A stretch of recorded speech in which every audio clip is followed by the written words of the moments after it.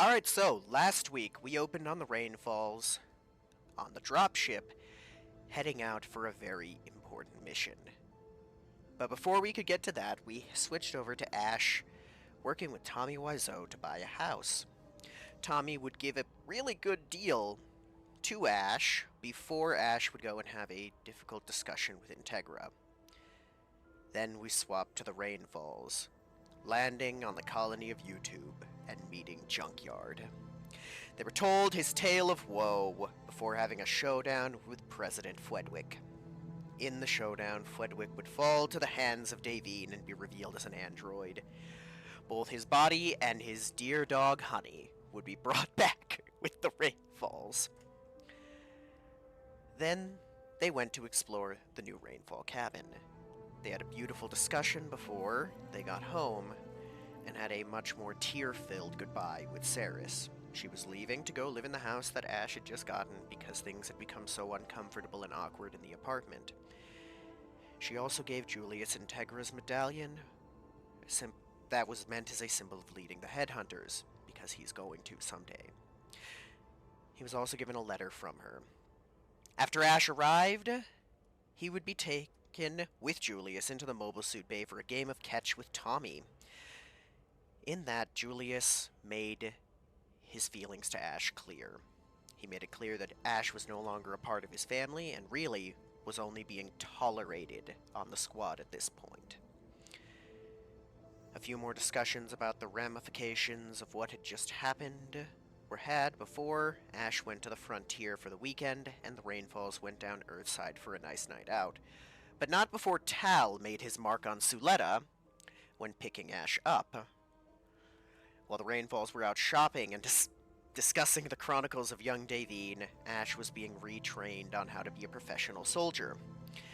Hunk and Davine had a wonderful night out at a beautiful Mediterranean restaurant. Ash was shown a place called Dudley, a place trapped in a hellish loop of time, a paradox site, repeating the moments when the Void invaded and killed its inhabitants.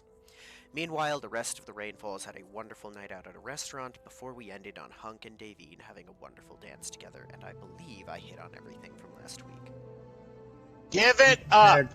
That's enough. Okay, so yeah, it's 4 weeks have passed. Things are still mighty awkward for good old Ash and Ash. Today is the filming of The Room. It's Friday. We're going to film movie in 1 weekend. Tommy's told you guys this many times. So today is the first day of filming. Now you can see where everybody is. Julius and Hunk are cooking breakfast. Suletta's reading a book. You see where the kids are.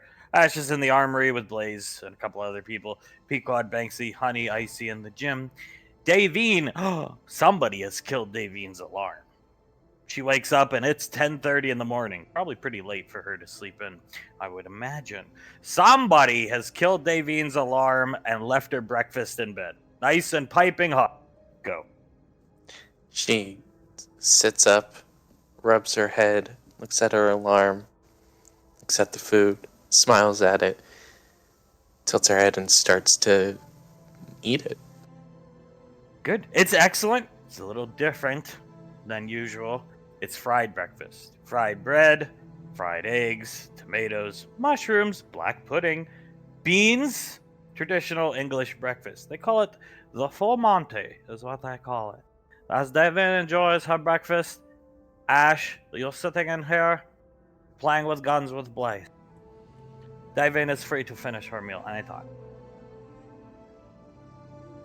Krellin's inspecting your armor. Blaze is minding his own business. See something you like, Krellin? What this? It's my armor, Krellin. He pokes the visor with his finger. It's Frontier Ranger armor. Here, he'll take the helmet off and hand it to Krellin. You're welcome to look at it. He sticks his head in as best he can, but it can't fit. Then he just goes inspecting the inside of the helmet. Have armor like this, long time ago. Not me, military. You did now, did you? He nods his head. Well, much more advanced, I'm assuming, but I quite enjoy wearing it. It's something different from what I've ever worn before. Rolly, it's like a mark of honor or something, right, Ash? Yes, it is. Being able to wear this is a mark of pride. It's, in a way, connecting you to every other ranger that came before you.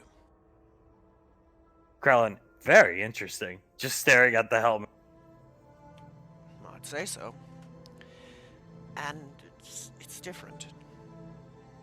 I find it a bit invigorating, honestly. I never really been one to wear the more heavier tech, more tech-based armor, I should say. My sneaking suit is a different kind, if that makes any sense. Krellin nods his head. I see. I'm sure it's tech-wise very different compared to what you're used to. Stalker armor. Stalker armor. Now, why is that? Nods his head. Why is that familiar? Don't know. That's not what Denaria ended up wearing, is it? Old lady? Clay starts laughing. Yes. Here. He'll pull up a picture of the Starchild armor she was wearing at the end. Very fascinating. Look like made for a human subject. I mean, I would assume so if she was able to wear it, but to my understanding, it was Starchild in origin. He nods his head. It's true. That was something else. If I remember right, it could call down a hard-like array strike, if I remember what it could do correctly. Flashing lights. Ever use it? I think she used it once, really just more as fireworks for Malcolm. Never. Mighty warrior, Denaria. If you can call her that, if you'd like to call her that, that's fair. She, He nods his head. Plays. Wow. Yeah. She was a poor thing who got roped into something she had no business being in. Rolly, far from a mighty warrior, Krellin. Think you were more of a warrior than she was. I see. Patting the helmet of Ash's arm. How goes work on the weapons in the armory, Blaze? They're all ready to go. What you requested, automatic shotgun. Thank you. Appreciated. I'll be getting another shotgun soon from logistics that we can use to equip it as an underbarrel attachment for Shatta. He nods his head. In the kitchen, Hunk and Julius cooking. Hunk is this like full Monty breakfast is super greasy, but pretty good, Julius. Yeah, it is. Do you know if she's awake? No. Supposed to be a surprise. When she comes out, she comes out. She needs to rest, relax, and enjoy herself. You should try sleeping in, Julius. Won't kill you. He shrugs. Yeah, maybe. Yeah, that might work. And he turns on the burner, puts some eggs over it. He looks over at you. What do you mean it might work? Lorelai doesn't come here every day. Just sleep in. On your leave days, you can sleep in. It's not against the rules or regulation. True, but, there's always something that... Oh, I hear myself already. Suletta groans. Yeah, you're right. This weekend I'll sleep in more. Suletta, I even sleep in. She puts her hands out to her side.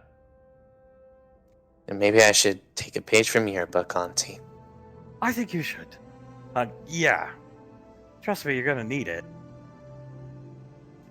He looks over at Hunk and tilts his head. Why's that? Yeah, I mean, you take a desk job, gonna be stressful, running the headhunters. Trust me, you're gonna enjoy some sleep. Or you'll end up with bags under your eyes. Zap, yes, you will, Julie. Yeah, that's probably true. I should, leans on the counter while flipping one of the eggs. I should, get into the habit of sleeping in a couple of days now instead of later. Suletta, when was the last time you slept in? Scar, I don't think you even slept in on the Majestic, though. Time just seemed endless on that ship. Yeah, I never... The Majestic is a different story. That wasn't just me being uptight, I guess the word can be for it. It was more I didn't trust my surroundings, so I didn't sleep as much on the Majestic, but I honestly can't remember the last time I've ever slept in. Hunk, the kids get a little older, more rambunctious, young teenagers, sub-adults. You're gonna need sleep, Julius. They're gonna drive all of us nuts. In a good way. He chuckles. I can already feel my hair turning gray. Soul running around. Laz Jr., Carter. Yeah. JJ, Memorian. Oh god, they're gonna be a bunch. I can say that much. Just think about the trouble you and Pequod got into, or up to, and times 20. He was like shaking the pan a bit so the eggs didn't stick to it. And he looks up. Oh god. They're gonna be a handful, Julius. Tap looking at you. I guarantee they will be. They've got their... Yeah. Especially if they have their mother's spunk, Julius. Oh god. He leans on the counter a bit. Well, yeah, it'll be cool. It'll be cool. Huck Davine nods his head. walks in. What would be cool? Just how rambunctious my children are gonna be. Davine nods. Yes, I suspect they will be if you are anything to go off of. Given when I first saw you again and found you, and how rambunctious and against the rules you were. And Julius groans. Oh god, I really hope my kids aren't like that. It'll be a good thing. You trust me. He turns and looks at Davine and winks and goes back to... Davine blushes, chuckles, and sits down next to Suletta. Enjoy your breakfast in bed. Yes, it was quite delicious. Must be nice. Davine pats her shoulder. I'm sure you'll have someone who'll make you breakfast in bed too. Yeah, the marble man. Yeah, Ranger dude. Real cool. Zap... Yeah. The guy who calls Ash all those names. Is that who we're talking about? Yes, the man who calls Ash Wanker and Muppet. So why am I here today? Mama Lan looking around. Davine looks over at Mama Lan. Well, you're here because we need a caterer for the set, and you are the best cook that I know of.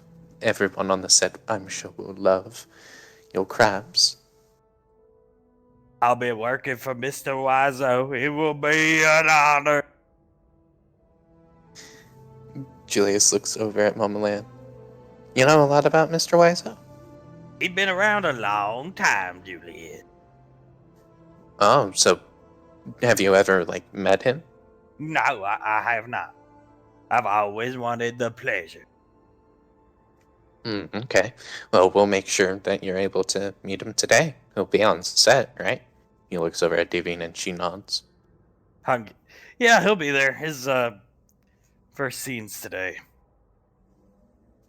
Yeah, well, it's not so much a scene as setting something up, really. He has lines, of course, but it's just him walking onto the rooftop and saying a couple lines. It wouldn't take that long. Scar passing out scripts to Mama Lan and Zap. Suletta has one. Hunk has one. Suletta, I did not hit her. It's not true. It's bullshit. I did not hit her. I did not. Oh, hi, Julius. Julius turns around. Yeah, is my name Julius or Mark in the movie? Hunk, some pages it's Mark, some it's Julius. Yeah, Damien shrugs. He must have written it when he was thinking about you a lot. And Julius chuckles. I'm flattered, and he'll make a plate for Mama Land, Zap, and Scar and set them down. They start eating. Yeah, it's gonna be good. It's gonna be a good day. Yes, it will. There is another scene on the short list, and I'm sure it'll be great. Still at a DR. Yes, DR. I have to scream into Saint Gideon's face, where the fuck is my money? So that, well, I'm sure you'll do fine. Oh, I'm sure. I am sure. Hunk's gonna come over and bring Davian some more tea. She'll take the tea, hold his hand there, and then give it a kiss. He smiles, kisses her on the head. Greasy breakfast, but pretty good. Yes, it was delicious. Did you cook? I cooked it. Julius I was here earlier. Did you enjoy sleeping in? It was quite relaxing. I'm not very used to it, but it felt quite good. Hunk turns and looks at Julius. Julius looks back at him. I get it. Zap, I love sleeping in, Julius. As long as you sleep into a reasonable hour, you don't want to be sleeping until 4 p.m. Give yourself an hour or two. Enjoy yourself. Julius nods. I'll have to try it this weekend then. We're gonna be hanging around Gateway this weekend. You guys are going. We're going to Lorelei's hometown tonight, right? Yeah, me and Quad are gonna go on a little date, and I think you guys have something planned, right? Oh yeah, right. We're gonna go out with Sasha in towns. That's right. And I'm gonna sneak some spy equipment into the town as well. Davian pats Hunk on the chest. Very good, honey. That should be fun. I've always wanted to see the. It doesn't show up on any maps. The city, Soletta Lab. So I've always wanted to see it. Julius shrugs. I'm sure it's very beautiful, given that the Ranger General lives there. He looks over at Soletta. Do you want some? Soletta nods her head, yes. He'll bring her over a plate. Hunk, this breakfast, traditional English style breakfast, ever since we met that guy who calls Ash a Muppet, we should take a weekend there. To England. Okay, yeah. See some of the sights. Watch a soccer game. Yeah, that might be fun. Yeah, I think that's what we're stuck hanging around Gateway this weekend. Hunk's gonna go back to start making some food. But yeah, I think it would be good. Maybe next weekend, maybe the week after that. See the sights, soccer game, tons of good food. I think the kids, you guys will get a kick out of it, Julius. I don't know how we're going to film a whole movie in 3 days, but... You do realize that we filmed the majority of Malcolm movies in 3 days, right? Fair point. He starts plating food on some plates and comes over and, would you mind taking these to... I think Banksy, Nicole, and Pequot are in the gym. Yes, of course. She'll set down her tea, stand up, and take all the plates. As Davine starts doing that, Rolly, I'm gonna go get some breakfast, Ash. You go on in. I'll be in a little bit, I suppose. Rolly comes into the kitchen. Davine's still getting the food and waiting for the tea and stuff from Hunk for the kids in the gym. Blaze, how is the frontier treating you? Honestly, it was rough at first, but as I keep going, it's doing wonders, I'd say. Good. That 6 months Tommy gave you will go by, snaps his fingers like that. Yes, it will. And I need to continue getting better as the amount of times I've heard it, but a professional fucking soldier. Ah. Yes. And who says that? The one that Suletta has the hots for? Yes, Tal. I see. Well, I don't think he's wrong. So, I think he's completely correct. And to be quite honest, it's nice on the frontier. It's peaceful. More well, even though I know it's my own fault, it is nice not to walk on eggshells, right? he nods his head. I can see that. You're far away. Yes. And I don't know, it's I repressed a lot of memories from that time, and I think this is bringing back the positive memories of when I was on my own on that frontier. The things I liked, the freedom, the I don't know, the ability to have a bit of I don't know how to describe it. The ability to do what you wanted within reason, right? And not Krellin, many fights? We haven't gotten into many fights on the frontier as a group as of now, no. He's looking at your armor. Can't tell. Still a shiny, isn't it? He nods his head. Take TV this weekend. Points here. Blaze, no. No, Corella, it's not going to do us much good out there, sadly. Have fixed it. Rig signal. Watch TV. Portable. Blaze, that's... yes. That's impressive, Krellin, well done. But... Take with you. Gift. A gift? Blaze, do not take that. Imagine showing up with that to Colonel Curtis, and that is the first thing he sees. I'm not going to. But thank you for the thought, Krellin. I appreciate it. No, I think I'm just going to bring my normal guns this time. And, tobacco for Tal. I need to get that. Blaze, I already purchased for you. I used his credits. Here you go. Thank you. Appreciate it. I really do. Guys stopped and got it this morning. Yeah. I really hope he does, work up the nerve to ask Suletta out. Blaze starts laughing. If I can develop that kind of relationship, I'll try to nudge him that way, because I think it'd be good for her, and I think they'd actually be a good match, as strange as it sounds. Put yourself in his shoes. I know it's probably hard to see Suletta that way, but try to for this example. Do you think you could ask her out?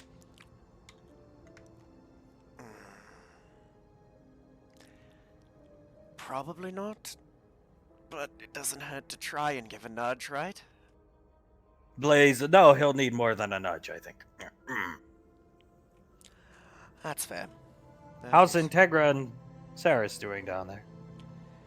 They're doing well. They've settled in nicely. I just have been, I've been giving them space.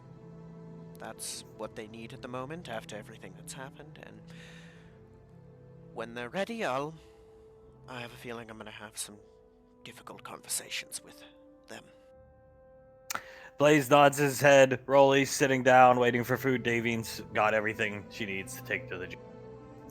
She'll go on down to the gym and knock on the door. As she knocks on the door opens, and Pequod, if we got a throne, just think about it. I see no thrones in the apartment holding Honey as Banksy's working out. And Pequod, just hear me out. If we got the throne, and we set it up in the middle of the night, and we just put you polymorph into Arnaki, and Scar and Davine comes in the middle of the... She just continues to listen. And Scar walked out, and you pat your lap and say, I'm going to show you who the best big brother, or even better, say the bigger big brother, because you're patting your lap. Icy's face is pure white, remembering. Banksy, I don't think we want to kill Scar, thanks. Davine looks at them all. More shenanigans with Anaki? He sets the food down. Pequod looks up at her, looks at the food, looks up at her. Thank you. Shenanigan, truth is stranger than fiction, Davey. Is that so? Icy's doing the no sign with her hand under her neck. Banksy's staring at Pequod nervously, body gesture, lying down on the bench press thing. Pequod, Nicole had a dream about coming out. What was it? Icy. Oh! Coming out down the hallway, and Ash was sitting on a throne.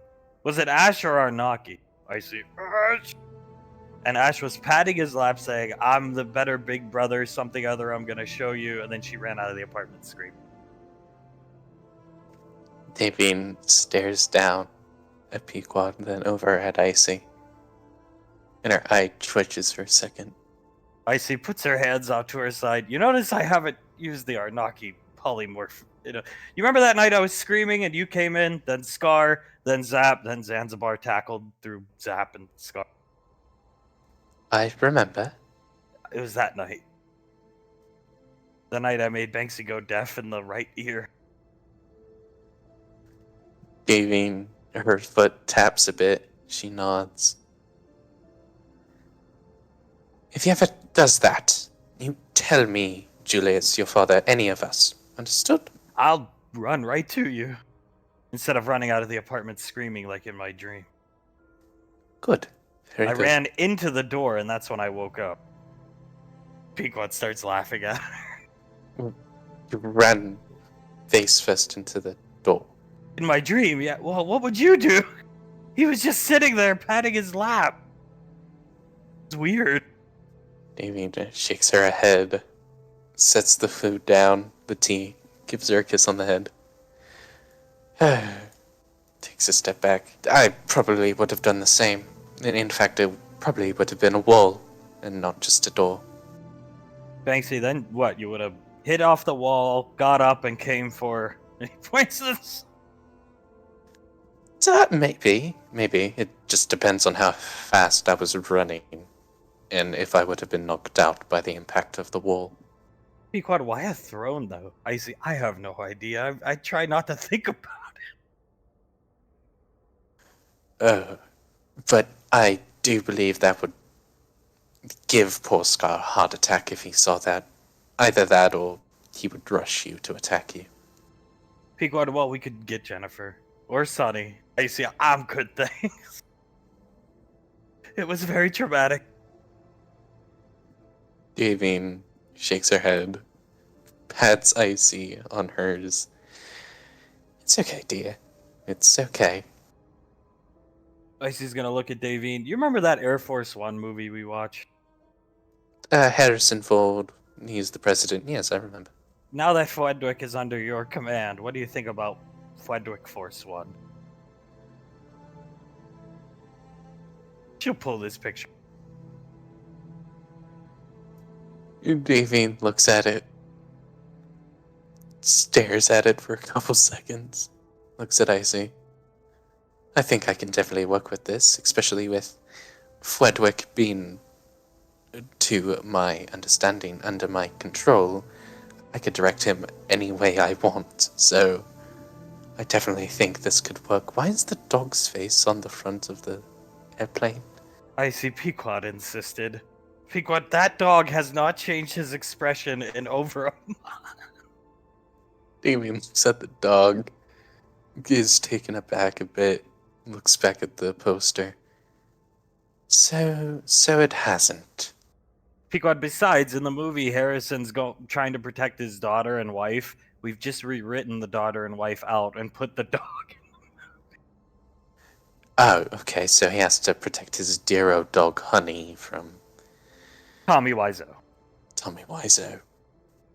Banksy, not Ash, I guess? Pequod, Tommy banned him from Rainfall. Yeah. Davine shrugs. I think Tommy would make an adequate villain for a Fwedwick movie. Banksy nods his head, Icy. Yeah. This poor dog just starts patting him on the... Looks at the dog.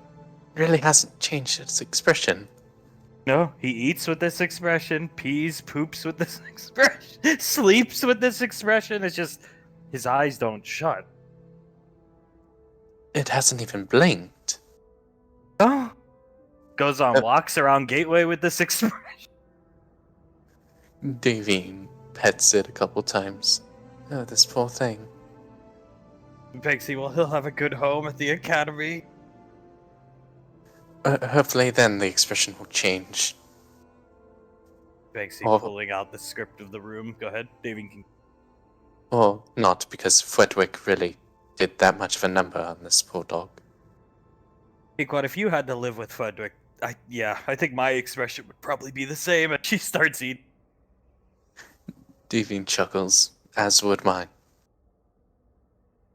Banksy reading, paging through the script. Saw poor Towns earlier carrying all this electrical equipment down to our studio. Ah. Just Towns. Well, Tommy and Towns the Saint, some really scrawny kid with a camera, and Fudwick. And yeah, Tommy. Okay, so just Towns was carrying everything then. Yes, the Saint was complaining about something about his character. He doesn't understand. His character is supposed to be like a teenager, but Tommy said, the character is supposed to be your age, teenager. And the Saint said something like, but I'm like over hundreds of years old. And what did he say? Good, I'll try my Tommy voice. I've been practicing.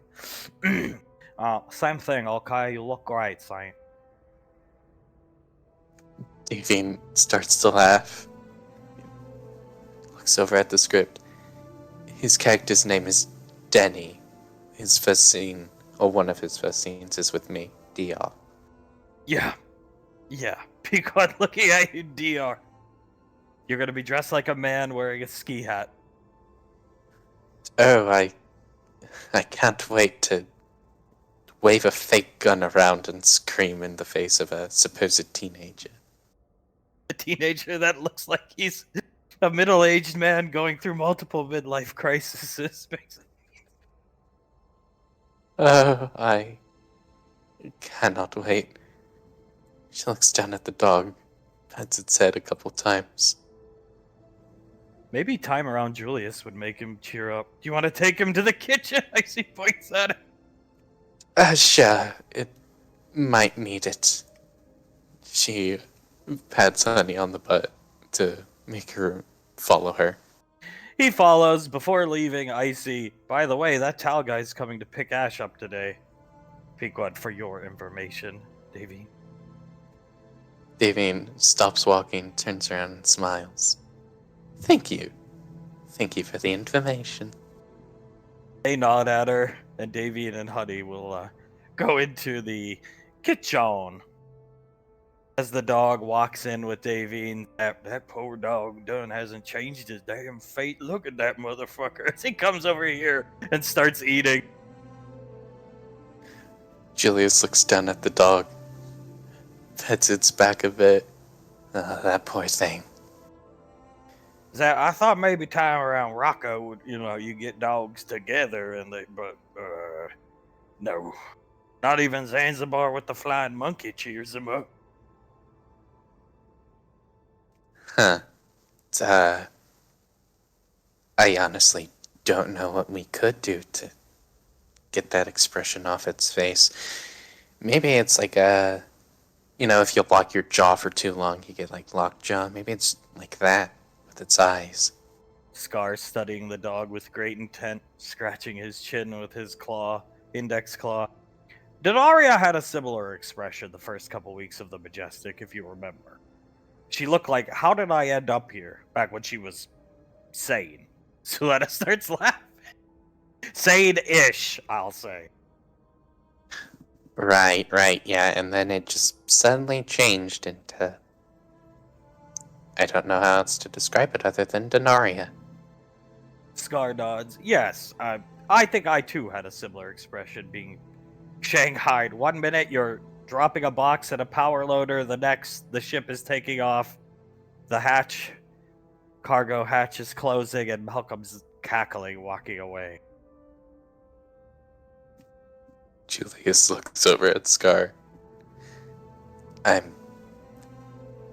Yeah, that would be sort of scarring. Hunk, did you ever get back to Sword Base? Scar, yes! Hunk, what did they think? They thought I was dead. Hunk just starts laughing and pats his lap for Davian sitting down.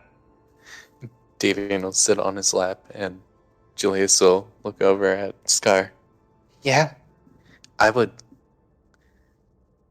It makes sense why they would think you were dead, and I would have paid to see the expression on their faces when they see that you weren't. Shame too. They threw out all my stuff because after a year, they figured I wasn't coming back. So my wallet, my ID, I had to get new ones issued. Well, yeah, that does suck. Jeez. Nothing beats a Julius breakfast. Rolly biting into some of the food. Julius is giving him a plate. I miss the old days when Lorelai would come up for breakfast every day. Is that... Well, something tells me Julius don't miss those days. Suletta snicker. Yeah, I was very much walking on eggshells a lot during that time. He turns around. I think I was even more uptight than I am now, somehow. Yeah, I'd say so. Well, she was coming up to admire the cook, admire his work, and send the point home of good behavior, I guess. I suppose so. Davy nods. And, Lorelai always does get her point across. Slutta nods, and the Rainfalls have learned well from her. I hear Lanaya's asked for a transfer. Hunk starts laughing. Davy snickers a bit, and Julius looks over at him. Oh, you two are so proud of yourselves, aren't you? Davy nods. Yes, I got my point across, and I succeeded.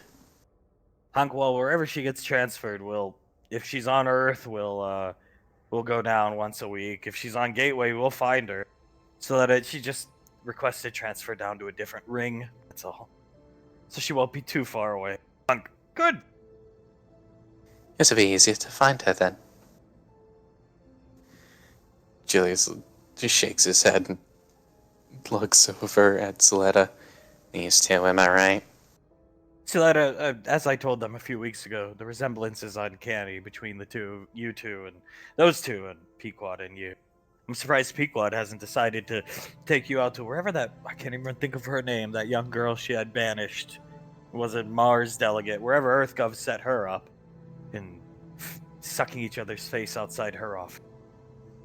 No, I don't think we would suck each other's faces. I think Pequod would just try to kill the Mars delegate.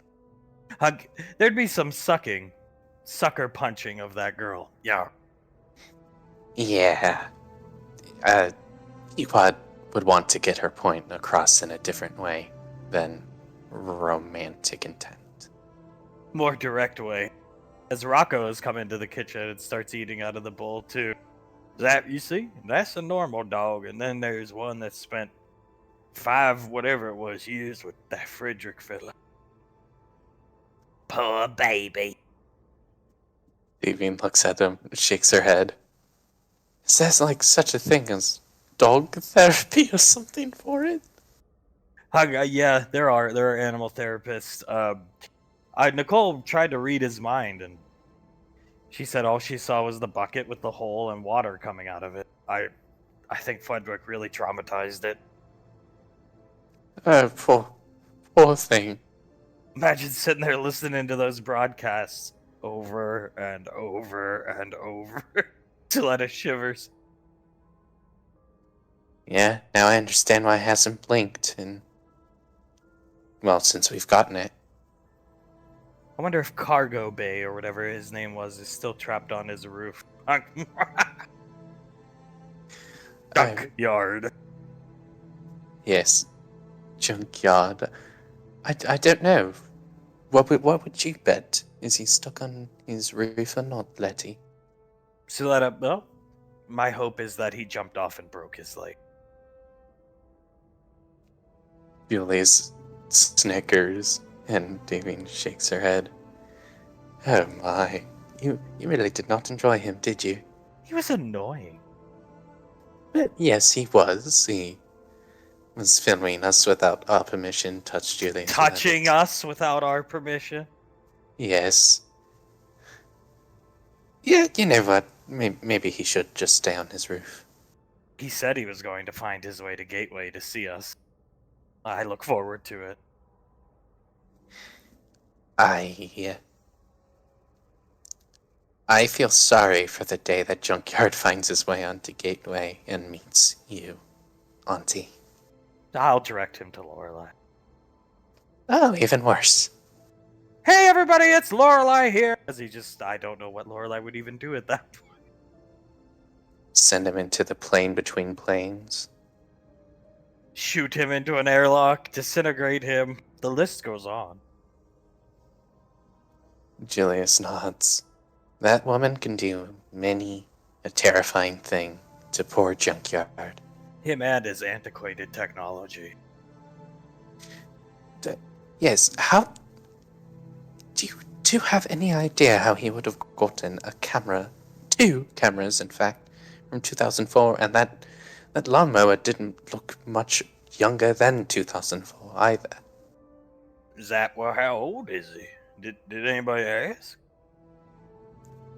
We didn't really think to. We were sort of focused on Fudwick.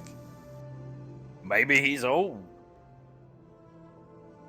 What is he exactly? What's he do? So let a YouTuber? No, eTuber, but he kept calling it YouTube, and the colony was named YouTube as well. That long time ago, before eTube, it was YouTube, owned by Google.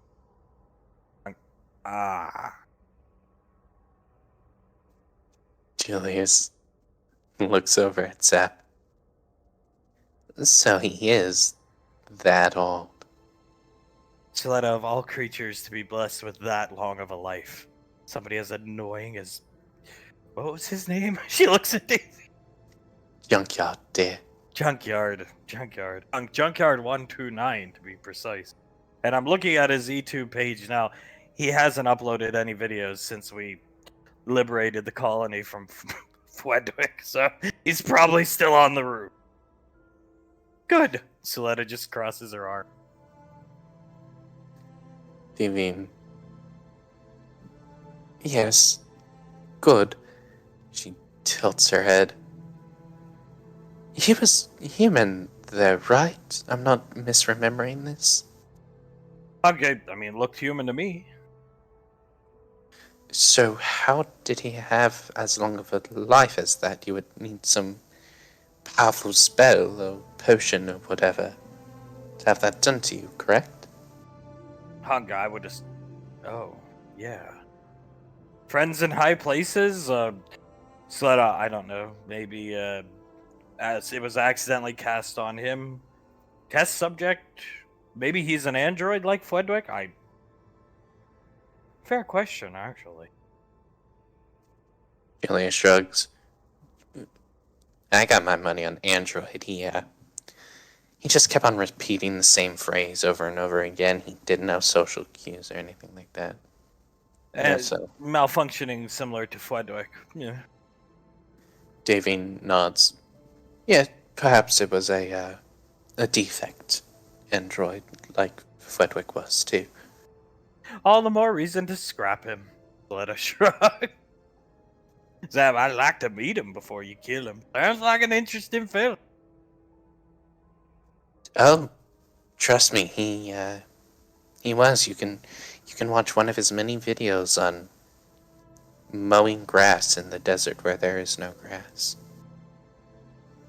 Okay, it's a good thing that lawnmower was there. Fwedwick tripped over. Yeah, if not, I think Junkyard would have met his end by the hand of President Fwedwick. Oh, what a shame if Fwedwick had just got his hands around his neck. Davy nods and looks at Sleda. You really do not like him, do you? He touched Julius. And you wish death upon him immediately? Yes. She shakes her head, puts her nose up. You don't do that. Walk up to people and just touch them. Sure, somebody you have a rapport with, absolutely, but that man was... Julia shrugs. Fair enough. Fair enough. Protective aunt, Julius. You lucky my aunt wasn't protective over me. Julius looks over at him. No, she wasn't? No. I honestly don't even remember what happened to my aunt. Scar starts laughing. Me neither. He chuckles. You know, Zap, you really are a cool dude.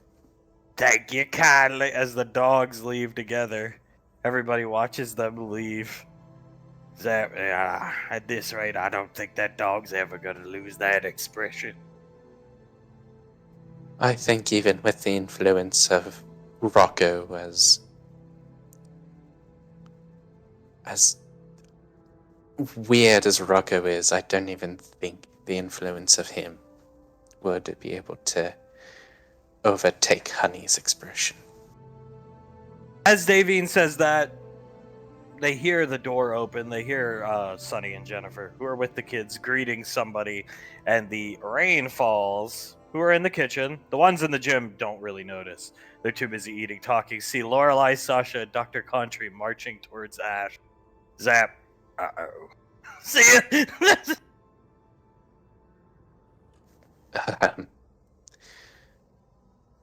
I'll prepare something for her to eat if she does come in by chance. And he you can starts see. frantic. You can see through the window, so you can see what's going on. Suletta, the bell tolls. The bell tolls indeed, as she turns around and looks through the window. Hunk, do I want to watch? Davin shrugs. I don't know, do you? Hunk, yeah, I do. Don't think less of me. He turns so he can watch. I'm watching too, so why wouldn't? Krellin has already, as they were marching in, Krellin comes in and sits down. What's going on in there? He has binoculars in his hands, pointing with his clawed fingertips. It looks like Lorelai Country and Sasha are gonna have a little chat with Ash.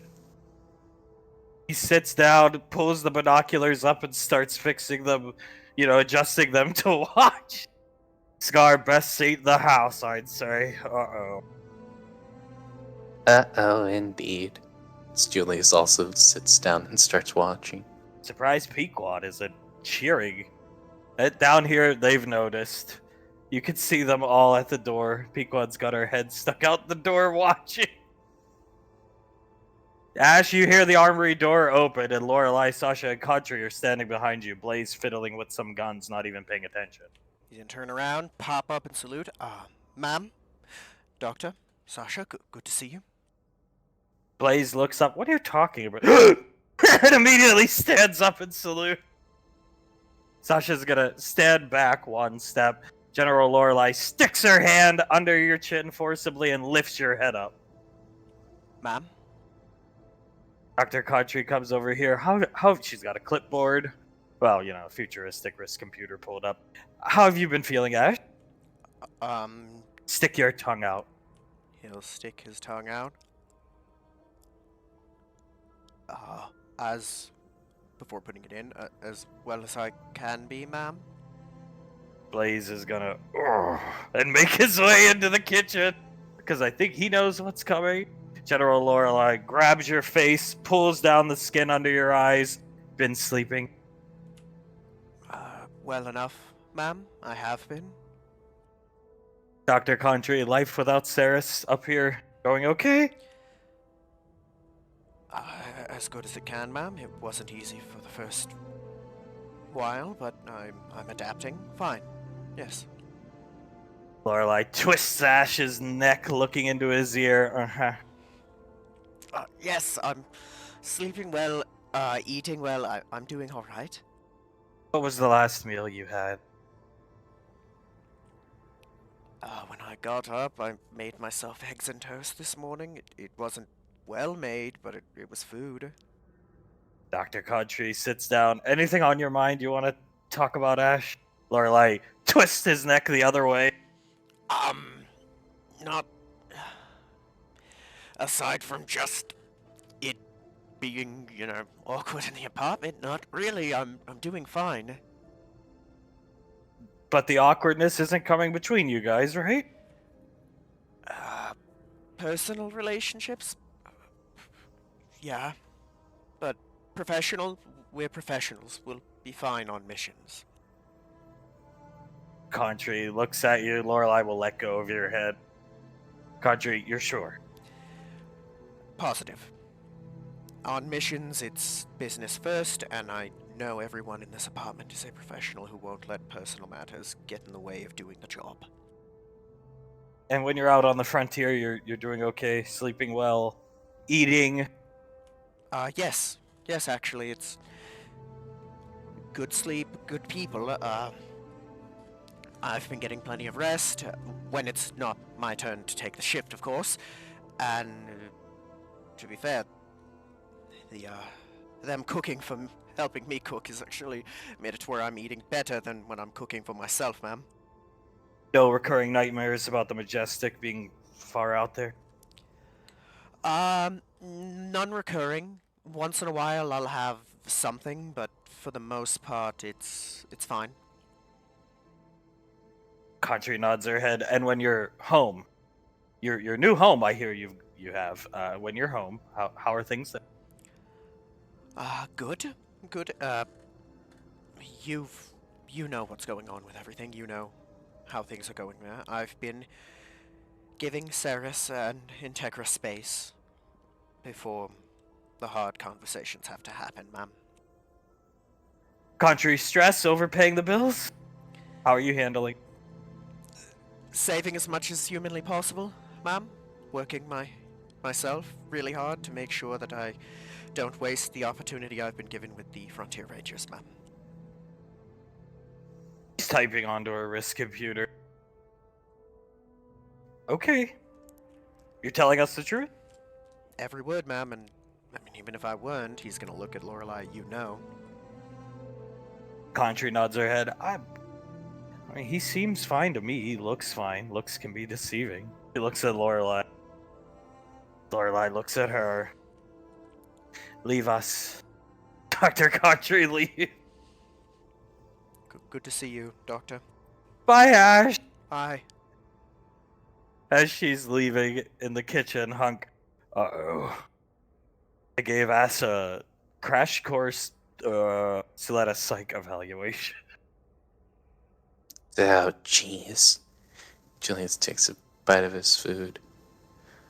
I wonder what's gonna come next. Suletta, she's looking for a reason to boot him out of the military. Starts snickering. I shouldn't be laughing, but yeah. Davine just shrugs and keeps watching. Lorelei looking down at you, Ash. You'll be going to the frontier very soon. Yes, ma'am. I had assumed that would be happening soon.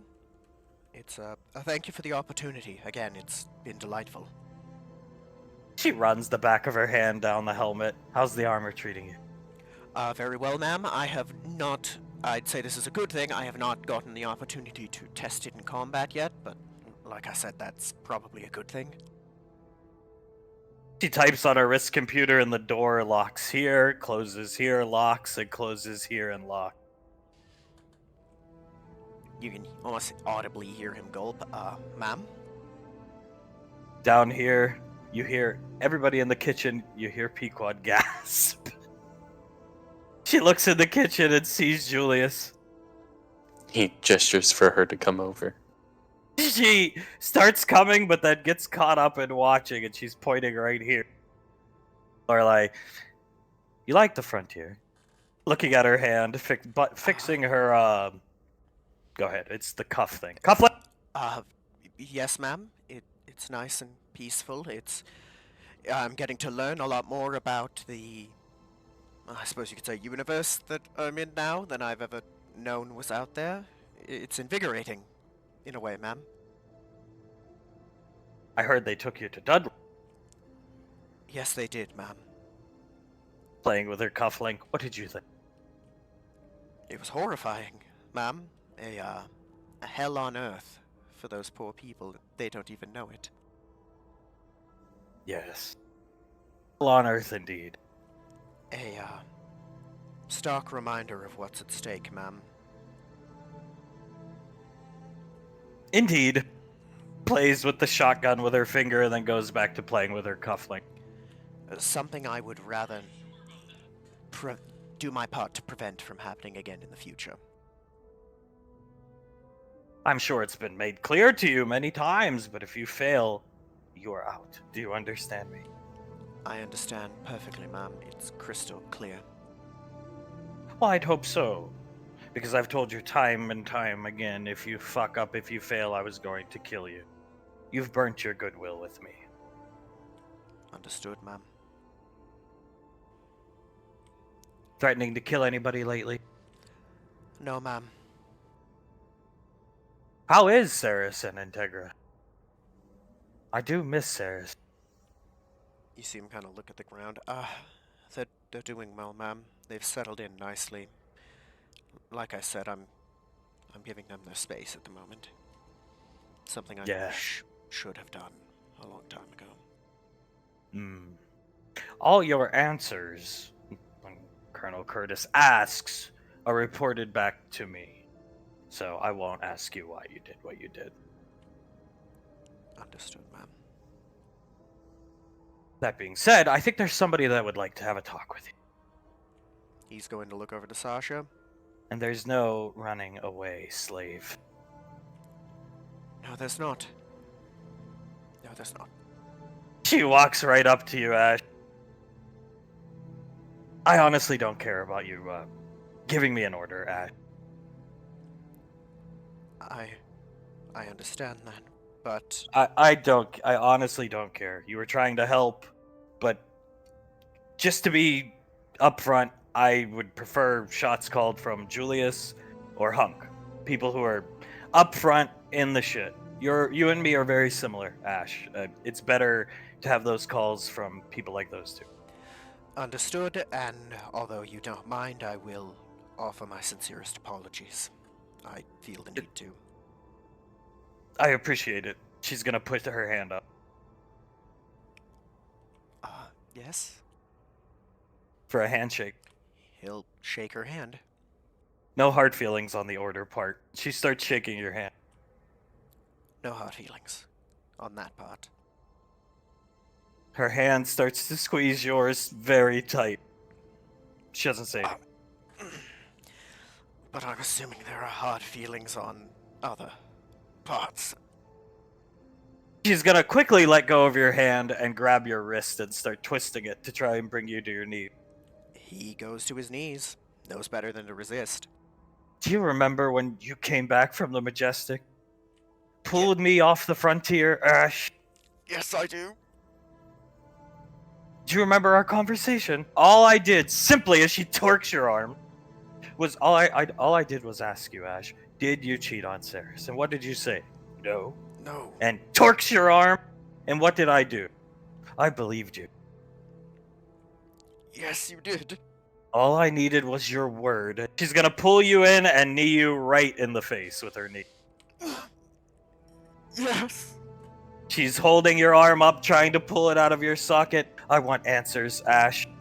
I stuck up for your sorry, pathetic. She'll knee Ash in the face again. You see Pequod hand over her mouth.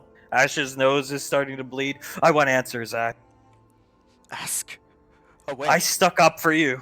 I stuck up for your sorry ass. You think back to the flashback footage of Ceres getting mugged when she was sticking up for you and Ceres was losing hope on Ash.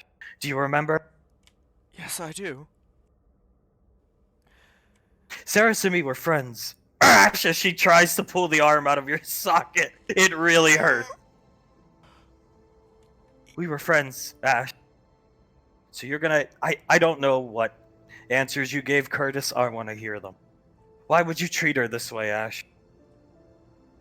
If I hadn't stuck up for you, she probably would have dumped your ass and went on to the next ranger. Somebody better for her. Left you in the dust. I'll give you the same answer I gave him. At first, I didn't realize what was going on. I was just trying to go through the motions, trying to make her happy, but when I did realize, I pretended it wasn't going on because I wanted to keep up the appearance of the perfect couple. Look up at me. He's gonna look up at her. I wanted to keep that appearance up selfishly. I ignored what was going on and continued to live in a bubble where it was all fine when it wasn't. I was selfish and stupid. Lorelei watching with great intent. She's gonna raise her fist to come down and strike you, Ash, right in the face. What do you do? He just lets her hit him. You see her fist shaking. He's just gonna... I deserve it. I fucked up tremendously. I don't deserve her. I don't. And all I can do is try to be better and deserve her. I don't deserve you either. I think we've made She that clear. torques your arm one more time But it's all and lets go of your arm. He's just gonna let it lay limp.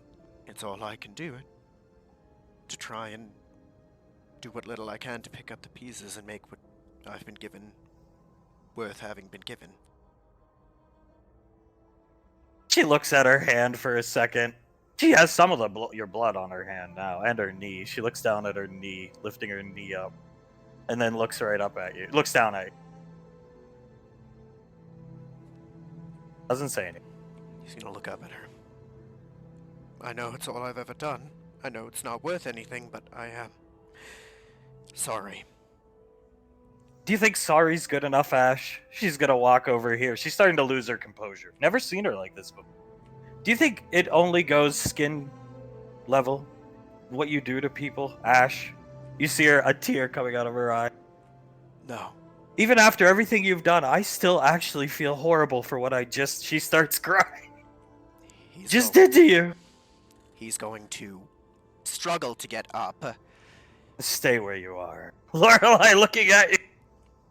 Understood. I understand now that it does go deep. I never wanted to hurt any of you. I don't know. I've made mistakes throughout this whole time. I've let myself and my own childish foolishness ruin what was the best thing that I could ever have hoped for. And I've lost a lot of people because of it. And if you want nothing to do with me anymore after this, then I will keep my distance from you as well.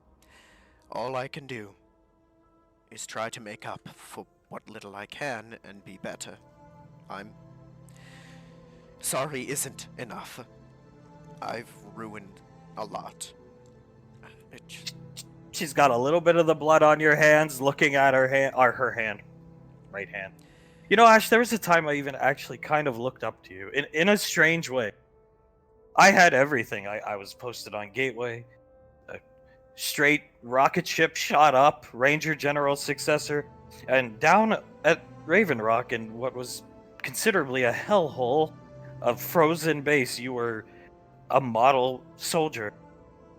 You don't think? She puts her hand on her chest. I have fucking regrets, Ash. She's gonna walk right up to you. Everyone does. I stayed the hell away from you and Julius because I was too worried about my career, and in turn, that's time I lost with Sarah. She's staring you right down. Because I was selfish and being a bitch. Being stupid. Who cares if he dragged my career down the drain with him? It all ended up working out.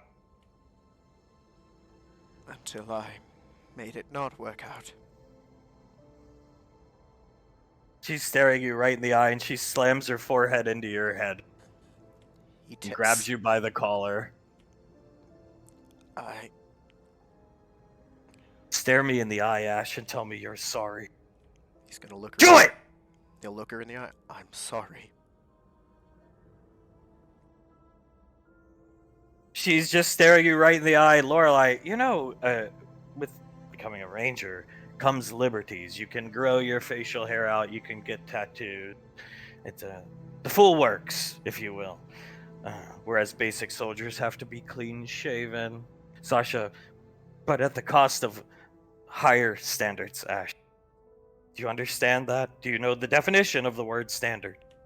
Yes, ma'am. The next time you threaten to kill Davine, or talk about shooting a child, she's staring you right in the eye, in the head, or you fuck up, Ash, you're going to Guantanamo Bay. I understand. 24-hour lockdown. Shoe program, Ash! She's gonna slam her forehead right into yours again. That special housing unit. I'll have you chained to a fucking wall, Ash. You don't even get the luxury of eating. You eat intravenously. You'll never see the light of day, Ash. And after 18 years of being chained to the wall, when I'm sure you've learned your lesson, then you're going to the firing squad, Ash. Do you understand me? Yes, ma'am. I understand. Or the gas chamber. General Lorelei speaks up. She's gonna let you go. She's still crying, but looks very angry. The second she walks to the door, Tewaz is wherever he falls, wherever Julius Julius Nicole kill him. You're out of here, Ash. You're off this squad, gone. Understood, ma'am.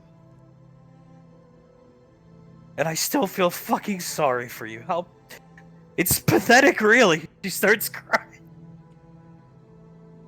It's not pathetic. It goes deeper than just anger, Ash, and disappointment. You think you would have learned that, or you think you'd know that. You'd think I would. She's gonna storm out and go sit down in the gym, Pequod watching in horror as the door opens. In here, Hunk. Oh god, that had to hurt. Yeah, it really did. Suletta grabbing her forehead and wincing. Crowley, Dave- good show. Davine slack-jawed. Julius looks over at Krellin. Yeah, bud. Yeah, it was a good show. Do it again. Krellin starts clapping, setting the binoculars. Oh, I think this is a show with no encores, buddy. Zap, I don't want to see it again. Please, Julie. No, it won't. Hopefully not happen again. Julius looks over at Hunk. It had to happen, right? Hunk, I don't think you can leave. You could faintly hear what was being said. I don't think you can leave problems like that on your chest and go into combat together and work as we have to work as a team. So, Yeah, my thoughts exactly. if they want to keep him here and around, we all had to air our grievances with him. He nods. Pequod's gonna go into the gym and close the door. General Lorelai's gonna come up right next to you. You're bleeding. I am, ma'am. Permission to get myself cleaned up. And bleed a little bit more. Yes, She's ma'am. gonna grip her fist and start choking your throat. But enough so you could talk. Not with her hand, just with her magic. Ma'am. Once again bestowed upon the slave boy from Gallia was mercy. She gestures and you see everybody watching you. She'll gesture this way. You see Sasha sitting there eating, crying. Do you know why they've given you mercy over and over and over? They're good people, ma'am. Because at one time they thought you were family. And now she lets her hand go. They don't feel that way anymore. No, they don't. And they never will again. You think you're not stepping on eggshells when you go to the frontier? One fuck up and you're done. Do you understand me? And I'll know. I'm keeping an eye on you. From here, from Gateway, I don't need Curtis's reports. Understood, ma'am. For the first time in your life, listen and learn. Clear. Yes, ma'am. Crystal. And should I find, she comes to the door out, that you make Sasha cry again, or you impact somebody here in a negative way, you'll be a slave once more. Think of it, what better way? Torturing you, keeping you alive, parading you around the outer colonies, your entrails hanging out. That's nothing compared to chaining you to a wall and making you relive being a little slave boy all over again. We'll even get a searing iron and brand your back again. How about that? Understood, ma'am. Give Saris and Integra my regards. I'd like to, but I don't know if she'd like seeing me again, given how awkward you've made it. Understood.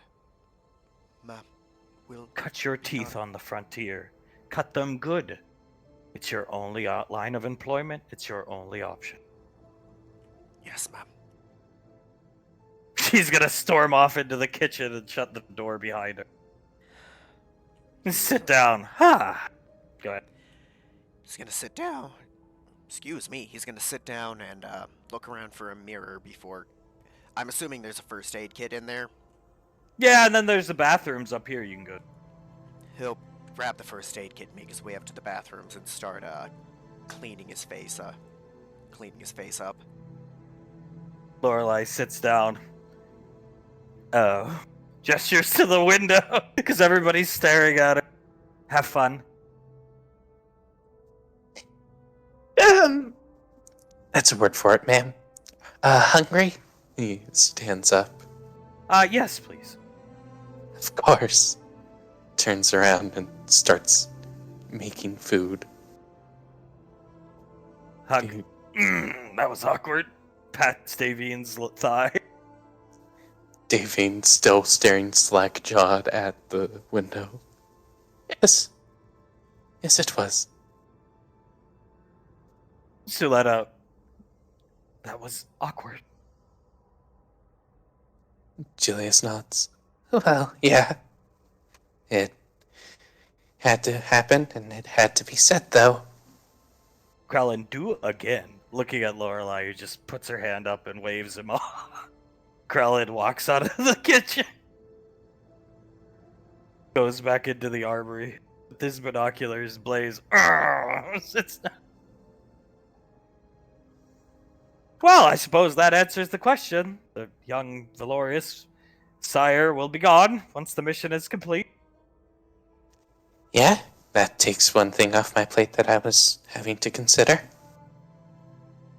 Zap, never a dull moment round these parts. No. And whether that's a good or bad thing is always a coin flip, I suppose. Hunk, you alright? Looking at Davine, closes her jaw. It's a mixture of being impressed and a little bit in shock.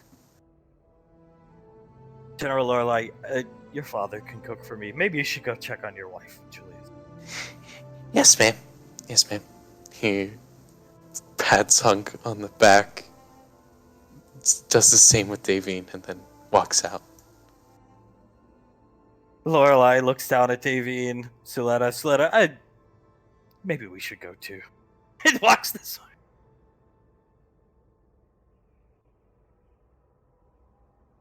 Lorelai's gonna sit next to Davine. You can go if you want. I want to talk to you about something.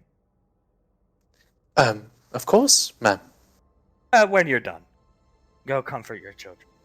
Yes, of course. She'll walk down. Hunk, oh god, I'm stuck here alone with Lorelai. I heard that. As he just starts in the gym down here. The script of the room is on the workout bench. Icy's just patting Sasha's head while she eats off Icy's plate. Pequod is looking at Julius. Oh. Julius walks up next to her, looks at Pequod, pats her on the head, and looks over at Sasha. She just keeps eating Icy's food. He's just patting her on the... I can get you seconds if you want. No, this is good. She takes Banksy's plate and starts eating off of it. Banksy. Yeah, I didn't. I'm good. Steps this way. Yeah.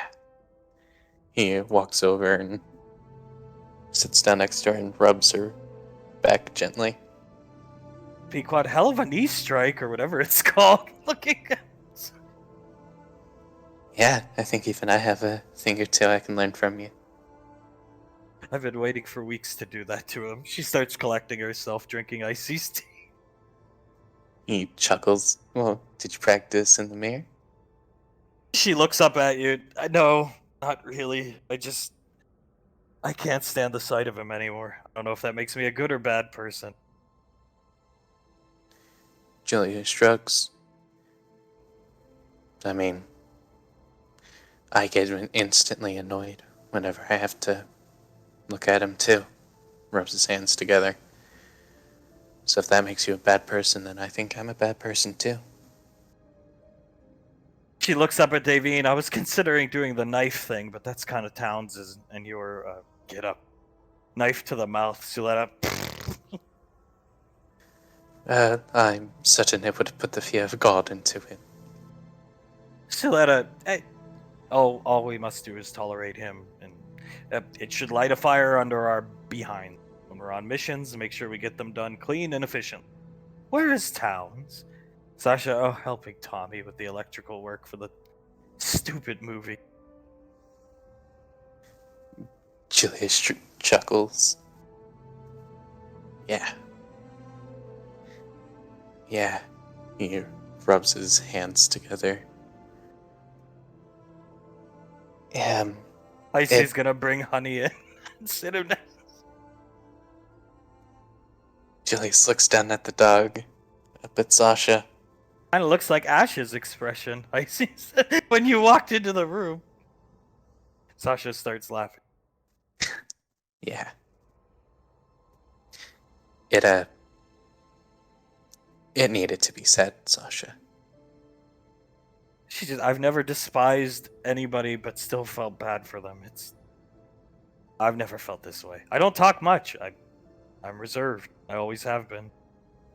Pequod, I get. We've been together a long time, and things just took a turn south with Ash super quick. Yeah. Feelings are always weird like that. Oh. You can feel happy but sad, angry but ecstatic. The fact that you could still feel bad for him even though you despise looking at him shows that you are a good person. You see her start to clean off the front of her shirt, and she's gonna stand up and give Julius a hug. I've never apologized for treating you like you were second rate, hiding away from you guys, prioritizing ranks, career. It was stupid. He gives her a hug back and tightens it. You don't need to apologize, Sasha. I would say I was proud of you, but I think it's kind of diminished. As Icy. Oh. He chuckles. From the future Ranger General? No, I don't think it is. Honey just sitting there, Pequod looking down at the dog. Try to just keep eating. And I never held it against you that you stayed away from us. Just more time for us to have fun. He chuckles. Yeah, it was more time for us to have fun, and I mean, I completely understand why. Banksy, trying to lighten the mood. Oh, hi, Mark. Oh, hi, Mark. Oh, hi, Mark. Reading the script right next to Davy has to cover her mouth to stop from laughing. Pequod's gonna come over here. Honestly, of all the promotions Julius could have gotten, she has the headhunter's emblem is the one no matter what I do, no matter how happy I try to be, I'm not.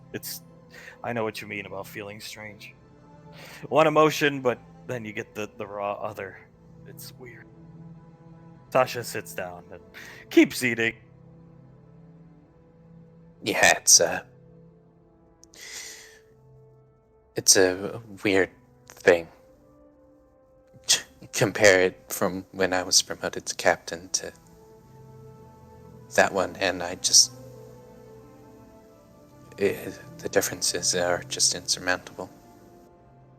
Suletta, while we're going to have fun on the set of the room, how many military units can say they get to spend their Friday instead of doing paperwork or drills and training filming a movie?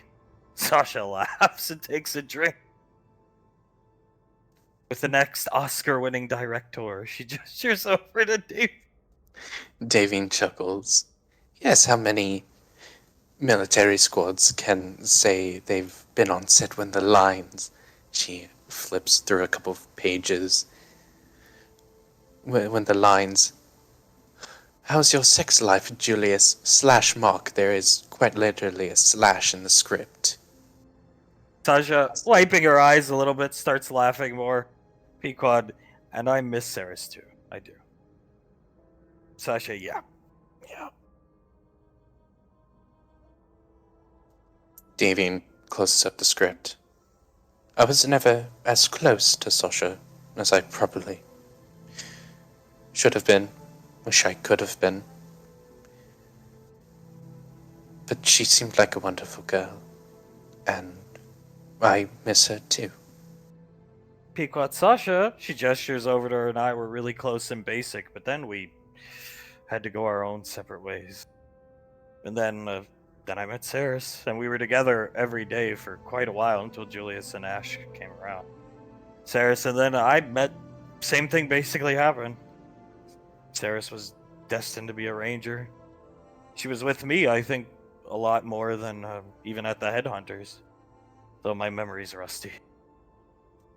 No, yeah, she was on more frontier ranger missions with you than she ever was on any headhunter missions with us.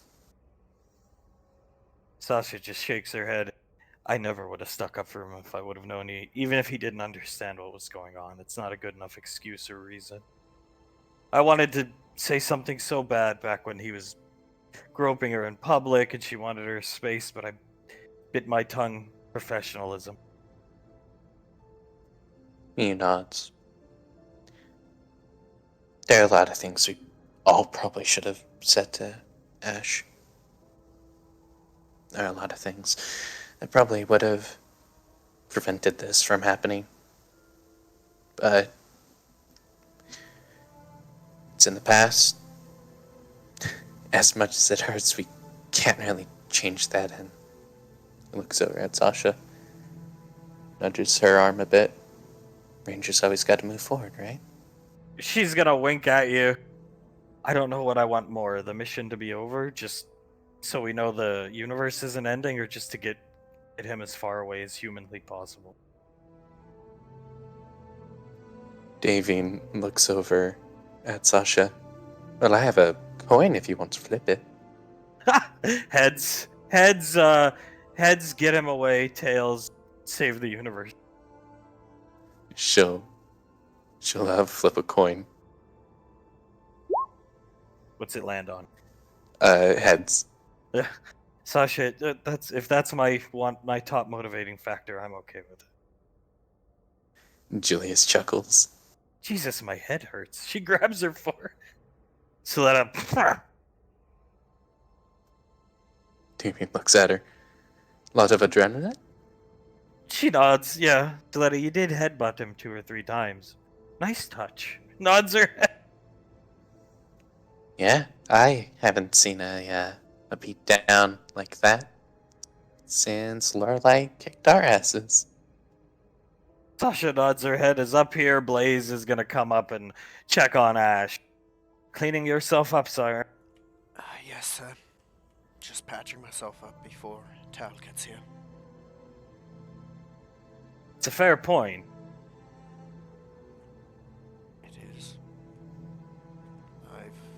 Goes deeper than anger or hatred, or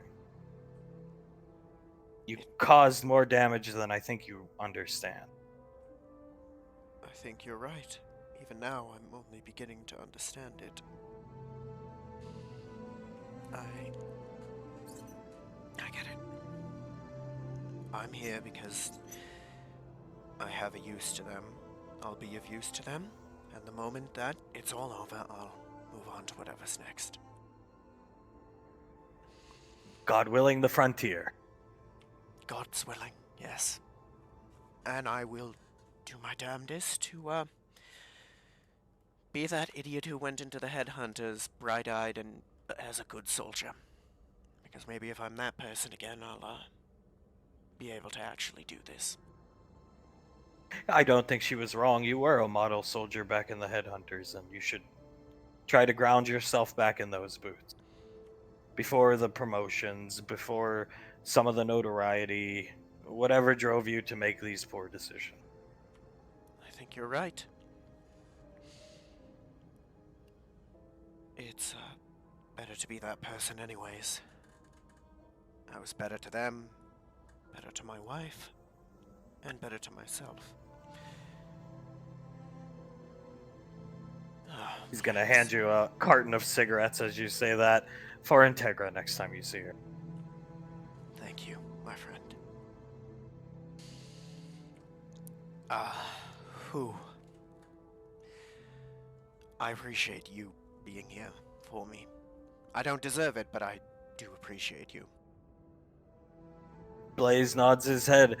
I honestly think I wouldn't if I was around the past 3 years, but I'm somewhat of a clean slate, so I missed a lot of these events, and I want to see you succeed right now for Saris and Integra's sake. I can't condone what you've done. Nor should you. But he's gonna stand up, kind of wipe his eyes a little. But all I can do is try to not disappoint you. Right? Don't worry about me. Worry about everybody else. Let's win this, get this over with, and tackle the future after. Yes, sir. Thank you. I needed this. I needed. Yes, you did. He pats you on the shoulder. Are you talking about my talk or the beating? Both? I think both is the best answer I can give to that. He nods. I think they were very close. Seriously. They were. Yeah. Very, very close. Yeah. Just gonna be as. Would it be a problem if she could come down and visit Saris? You're a frontier ranger when this is all said and done. If she doesn't want to look at you, there's plenty of free time to not look at you. She's. I'm sure that Saris and Mom would not be mad at seeing her. If she wants to, she can come. I would. You think back to Colonel Curtis telling you a couple weeks back, though it's like 4 weeks, like, you hear him in your head sitting at the campfire. Then maybe you should make that clear to her in a respectful manner, Ash, as he was cleaning his shotgun. Ejection port. And Blaze, you could tell her, maybe now isn't the best of times, but maybe you should. I will. And I'll let her know and anyone else who may want to see her see them again. Blaze nods. Just her for now. I think you should clear the rest with Integra, at least, and your wife. They didn't willingly give out the address for a reason. I think there is a level of shame they probably feel being, don't take it the wrong way, but being, attached to you. And one at a time, ease them in. Understood. I will say you're welcome anytime you want to come down. I would like to come down and see Integra and the young Saris. I spent more time with Saris than you, actually, if you think about it. She was at the bunker training, and yes. Yeah. But one step at a time, right? That's the only way to do this.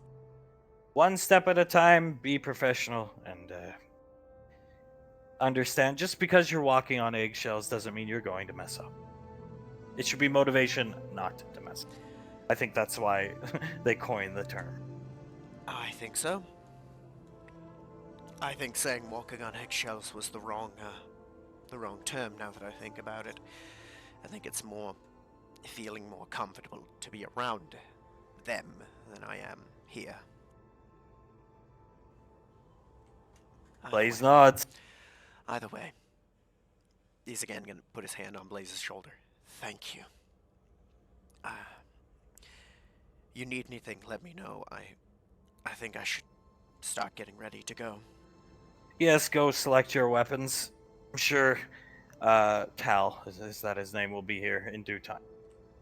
Understood. Thank you, sir. And He nods. Don't forget his tobacco. I will not. And as for the armory, I suppose just continue with the kitting out of the ones in the main room? We'll be done. Thank you. And he's gonna make his way down to the armory.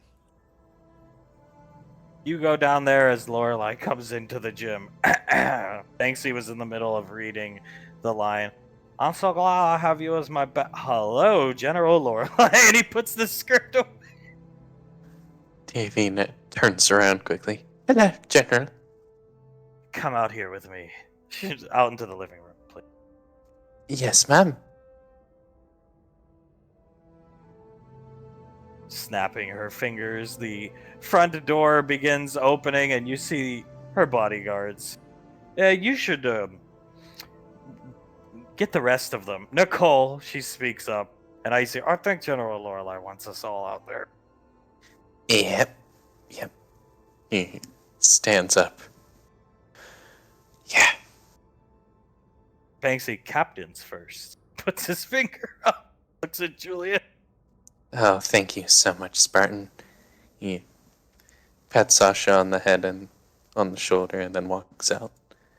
She's gonna come out. Pequod will come out. He'll follow you. Lorelei's guards are here. They're carrying some really ridiculous looking device. General Lorelei Swords puts up her finger, have their place, but I'd say they're quite inept against some foes you faced. Would you agree? Yes, I would have to agree. This, I don't have a word for it. Navy eggheads came up with it, studying your combat footage. I think it would be a nice addition to your repertoire. Do you know what a Bangalore is? Probably not. World War II weapon, but explosive, yeah? I've only heard of the name, but I can imagine it, yes, ma'am. This is essentially a modernized version of a Bangalore. Only instead of being put into a tube and it detonates when you choose it detonates. No fuse. You can be attached to your wrist. You come up with the name. I don't care. We need to get you some more penetration power. Explosive tipped warheads. She points down. This guy's holding it up. He's got it on the ground, poking the top of it. Explosive tipped warheads, plasma warheads, whatever you would like, Blaze can have made for you, and you won't have to have a Sherion involved in acquiring you materials. I'll take care of it. And with your daughter, you can even have them enchanted. Fire damage. Think about it. Your swords won't do much against those men in the Black Deviled power armor. That being said, she points at this weird thing. Imagine this going into one of their chests after sufficient amounts of damage have been done to a certain, gestures of their hand, region of their chest. Going into that armor, through that armor, nobody is surviving an explosion. Whatever it is, fire, plasma, you name it. Yes, ma'am. It sounds incredibly smart and useful. Thank you. The wrist device they've made for you can carry 4. I would limit it to 4. Carrying these is going to impact your movement speed. At least that's what the projections that the scientists, egghead is somewhat derogatory, but scientists have done. Yes, ma'am. I'll limit it to 4. I see. And how exactly do they shoot? Like on command? Lorelei, essentially, yes, yeah. It'll be worked up to her gear, strapped up to your, what do you call it? She looks at Davine, ODM gear, right? Correct. Yes. So if you need to take something big down at once, fire all 4. If you want to fire 1 or 2 at a time, it will be up to you. 4 is a limited number, but these things will pack a tremendous punch. That's why they're so large. You can fill this entire tube-like structure with explosives of your choice. And working around a Sherion, spare no expense. Just come to me or have Nicole or Julius report to me what you would like. But I would consider having your daughter enchant them. Thunder damage? Yes, ma'am.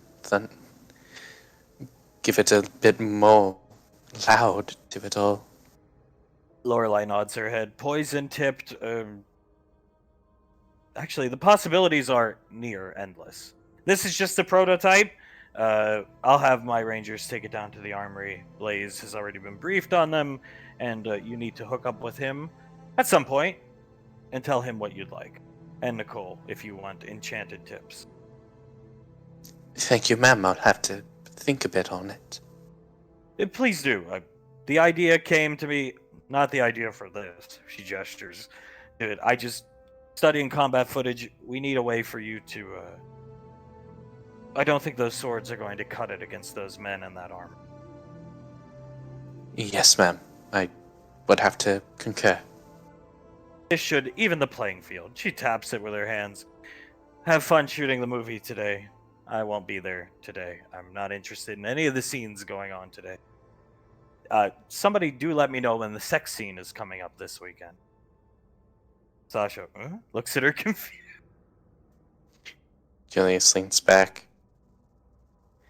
Yes, ma'am.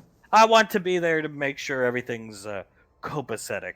Mr. Wiseau and the blow-up doll, nobody gets coerced into doing anything they don't want to. That's the only reason I care. This guy Tommy would never do that to anybody. Lorelai, shut up. Looking back.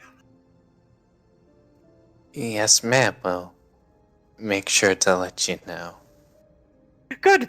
Have fun on set. And enjoy. I hear you're coming down to my hometown. Probably won't see me, but have fun. Enjoy your dinner, Julius Pico. I think you'll enjoy it. You'll like it. Trust me. That private room. Yes, ma'am. I'm sure we will. It's your recommendation. And from here on out, she stares everybody down, runs her finger across all of you. If any issues happen with that man-child in the armory, let me know. No more hiding. If he threatens to kill you, speak up. She looks right at Davy. Yes, ma'am. Good. His ass will be fried, and I'll enjoy it. Take that to the armory, and then back down to my office. She leaves. Pequod. Oh, God. Still as scary as ever. They'll carry the device down to the armory, not even paying Ash any attention because they're just trying to get in. Get the hell out. Boom. And Sasha, that spear tip torpedo launcher, did subject change? Pequod, exactly. Julius nods. It's really interesting. Do you have any ideas? Just right off the top of your head. Davy looks up. Well, everyone says that plasma specifically works quite well against power armor. So perhaps the main reason I have those is for the power armor. So plasma, and then she looks over at Icy. Perhaps some kind of poison enchantment for when the shrapnel goes in to the power armor and pierces them, they get poisoned as well? Icy nods her head. Yeah, or electricity. When it goes in, stabs them, explodes, stuns them if they're somehow still standing. I don't know if they will. That tube is really absurdly large. That is a lot of explosives. Do not detonate that anywhere near yourself, Davy. I assume she gestures with her hands. Lieutenant Maine, you'll have time to test, but that is going to be a tremendously large explosion. Yes, it is something that I'll have to practice with. I won't go into battle without at least a bit of practice. Should even the playing field. I think she's right. We've been looking for answers beyond just the Sherion acquiring the energy weapons, which he has done. So Davy nods. Yeah, it really should. Pequod, do you want breakfast now? And Icy, yeah, I'd like some. I'm going into the kitchen. Sasha, sorry, following Icy. Julius laughs. I'll make it for you guys. Thinks he's gonna go in. Pequod's gonna take your hand and walk in with you. Davy looks at Soletta, pats her on the arm. Suletta's imitating Sasha's knee strikes. What? Suletta looks at him. Yeah, you a big fan of that? I thought it was impressive, actually. I'm pretending to do it to that junkyard fellow. And Ash. Ah, She nods. You can add that to your combat repertoire. So that maybe, now that I'm a boots on the ground fighter, maybe. Well, you would have to add something new to your repertoire if you ever had the hopes of beating me. She's gonna stare over at Davine. We'll see about it. Yes, we'll see. Even though I already know the facts. If you say so, DR, as she starts walking this way. Oh, okay. And you know what? At least I don't. Never mind. Human behavior. She's guiding Davine. Hey, at least you don't have to direct. Mr. Wiseau? Yes, Mr. Wiseau, specifically. Take your pick. Would you rather have a sherry on at this point or Mr. Wiseau? Davine leans back. You know, maybe Mr. Wiseau ain't so bad. Hug Jesus. He's gonna come sit, pull Davine right on him. Now I know what it feels like, stuck in the kitchen alone with Lorelai cooking for her. Julius turns around after turning the burner on. Right? Pretty nerve-wracking, huh? Hunk looks at Davine. She said it was a satisfactory meal, but not as good as Julius's cooking. Davine shrugs. She does enjoy his cooking, and I suspect the eye candy for her plays a big part in it. Hunk, I'm just glad she's not jealous of me like Lanaya. I don't think she'd put up with our antics outside her office. Oh, I really don't think so. And Davine shakes her head. I do have to draw the limit somewhere. If it was Lorelai, I wouldn't be able to. Pequod, well, maybe one of these days we should go down there and do that. Sasha starts laughing. Yeah, I'll even tape it with my wrist computer. Sasha, so you guys, we're going out to eat, and you guys are going to the Italian place?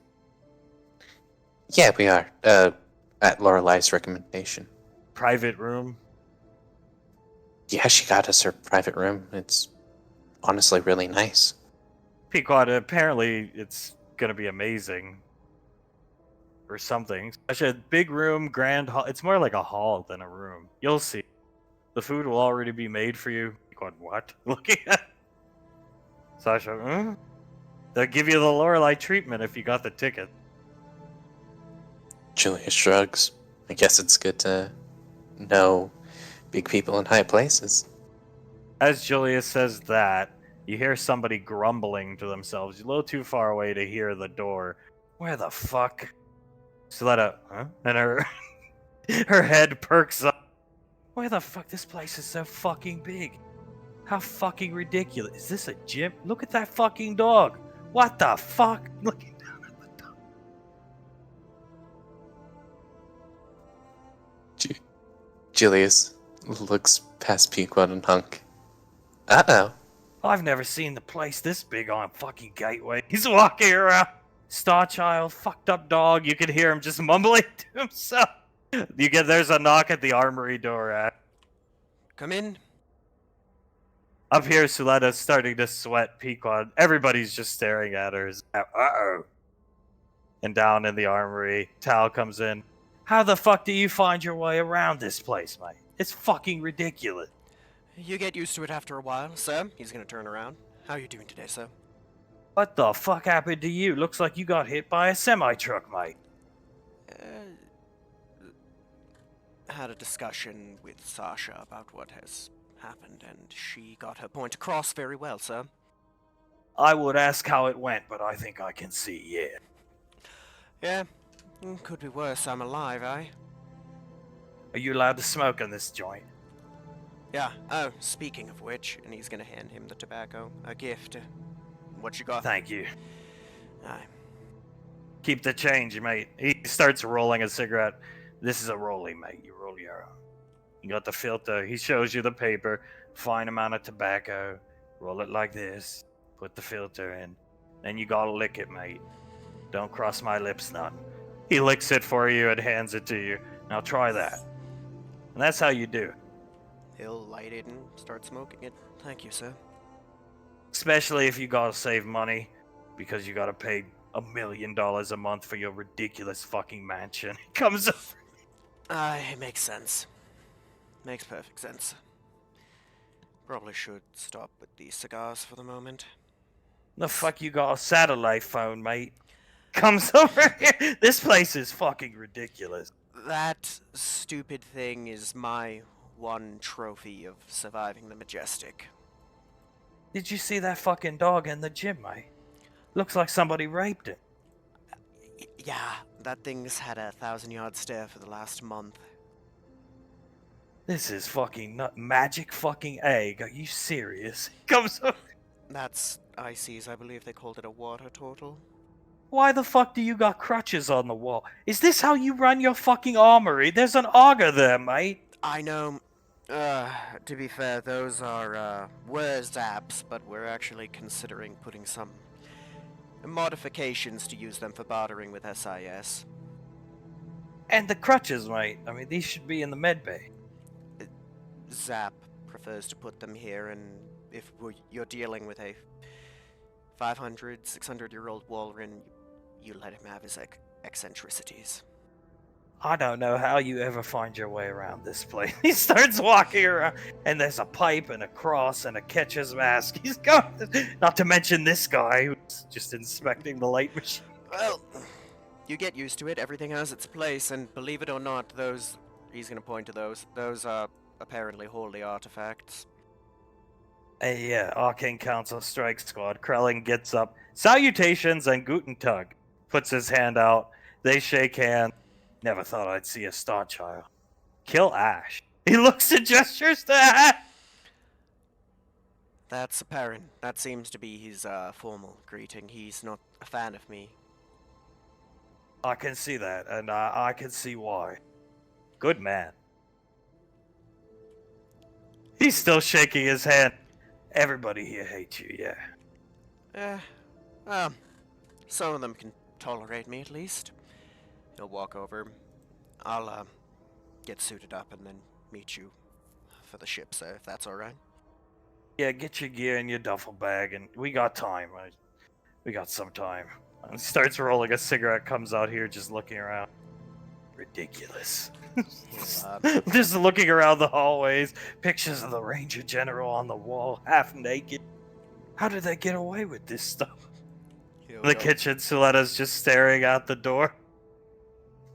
Davine walks up behind her. You know he'll never talk to you if you don't try to talk to him too. Suletta's staring at him. He's just rolling a cigarette, looking around. Sasha, I know him. Suletta, really? Turns back and looks. Sasha, yeah. Come on. Takes her out. Come on, Davy. Sasha looks at Davy. Davine nods. Lead the way, Ranger. She's gonna come out here. Suletta, yes, go ahead first, Davy. Davine puts her hands on Suletta's back and starts pushing her out in front of her. She tries to fight but can't. She's in the doorway trying to grip the doorway. Stop, Davy! Oh my god! Row up and just talk to him! Don't make me freeze you, bitch! Don't make me kick your ass, bitch! She's stronger than Davy, or stronger than Suletta, so she'll push her out into the hallway. And Tal has stopped rolling the cigarette, and he salutes Sasha, even though you can clearly see he has a captain insignia on his collar. Under, the outside of his collar, but it's always turned down. So, didn't notice it last week. How are you doing, Sasha? Are you the one that beat the crap out of the Muppet?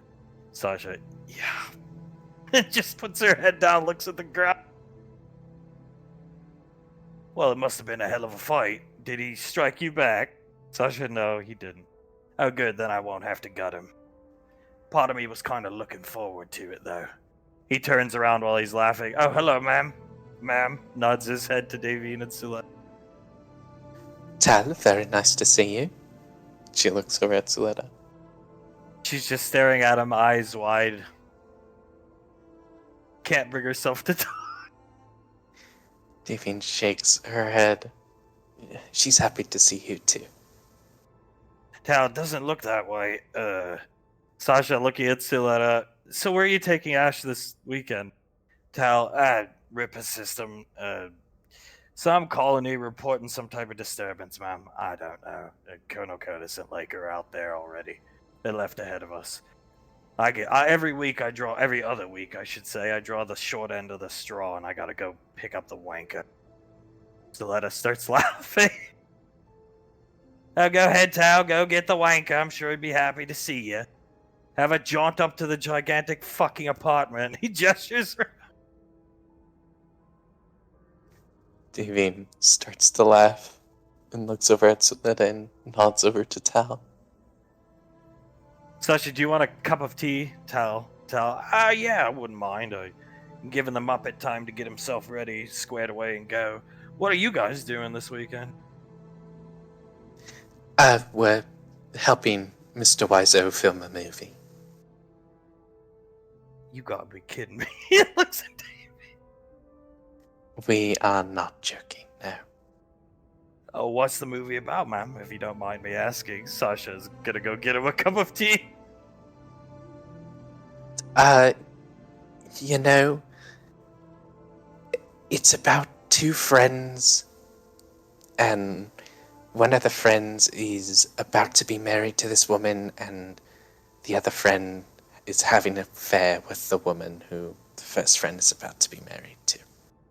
Icy and Julia, everybody's watching, but Icy tugs on Julius's wrist. I told you she's worse than me. Yeah, Jesus. Somehow. And he chuckles while looking at Icy. Banksy, you at least said hello. Coming and sitting down next to Icy. Tal, well, that sounds like an interesting premise, ma'am. To my understanding, Private Muppet was going to be the lead actor. Is that right? You see he's getting uncomfortable because Suletta's just staring at him. He even walks this way back one, and she walks forward one. Davine sighs, takes a step forward along with her. Yes, but now it is Mr. Wiseau himself. Isn't that right, Letty? She's just staring at him. Tal, does she always stare at guests this way? Have I done something to offend her? I know believe me, I'd rather not be associated with Muppet.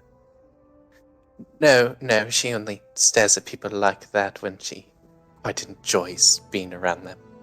She's gonna grab him by the shoulders. I would love if we could go out together and tell me all. She's gonna pull him back this way. Davine, probably in shock. You could tell me all about the horrible things you do to Ash. That would be fabulous. Just fabulous. Tal is just standing there. We could go to Mr. Wiseau. I could get you his autograph. Siletta just still starting to shake him. He doesn't say anything. Hug. Oh my fucking God. Davine has put both of her. She's basically Macaulay Culkin in Home Alone right now. You're like a marble, man. You remind me so much of my dead husband.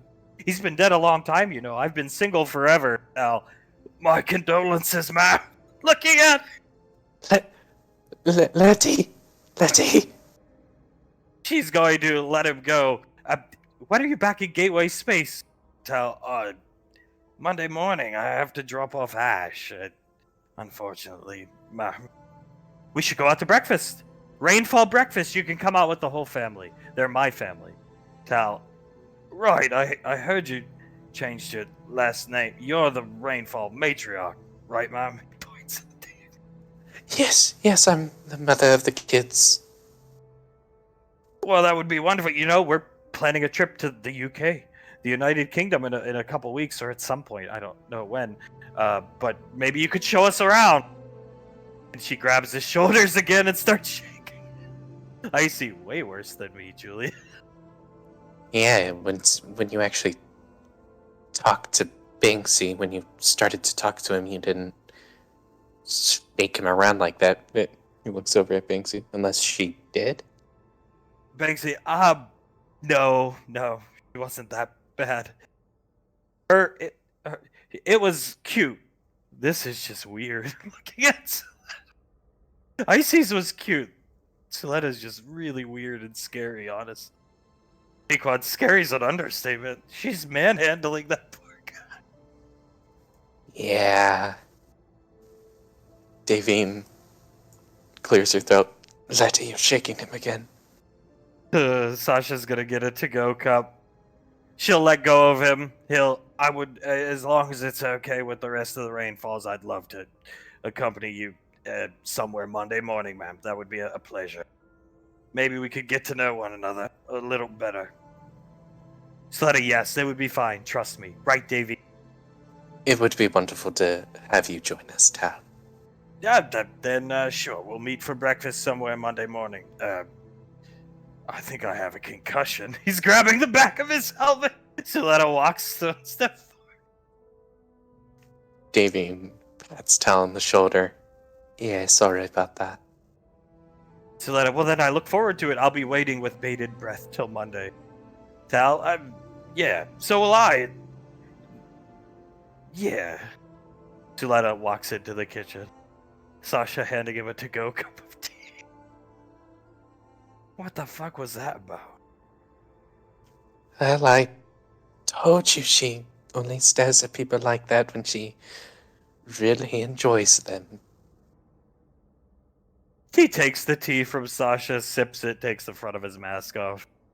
Yeah, right. She's a spellcaster. They read into your mind or something like that, right? Correct, and then they also do this thing called imprinting. They don't really have control over it, but when they meet someone who is supposed to be special in their life, they imprint onto them. Duly noted, ma'am. She is quite beautiful, and I'd like to get to know her more. So we Yes, could go out and have some fun. Sasha face goes white when he says have some fun. Davine looks down at her feet, puts her hands on her hips, and taps one of her feet a couple times, and looks up at him. A point of advice: don't say that around her, okay? Have fun? What? It's like some type of trigger word her ex-husband used to say to or excuse me, deceased husband used to say to her. No. Have fun. It was a phrase a Sherion used at one point multiple times, preventing us from leaving when we had leave off the station. Sasha, I wasn't there, Tal, but Pequod told me she came close to asking him to leave them alone. Tal, yeah, there's a little jealousy there, I think. Either way, it's water under the bridge, and if it's not under the bridge, I'll drown him in the water. How about that? Sasha chuckles slightly. You see, there's a reason why she likes you, and I think that's exactly that. He chuckles. Well, ma'am, I won't keep you anymore, and I will try not to say HF. Very good. She puts a hand out to shake his hand. Is it normal for them just to storm off like that? The only time women ever storm off like she just did is when they're angry. Spellcasters are like a whole different thing. Yeah, they are. Yes, it's an understatement. I think a lot. They have their. They can be a bit eccentric at times with the certain things they do, but yeah. And she just shakes her head. Tal, I see. Well, as long as she's not angry at me. No, she's just a bit awkward, I think. Right. Well, he notices Ash is coming with his duffel bag, looks at Davine. Maybe go make sure she's okay. And he gestures his head towards Ash. Yes, sir. She gives him a little salute. It was wonderful speaking to you again. Always a pleasure, Mom. She nods at him and walks into the kitchen. Ash, you're free to come out and see him. Sasha's standing there with him. He'll walk up, nod. Ready, sir? Ready to go, mate. Anything you gotta do? We got a little bit of time left. Lieutenant Browse, ma'am? She looks up at you. I know you may not wish to hear from me at the moment, but I feel the need to let you know that if you do want to go down to the house and see Mom and Saris at any time, you're welcome to. I know it's uncomfortable with me around, but I will be on the frontier quite often, so that will be out of the way. If you'd like, I can give you the address for it, so you can go down on whenever you'd like. You see her close her eyes very tightly. Yes, please. Forward it to my wrist computer. Yes, ma'am. He'll forward it right away. Right. Tal looking around. Sasha, dismissed Ash. Walks in here. Yes, ma'am. Goodbye, Tal. She says goodbye, Tal. Jesus Christ. You're gonna throw up in your fucking helmet. That woman, she's strong for such a tall, slender thing. Walking up this. She could break either of our backs, sir. No offense, sir. You're telling me she shook me like a rat? Look at that fucking dog. Hello, honey. Oh, you're talking about... I thought you were talking about Sasha. You're talking about Suletta, I'm assuming?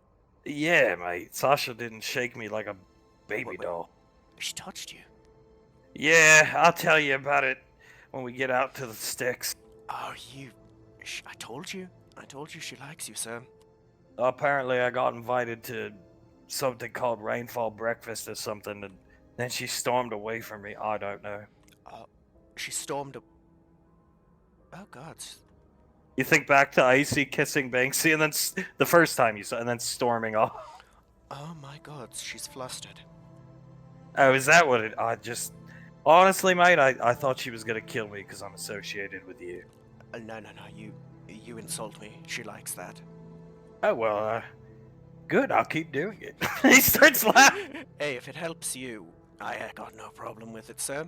And yeah, I think she really likes you, because the only other time I've heard of a spellcaster doing that is, well, a similar situation. I'm not going to talk about anyone else's love life in specifics, but it sounds like she really likes you. And now you're learning, mate. As you guys leave the apartment, Honey's going to walk into the kitchen. Icy patting her lap, and he comes and jumps up on her lap. Everybody's just staring at Suletta playing with her hair. Julius looks at her. So, how'd it go? Oh, we have a date Monday morning. We're all going. Davy nods. Yes, with copious amounts of gripping his shoulders tightly and shaking him around. Hank, wouldn't you rather go out on a date with him, just the two of you? Suletta, I don't need you there. I just think it's better if we all go. A show of force, the Rainfall family. Icy, or more or less moral support. Like when I went out with Bank. Remember? She looks up at Julius. Davine helped me flirt for the first time. Yeah, I remember. At Tommy's. Suletta, yes, we'll go to Tommy. Julius nods and looks at Suletta. You were really shaking him around and yelling in his face a lot. He liked it. She speaks up. Davine tilts her head each way a couple times. Well, maybe in the future, do it less unless he truly does like it. Suletta, well, I handled the situation perfectly fine, thank you. Davine starts laughing uncontrollably. What are you laughing at? She glares at Davy. Nothing. Just you making a joke. That was a joke, correct? Do I look like I'm joking? She gives Davine a deadpan stare as Pequod. You really are worse than ice. Gesture. Julius shakes his head. It's impressive, really. Suletta, well, I didn't turn him down the first time he asked me out. Thank you. Davine starts laughing some more. No, all you did was scream in his face while shaking him wildly. Like, he seems like a real down-to-earth type of guy. I'm sure it was traumatic. Sleda, oh, he can take it. He deals with a Sherion for the entire weekend. He starts laughing, petting Honey. Julius chuckles and Davine shakes her head. Well, all that matters is you have a date. I knew it would work. She wipes some sweat off her brow. Wasn't nervous for a second. Yeah, right. Oh, I'm sure. Just a question, Letty. Well, why did you stare at him for like a solid 3 minutes straight, not saying a thing? She puts her finger up. Normally, I have to be in contact with somebody to peer into their mind. With him, for some reason, I can see. I see. It's because he's the one. Soletta, and just takes a sip of her now cold tea. Delicious tea. Hunk, that was mine, but yeah, delicious. She just keeps sipping it. Davine chuckles and pats Letty on the knee. Very good, Letty. Sasha, he's a good guy. A really good guy. Yes, from the limited knowledge that I have of him and the fact that we got your confirmation of him, I suppose. She gestures over to Sasha. I approve of him wholeheartedly. Sasha, just don't scramble his brains. Those helmets aren't rated for that type of trauma from a spellcaster. What do you mean trauma? Soletta finishes the tea and starts drinking Pico. And I'm thinking she's talking about the almost whiplash you were giving him, shaking him around like that.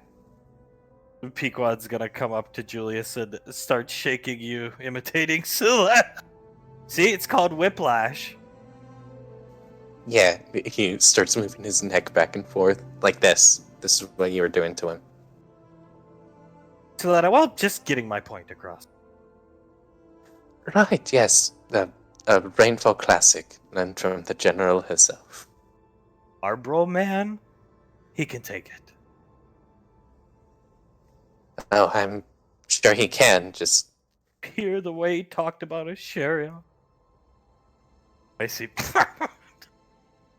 Davine looks over at Hung, chuckles, shakes her head. It was quite hilarious how he was talking about him, yes. He would gut him. Soletta speaks up. Sasha, yeah, he would, trust me.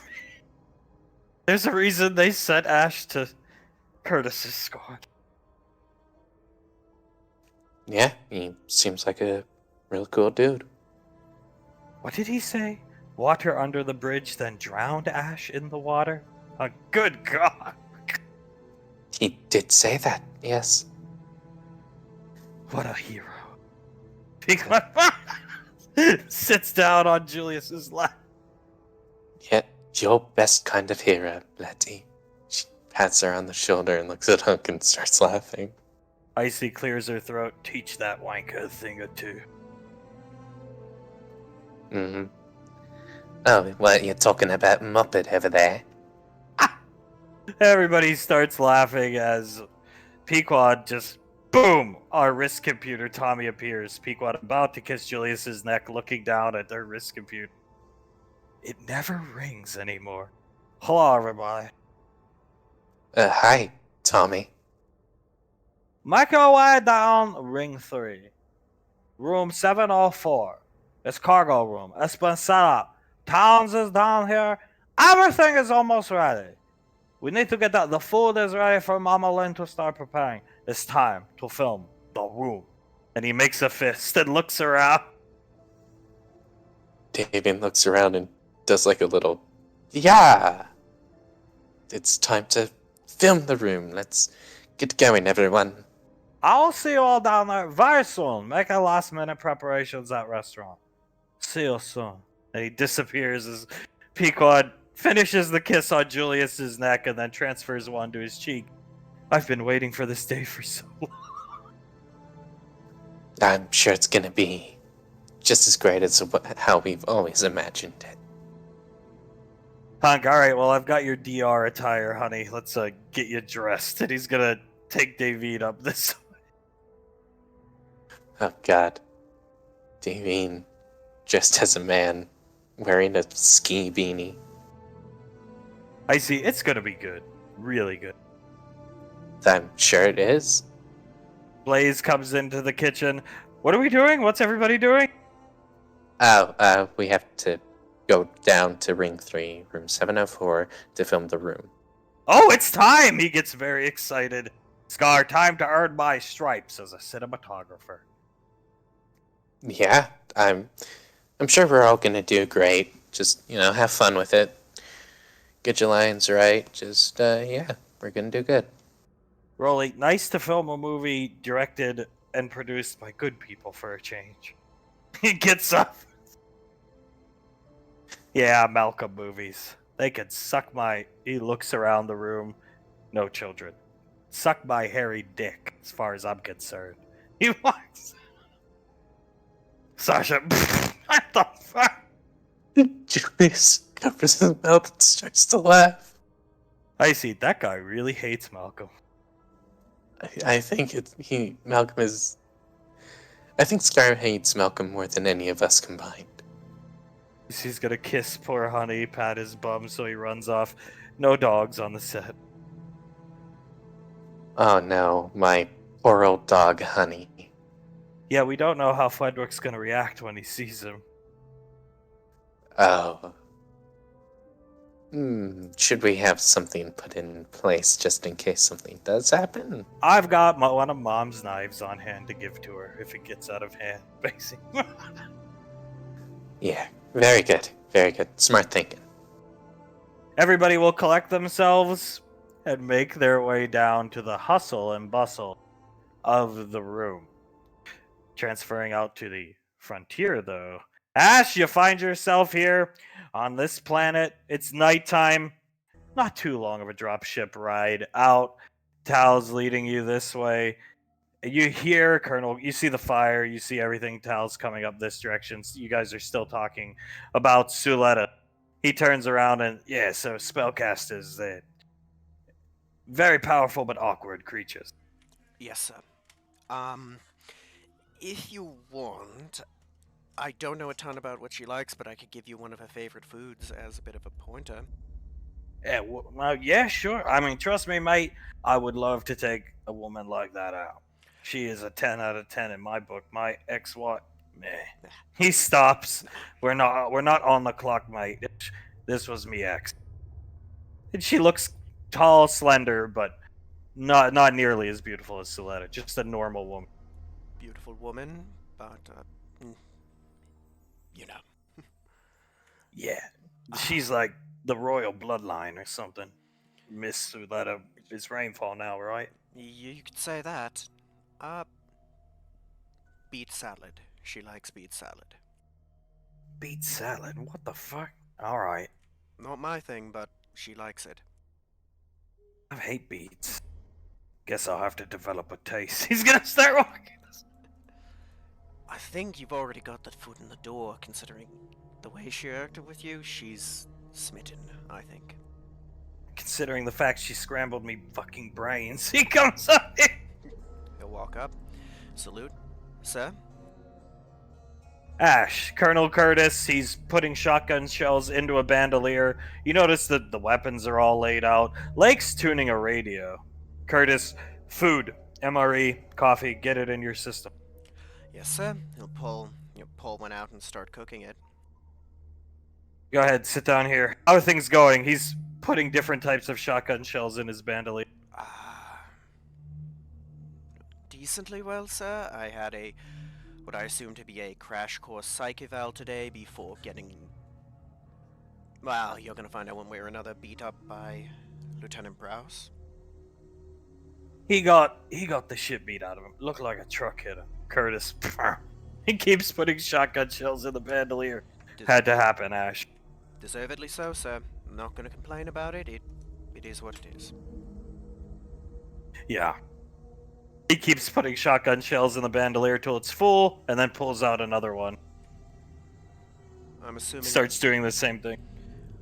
I'm assuming we're actually expecting to fight today, given what you're doing, sir?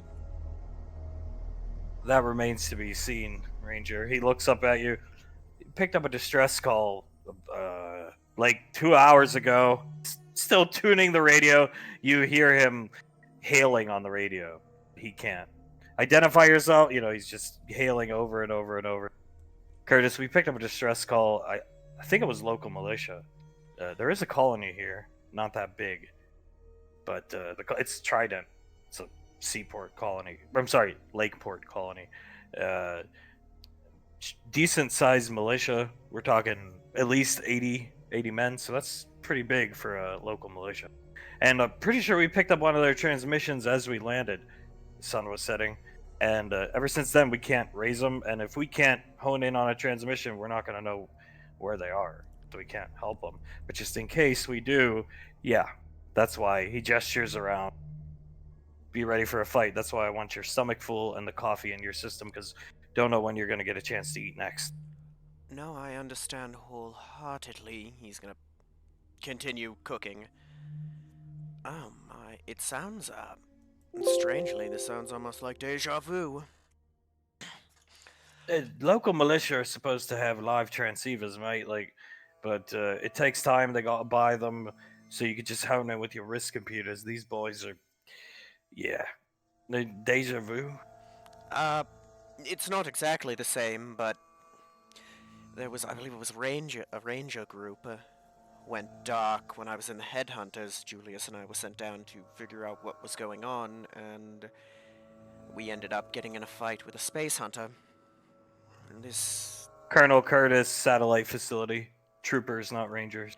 Troopers, yes sir. Apologies, foggy memory. We have access. I've had to study your file more than I care to, trust me. It was troopers, yes. They went dark, and, we got lured into a hell of a trap. That thing was something else. Well, I mean, would you say 80? Curtis, I don't know exactly, but we know there's about 80, 85 militiamen in the town. Don't know how many are out in the woods broadcasting for help.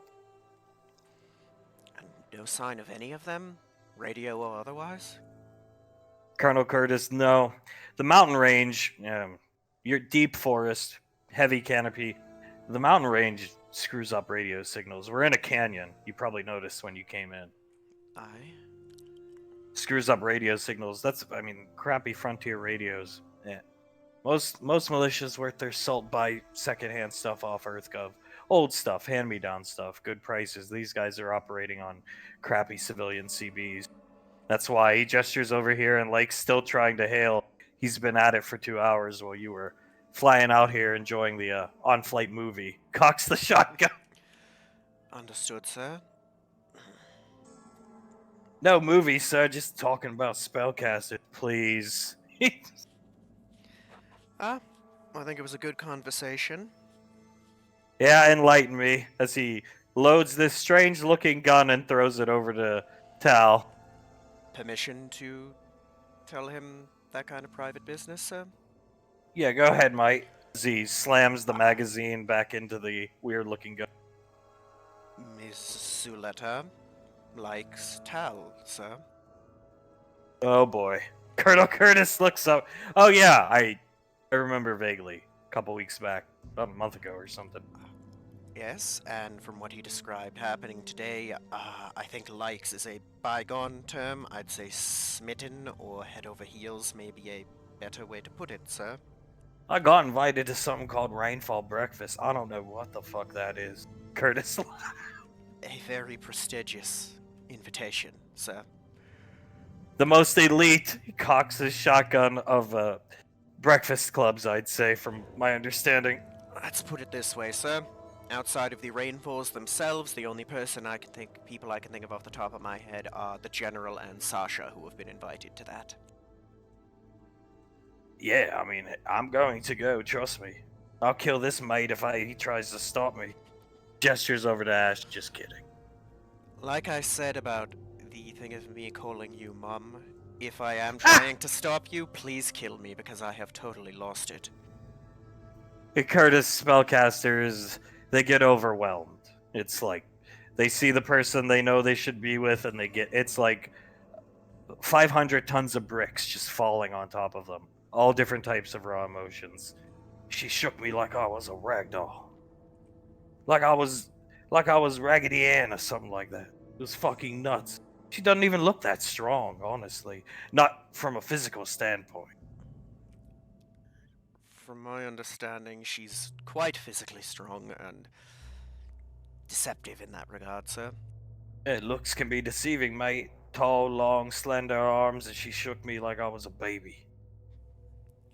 Sudden infant death syndrome or something. Curtis, Jesus Christ. Aye. If she likes you enough to invite you along, I'd say just be yourself. She obviously likes you, as you are, right, sir? He nods his head, Curtis pumping the shotgun, ejecting his shell, making sure it's working. Just keep insulting Ash. No problem. I'd say it works. Blake laughs.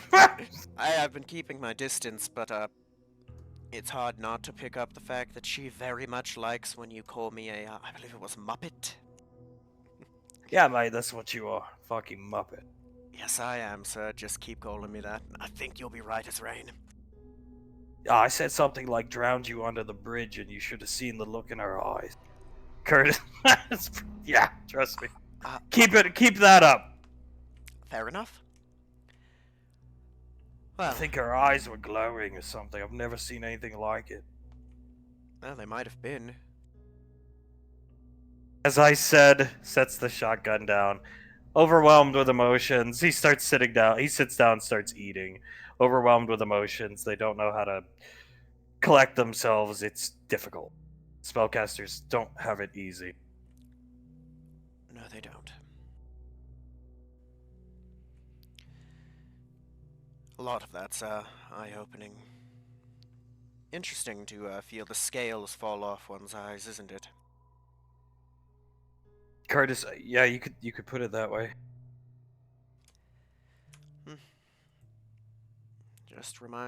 Just another reminder, keep moving forward and keep up with what I've learned, right? Brought the MGL? He looks over at the grenade launcher. Curtis, we don't know what we're walking into. Tal, alright, mate, you use my AK then. I can't lug that AK and a grenade launcher. I see why you have this. He has the grease gun. Curtis, exactly. Understood, sir. We're expecting possibly heavy resistance then. Colonel Curtis, when we don't know what we're walking into, we're not taking any chances. Maybe we won't need that grenade launcher. Maybe we will. Either way, better to have and not need than to need and not have. Agreed. If we get around the colony though, no collateral damage unless absolutely necessary. You understand me? Yes, sir.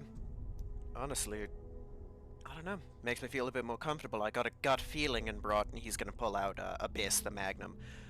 Brought that with. Don't know why, but had a gut feeling. Oh, don't worry, mate. He's starting to load the grenade launcher. We're gonna light whatever's out there up like Christmas. Yes, sir. Just hoping it's nothing more than a faulty radio, because something that can take out 85 militia. That'll be a hell of a fight. Like, I doubt it's a faulty radio. They were hailing for help on open channels. Sounded like small arms gunfire. Fun. Well, hopefully. UIR, maybe. Maybe. I don't know. Would they attack a tiny colony out in the middle of nowhere? Tal, Yes. UIR in this system is a pretty bold move even for that Nemesis Day fella. Colonel Curtis, there could have been a holdout of them on the planet. We really don't know. I mean, or another player coming into the game, possibly. if we can't raise them in the next 20 minutes, we're gonna our dropship's over that way. We're gonna get on our dropship and try to do sweeps, fly around, but otherwise, if we can raise them, we're hoofing it on foot, because if they're under attack, our dropship's not armed for combat. We're not risking it. Plus, we can't approach stealthy in that drop. They're so loud. Understood, sir. If we don't know what we're getting into, better to try and keep on to the element of surprise, right? He nods his head. Element of surprise up until this baby. He pats the barrel of it and sets it down. Starts cleaning, checking, making sure the gun's ready. Well, he's going to pick up the AK, take a good look at it, shoulder it, get comfortable with it. I'd say that's a hell of a surprise, wouldn't you? Yeah, you could put it that way, mate. He's gonna start lighting a cigarette. He'll pull out one of his last cigars and light it. One of the last whoever gets hit with it is ever going to get. Curtis looks over at Lake. Lake just shakes his head, keep tuning the radio.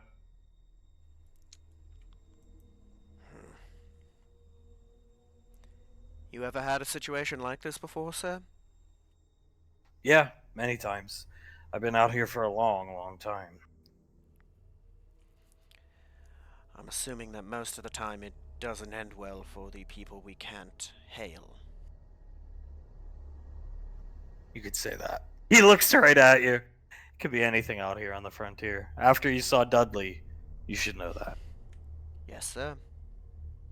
From the fantastic, like, voided out insects or space hunters to something as simple as terrorists with guns. There's a lot out here. You know Lord, that more than I. Lord Namaste approaching in his fucking black robe. On horseback, yes. Horseback? Oh, sorry, was that his grandson that I had to help take care of? At The that- comic shop, like, Curtis speaks up.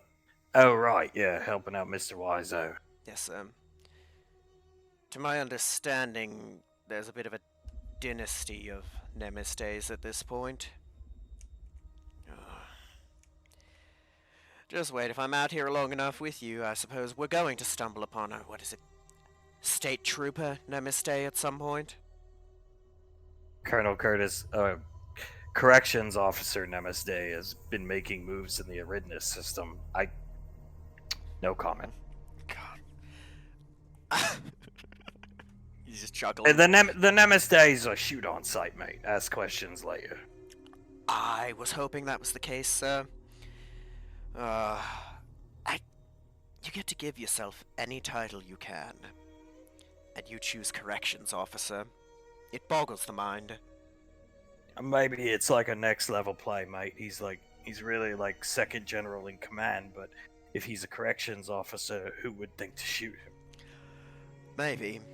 All I know is, the ones I've come across are less than intelligent, yet in massive positions of power, which can be very beneficial for us or very dangerous, depending on how much of an idiot they are, I suppose. Tal nods his head, shoulders the grease gun, aims it. Alright, we're ready to go if we ever get... Looks over at Lake, Lake just shrugs. You should have seen him, Colonel. Looked like he got hit by a truck. I think she broke your nose. I think she did. Said it as best I could, but I'm pretty sure I'm gonna need to, see Sonny once I get back. Colonel Curtis, maybe there's a local med tech in the colony. Maybe so. It's fine. I can still function just fine. Breathe out of your mouth, yeah. Yes, sir. Although, touches his forehead. I'm going to have a wicked bruise tomorrow. I think my whole That face... bad, huh? He's looking at you.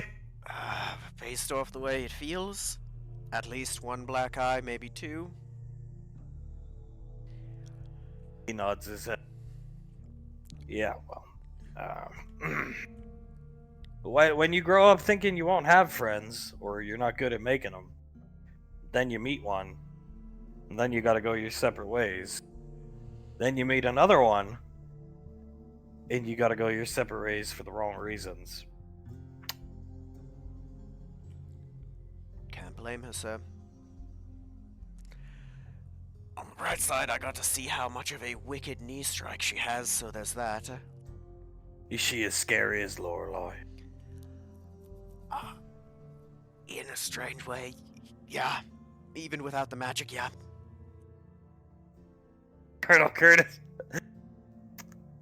Hope I never get to see. I hope you never get to see her. I was worried she'd, break my back. Tal, yeah, you should do your best not to ever see her like that, mate. You're probably on short leash with her. Yeah. I am. And I saw the way she looked at you when you told her she could come down to your home. yes, sir. I know I'm on a short leash. I'll just have to be the best professional fucking soldier that I can be, so that at least she can tolerate me as an asset. That's right, mate. That's your job, whether you like it or not.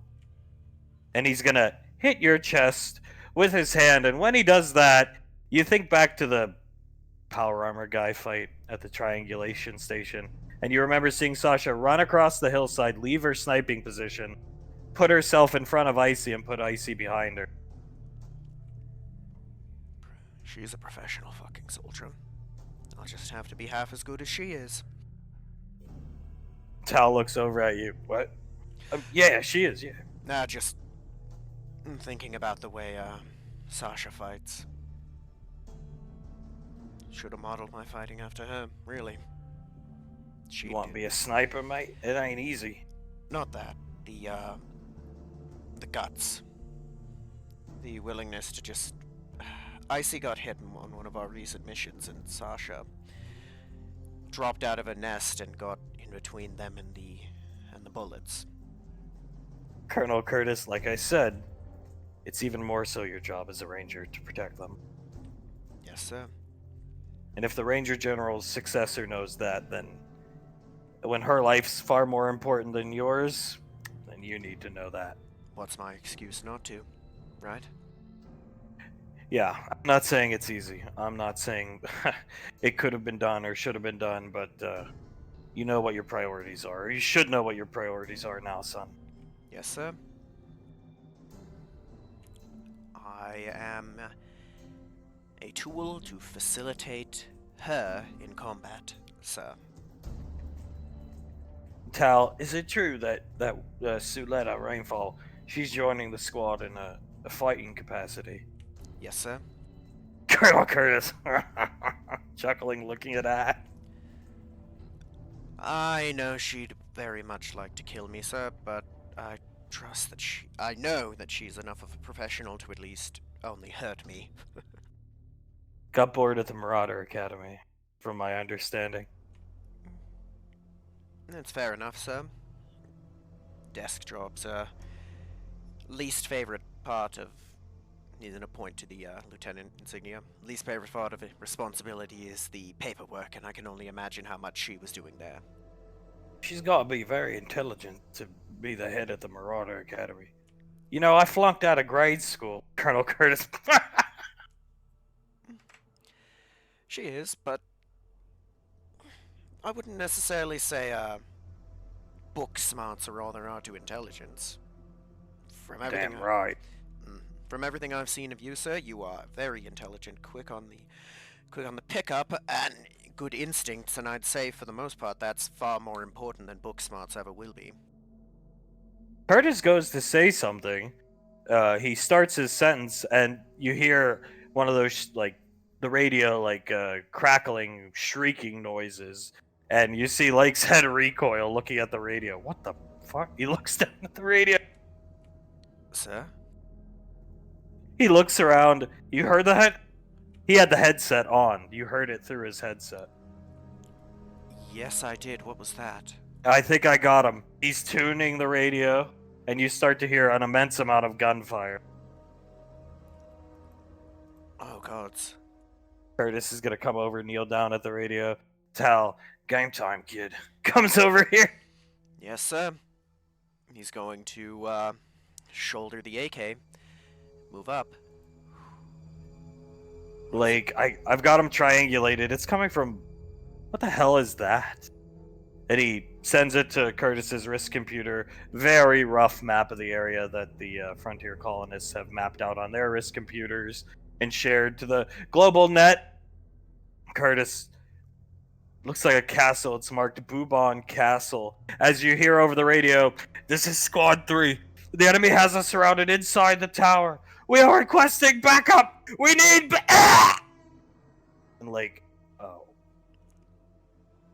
Well, that confirms that we've got something strong to fight, sir. Saddle up, lock and load. 5 clicks. South. Yes, sir. Full sprint. And they grab their weapons and start sprinting off into the tree line, Curtis ahead of the group. He's gonna do his damnedest to keep up with them. Back here, you've all made it to the side of the room. Tommy is not here yet, though. Pequod, Sasha holding Laz Jr., Banksy's holding the boom mic. Juletta's just mumbling to herself, playing with her hair in the corner over here. Icy looking at the Japanese sodas. Pequod coming over, opening one up, and starts drinking it, and brings one over to Julius and hands it to you. He cracks it open and takes a couple sips from it. Looks over at Soletta. Looks over at Icy. You ever do that? Icy, yeah. Usually in my room, just to myself, thinking about Banksy holding the boom mic, just looking at Right. He looks back over at Soletta. Right. Takes another sip of the drink. But you never did it out in public. Icy, no, just in private. Just in private. I think she's worse than me. Come on. I mean, I'm gonna keep saying it because I'm glad there's somebody who's factually worse than me. Soletta doesn't even hear her. He chuckles. It's honestly, I'm gonna keep on saying it. It's impressive because I remember how bad you were. Second worst now. She looks over at Soletta, Sasha picking off the hors d'oeuvre trays. I can see who did the catering for this production. Pequod grins at Julius. Julius looks over at them both and winks at him. Yeah, one of the ways I can help out. Sasha feeding Laz a little bit of food. She can eat a little bit of food. Pequod, yeah, good spread, but we shouldn't eat too much. Yeah, we shouldn't. It might mess up something with one of the few scenes that we're going to be filming today. Pequod, I can't wait to see Tommy act. I see he's very nervous. Oh, you can actually get a read on him right now? No, just remember the video of him walking down the white of universe coming down on my shoulders because fucking Ash now make me star a movie. Right, yeah, I almost forgot about that. He was walking through the hallway and then the armory talking to... Oh, hi, Blaze. Yeah, Hablas, after talking into his tape recorder that is either named Pierre or he himself is Pierre. Banksy, Tommy assured us Davine's gonna... I mean, Davine technically can win an Oscar. He assured us Davine's gonna win. Sasha, they do make exemptions, and given the time frame, if it's in theaters for 2... I guess she really could. She maneuvers Laz in her arms, keeps feeding her. Yeah, I think she can. Oh my. Well, you always bet on Tommy, I guess. Pequod, I don't think she's gonna win. Not Tommy's acting is gonna tank this movie. Oh hi, Julius. Oh hi, Julius. Yeah, Julius shrugs. You never know, though. Maybe he's like an amazing actor, and we just never expected it.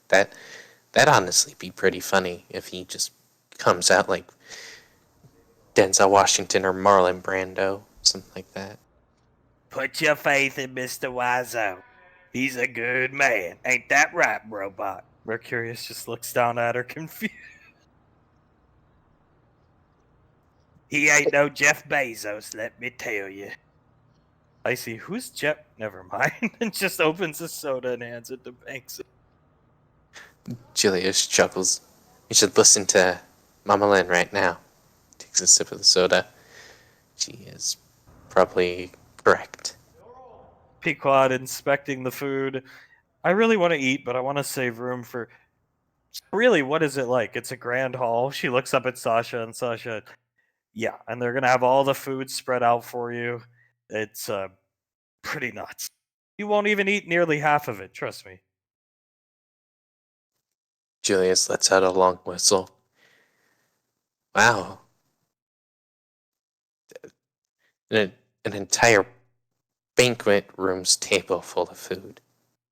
Sasha, think about it this way: Lorelai eats there once a week with Gondar, so those poor people have to prepare that once a week. Oh, Jesus, those poor people, and I'm sure some of those dishes take forever to make. Pequod, is the chicken parmesan as good as they say? Sasha, yeah. What are you guys gonna do? Pequod looks at Sasha. I mean, where are you gonna go? Sasha, just to a diner. Just everybody else, and then we can hook up after when we're done eating and come back to film the room. Oh, but you're not excited? Sasha, I mean, I'm executive producer. I feel like I'm not doing anything. Pequod, you're here in case somebody gets out of hand and you need to drive their face into your knee. She grimace. Your pants still have the blood.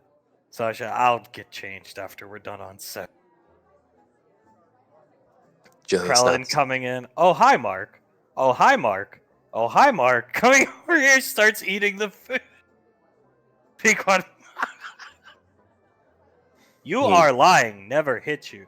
Tear me apart, Ash. Tear Ash apart? He puts his claw up in the air. Pequod, oh, there's our other future leading actor. Walks away with a soda. I really hope Tommy's a better actor than that. Oh, hi, Julius. Hi, Auntie Soletta.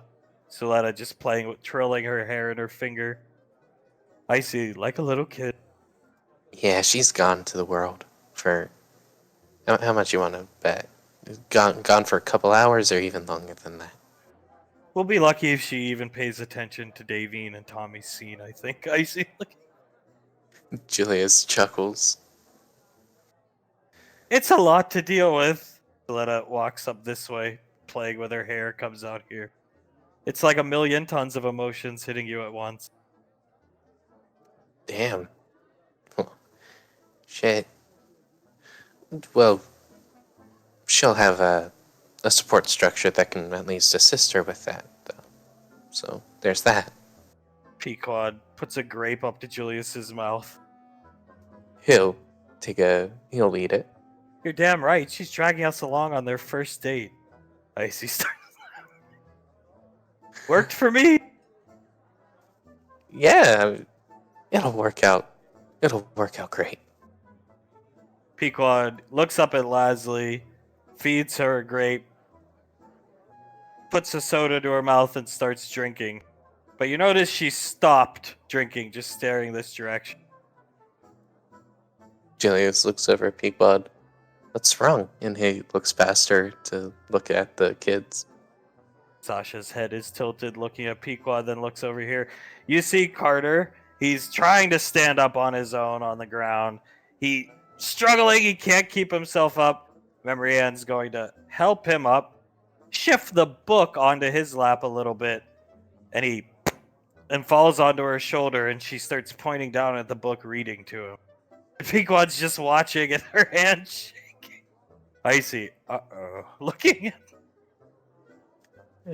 Julius, mouth wide open, takes Pequod's hand and holds it. You don't Yeah. think she's looking at the two? No, but I mean, it would make sense. No, that can't be right. Julius looks over at Icy and Banksy. Right? Icy. I mean, what was the age difference? There's like, aren't they pretty? Finish your sentence, Nicole. Aren't they?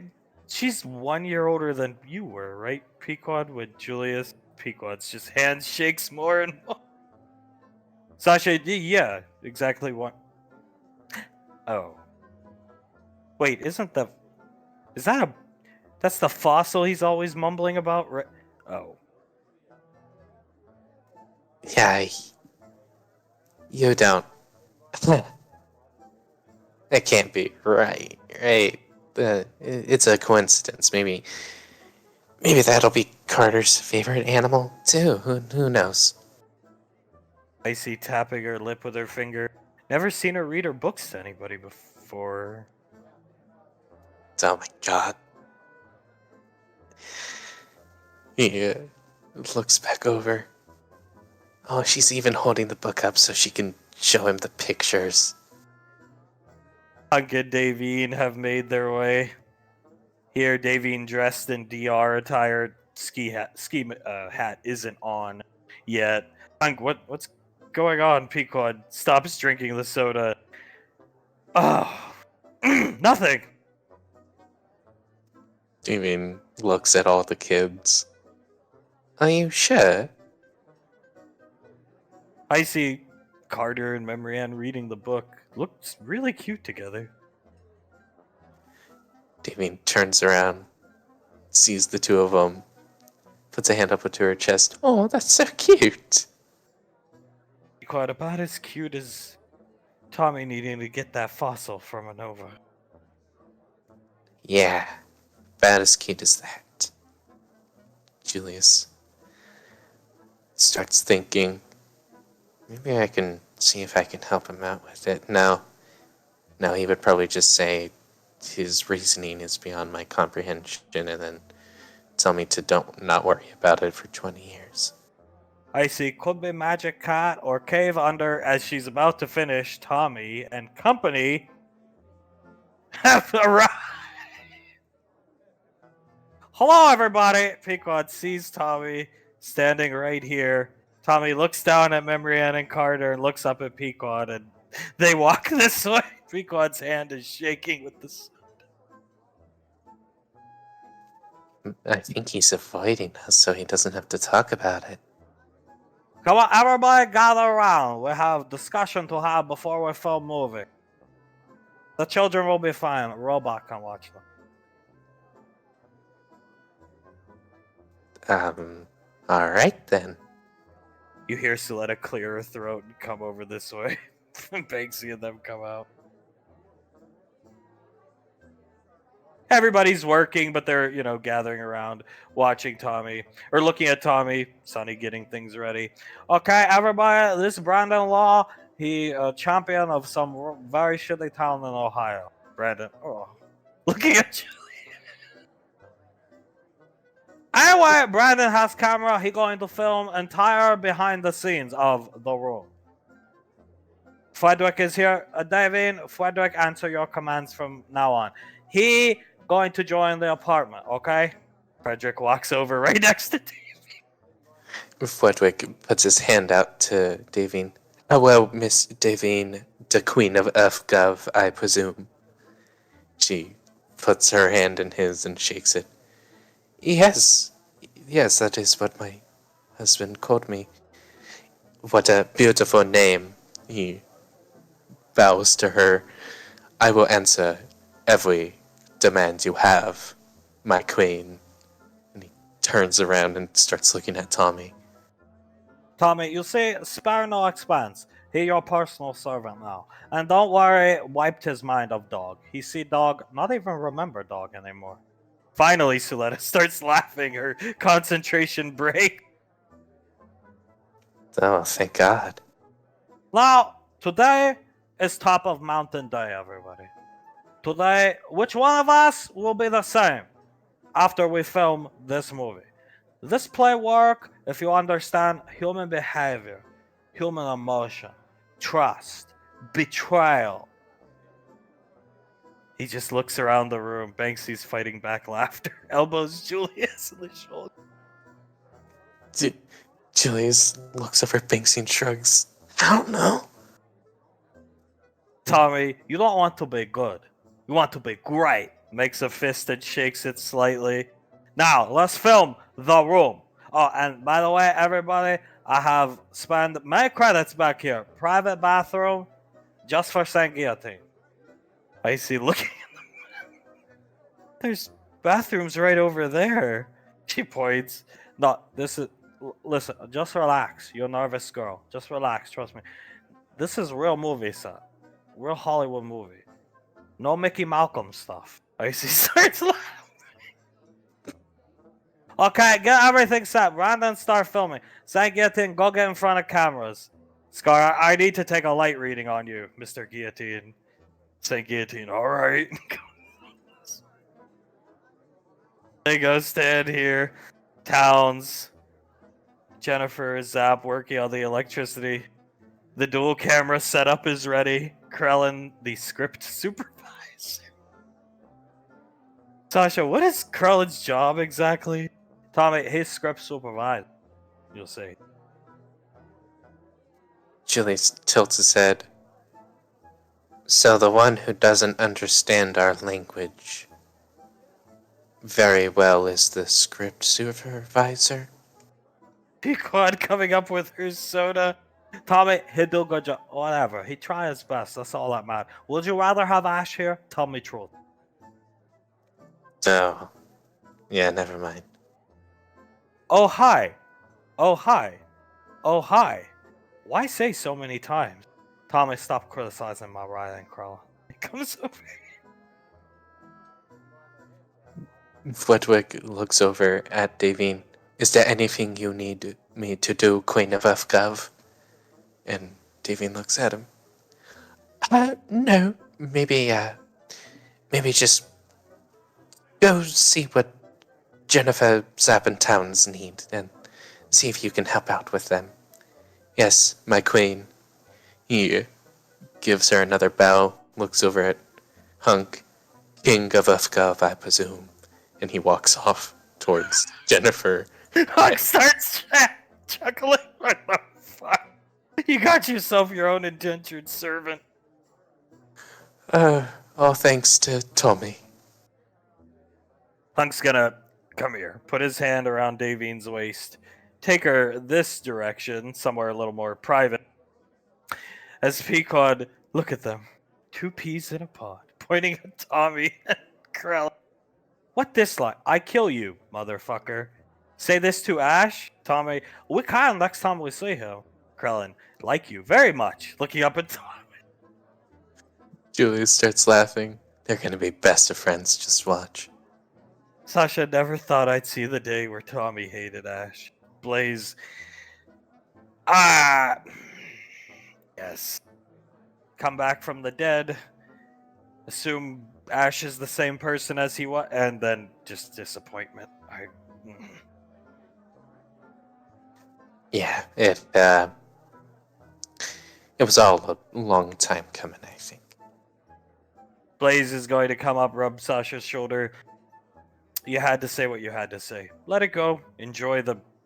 Looks around the room. Enjoy the day. This is going to be interesting. He starts fiddling with the camera.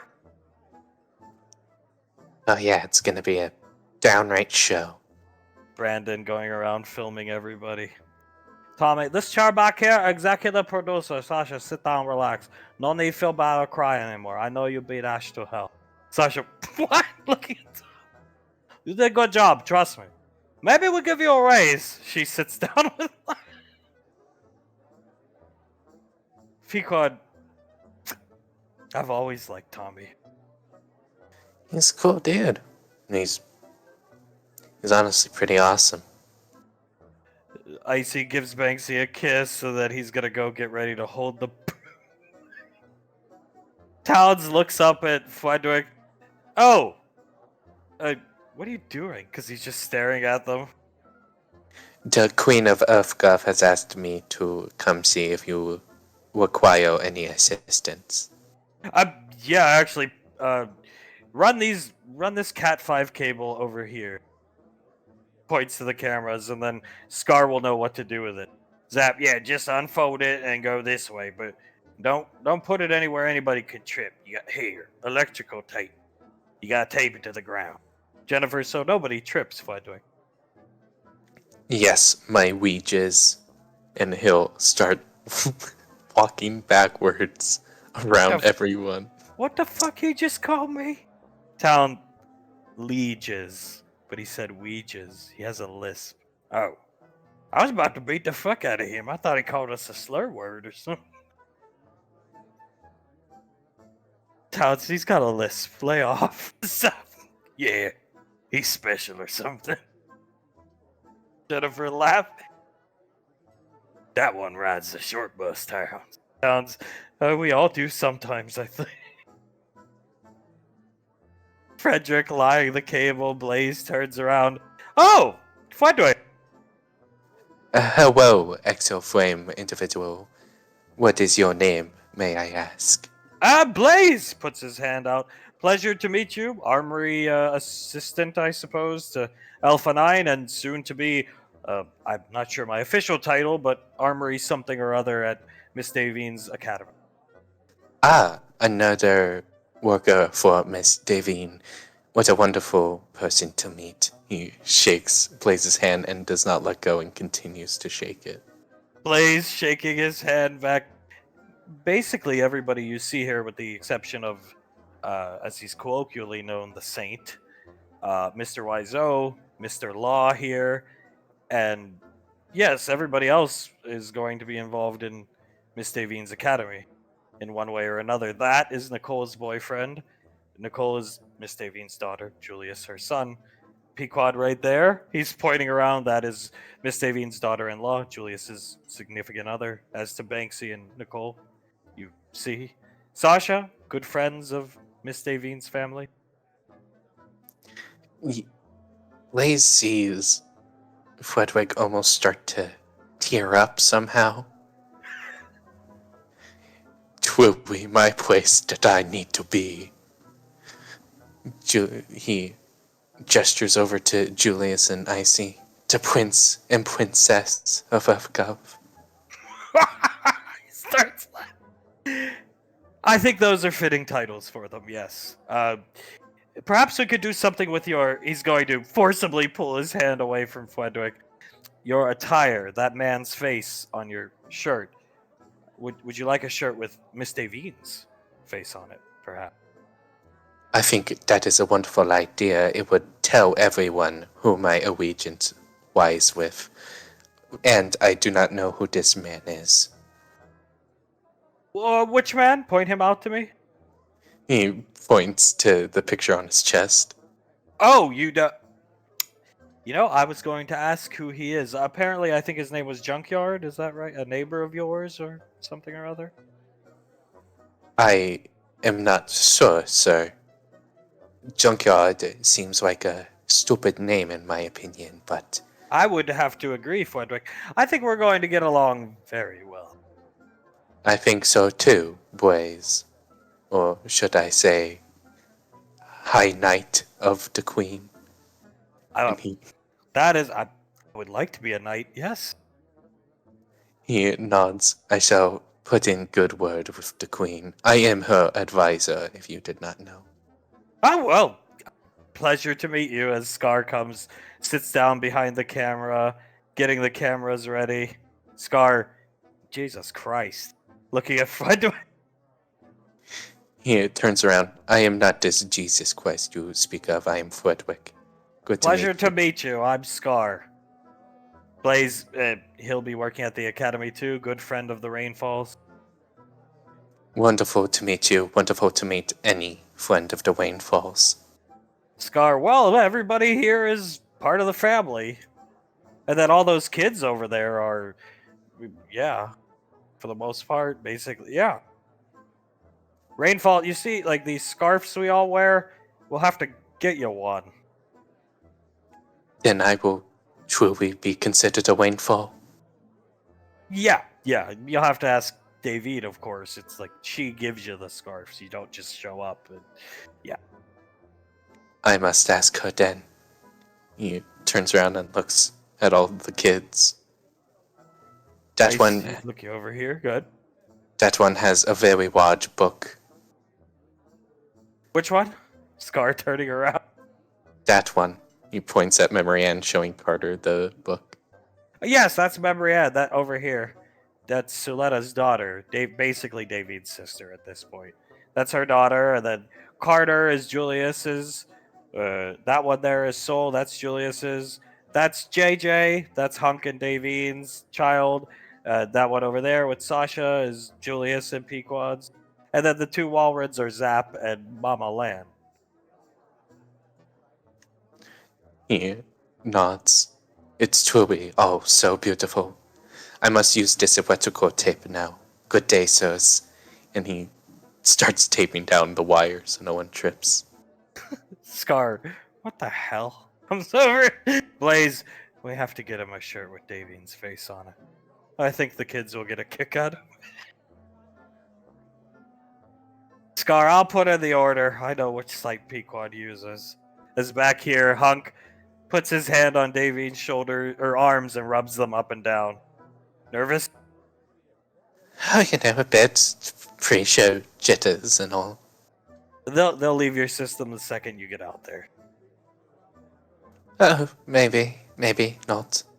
Cold? He's rubbing his hands up and down her arms faster because she's in the tank top.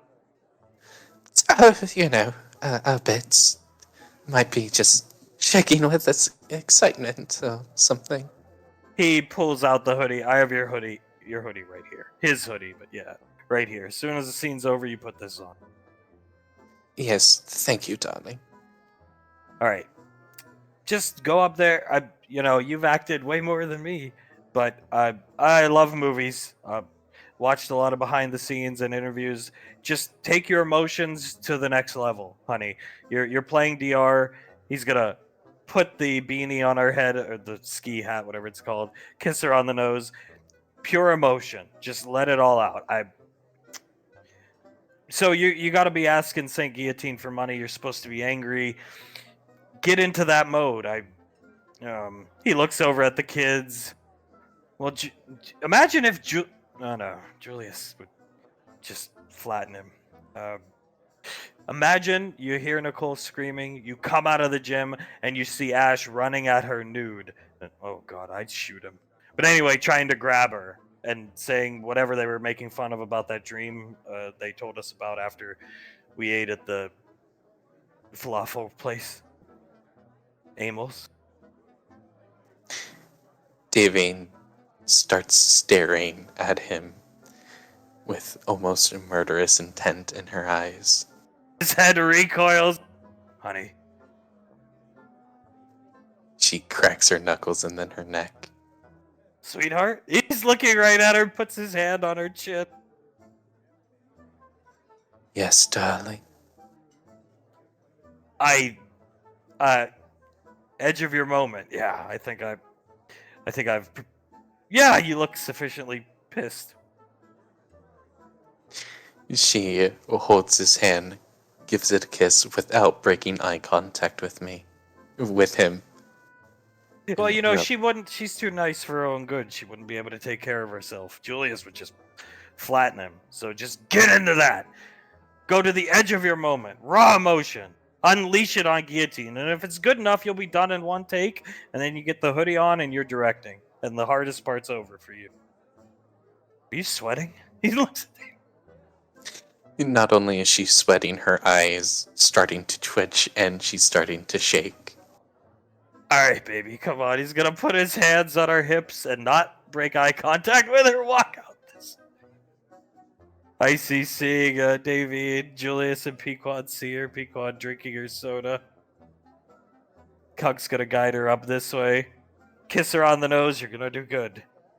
And he's gonna let her go, rub her arms up and down a little bit more, and come over. Davine doesn't break eye contact with him until he's next to the kids, and she turns around and looks towards the scene as Julius looks over. Fuck you did to her, man. Everybody awkwardly shuffles over closer to Sasha. There's chairs for everybody to sit down.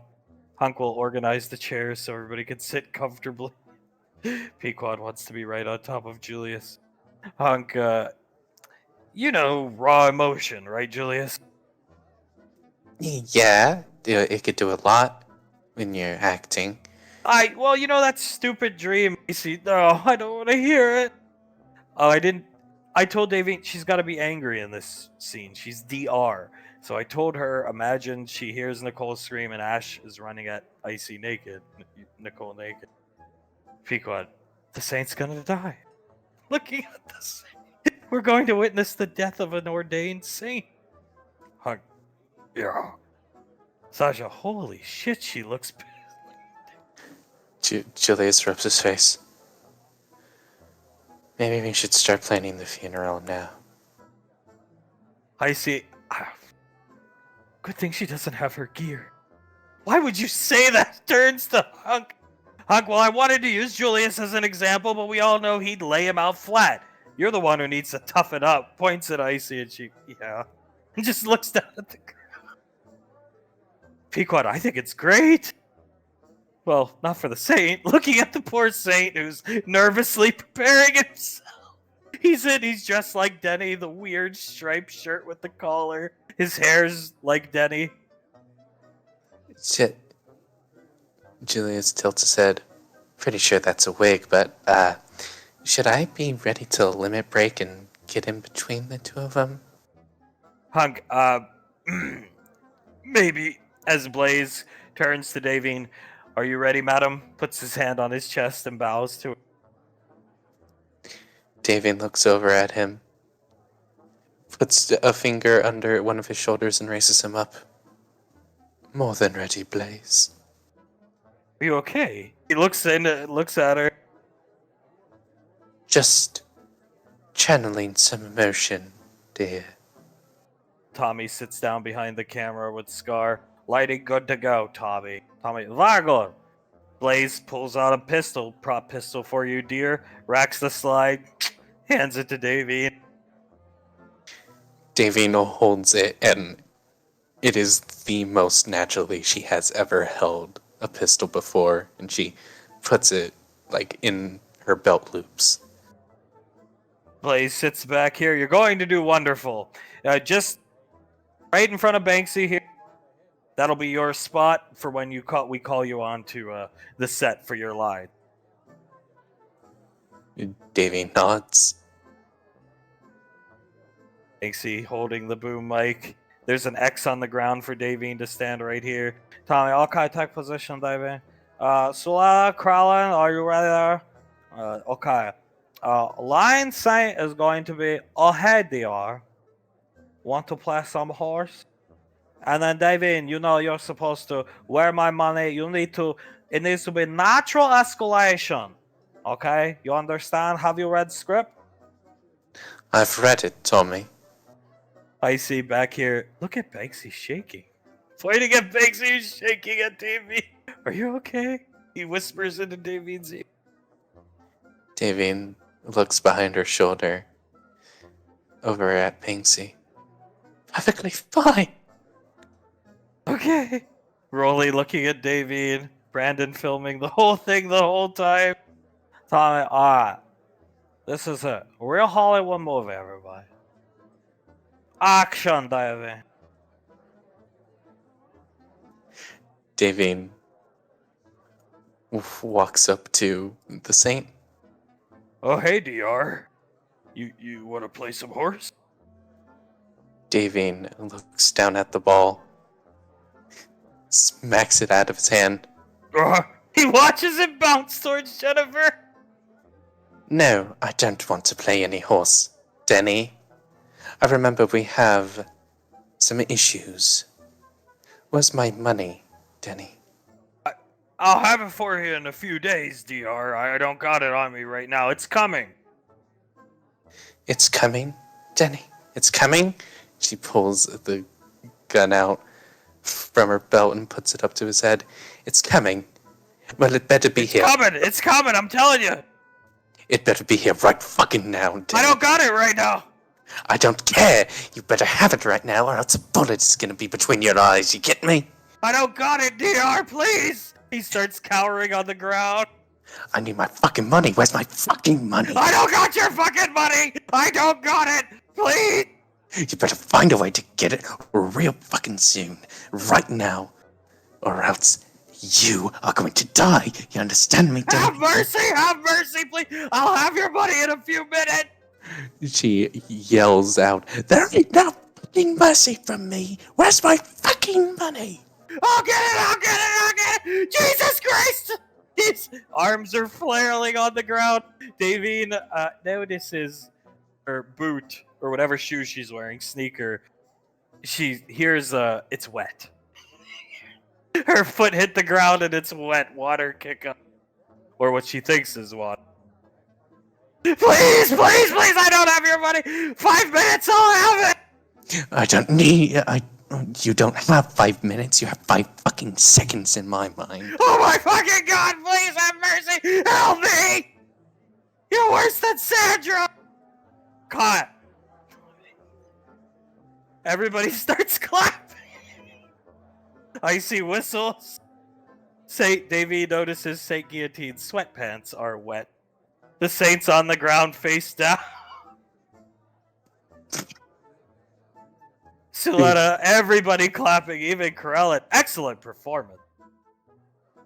Davine stands up, wipes herself down, looks at the prop gun and puts it. Just stares at it and looks down at the Saint.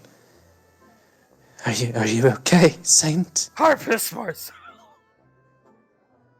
I'm sorry? I pissed myself. I see. Bang Banksy will help the Saint up. Oh my god, is every scene gonna be like this? Tommy, no, just this one. Well, there's another one with DR, but later. Saint, go get something to eat. Saint Guillotine. Oh my god, what did I do to you? Looks at Dave. Nothing. I was just acting. You are an incredible actress, ma'am. I know. I was told it was a fake gun, but I believed it was real. He puts his hand out. I gotta change my sweatpants. Good thing I wear adult diapers. It went right through the diaper. Yes. He shakes his hand. You should go change quickly. Yeah, I'll be right back. I don't want to miss any more of your scenes as he walks off to go change his diaper. Change his sweatpants. Disappearing as Davine finds everybody just clapping because they're in awe of her performance. Banksy clapping. Davine starts chuckling. Yeah, thank you.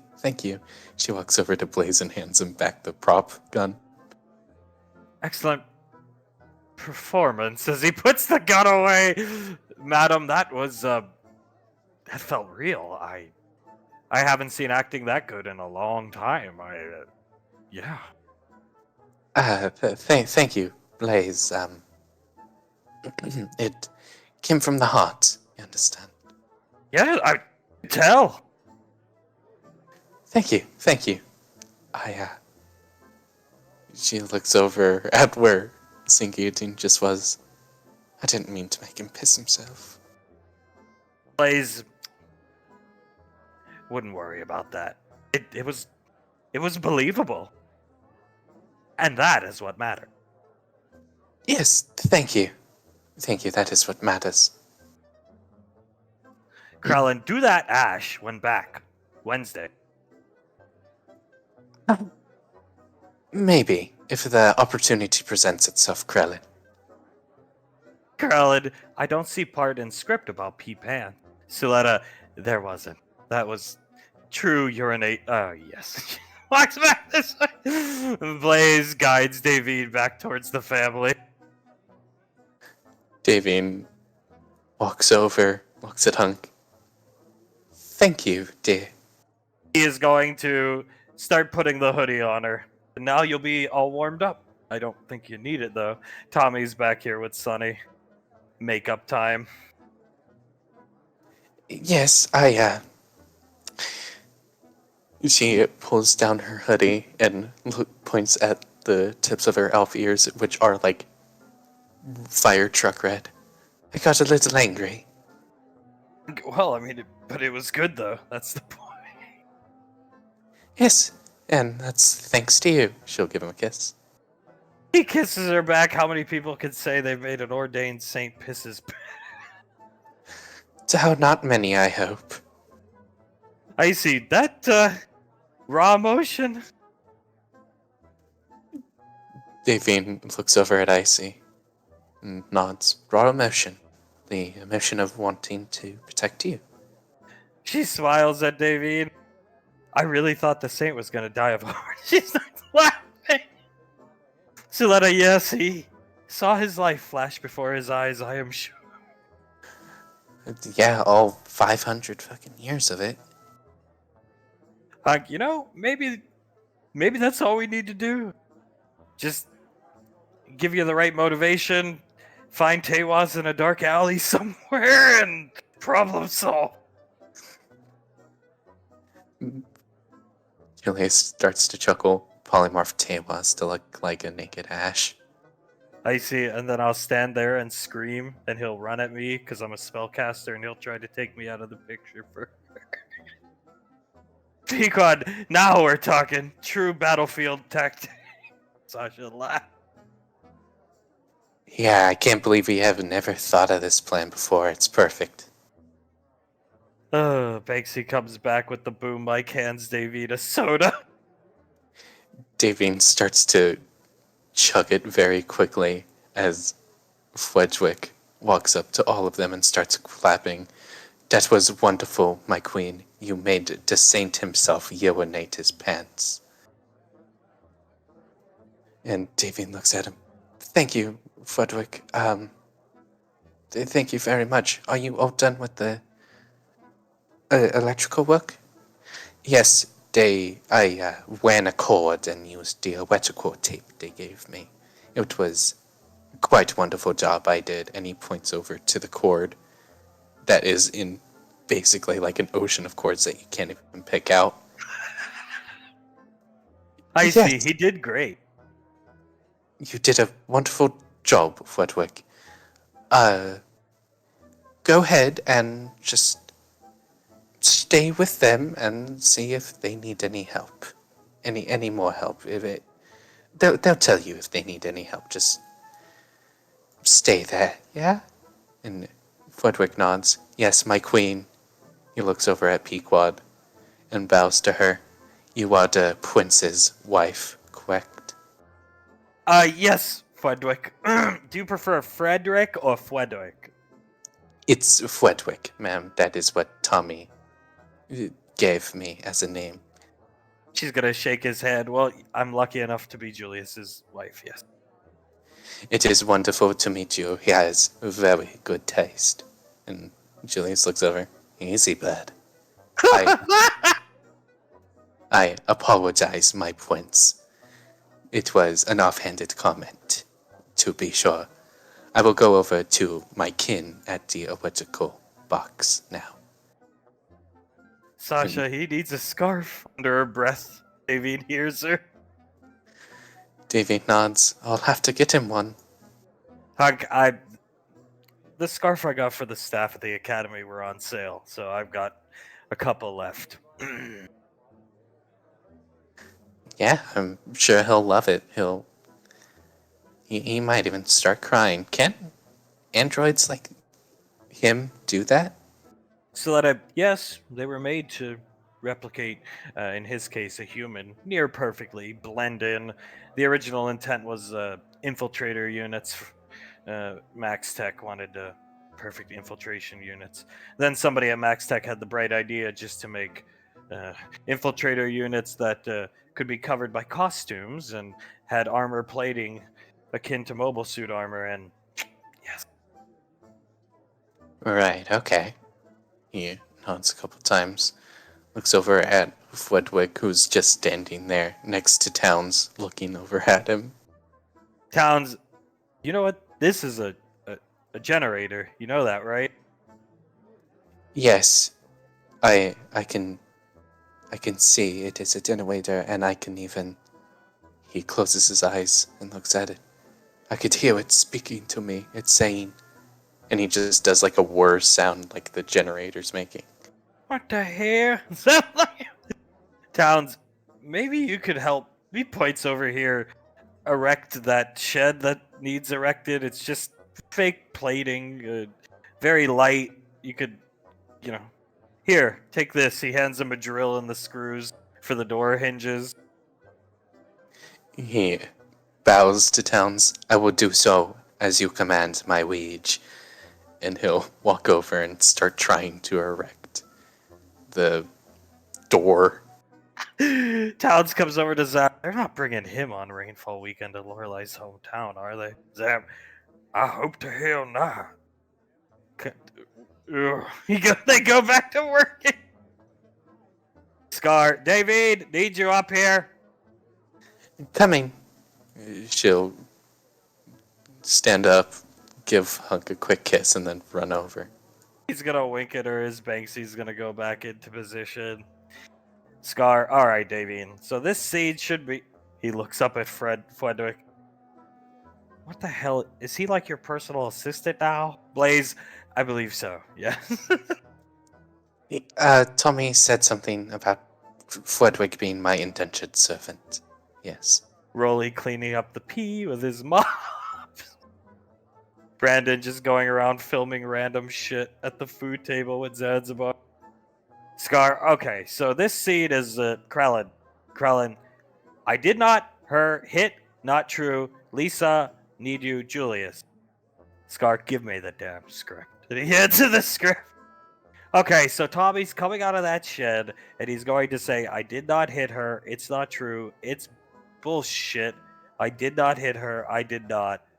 Oh, hi, Mark/Julius, interchangeable, underline, asterisk. What the fuck?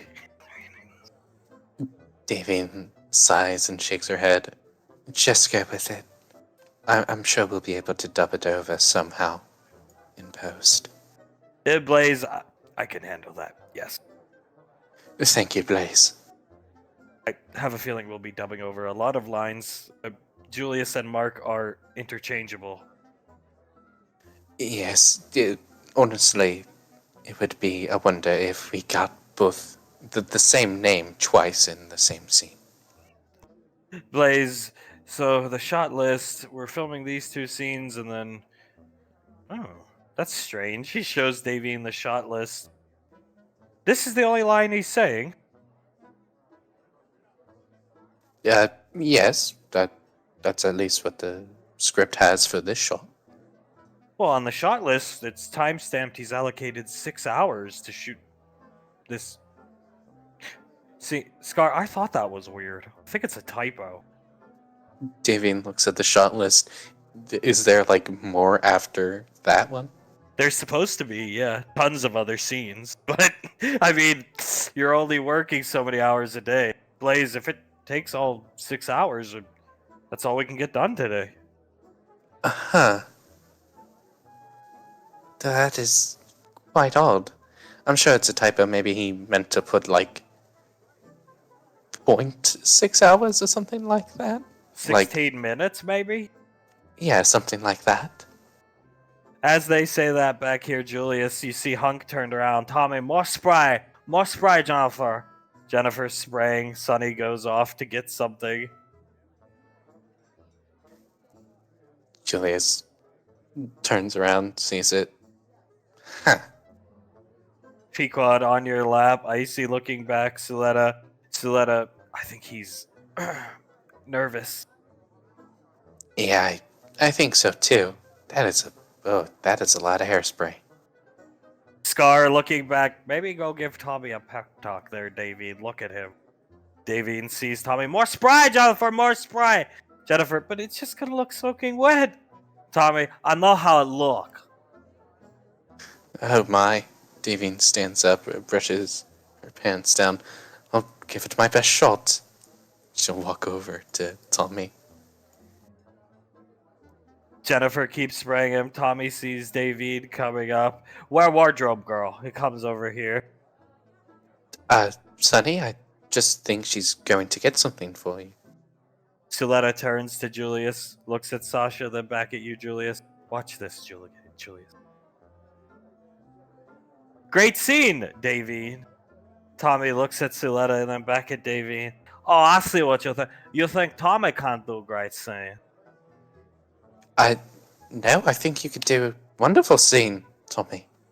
Sleddy, you seem nervous to me, Mr. Wiseau. Oh, you think I'm nervous? I have ears for your information. I hear you. He comes over here, starts putting random makeup appliances into his pocket. Where wardrobe girl? Davy jumps back. Jennifer comes running out with a overtop Tommy was supposed to wear. Tommy putting his own on. Trying not to laugh. Tommy, what are you doing? Why are you putting all that stuff in your pockets, Tommy? I cut my stuff, sweetie. He puts more makeup brushes in his pocket. Julius shakes his head. Oh, dear God. Punk is grabbing Julius's shoulder, trying to fight back laughter. And Tommy, you don't think I can do good scene? Trust me, I can. Here, this mine too. Takes a water bottle, puts it in his pocket. Sonny, I need to take a picture for continuity. Continuity on your forehead. He walks. Alright now! Scar, we need 5 minutes for lighting. No, Scar, ready now! Come on, David! Davy shrugs. Why do I get offset? Banksy, blow my. Flitwick nods. I apologize, and walks back over to Towns.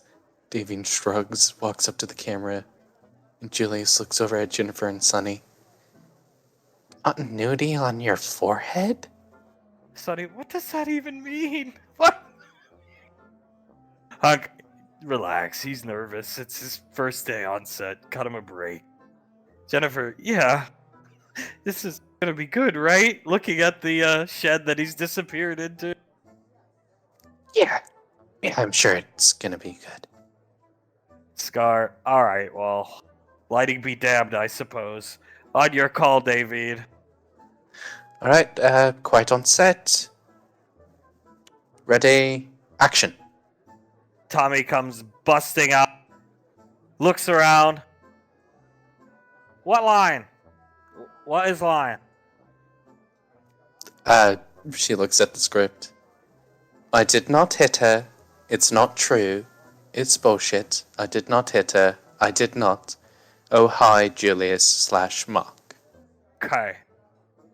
Disappears back into the shit. Scar. Aww.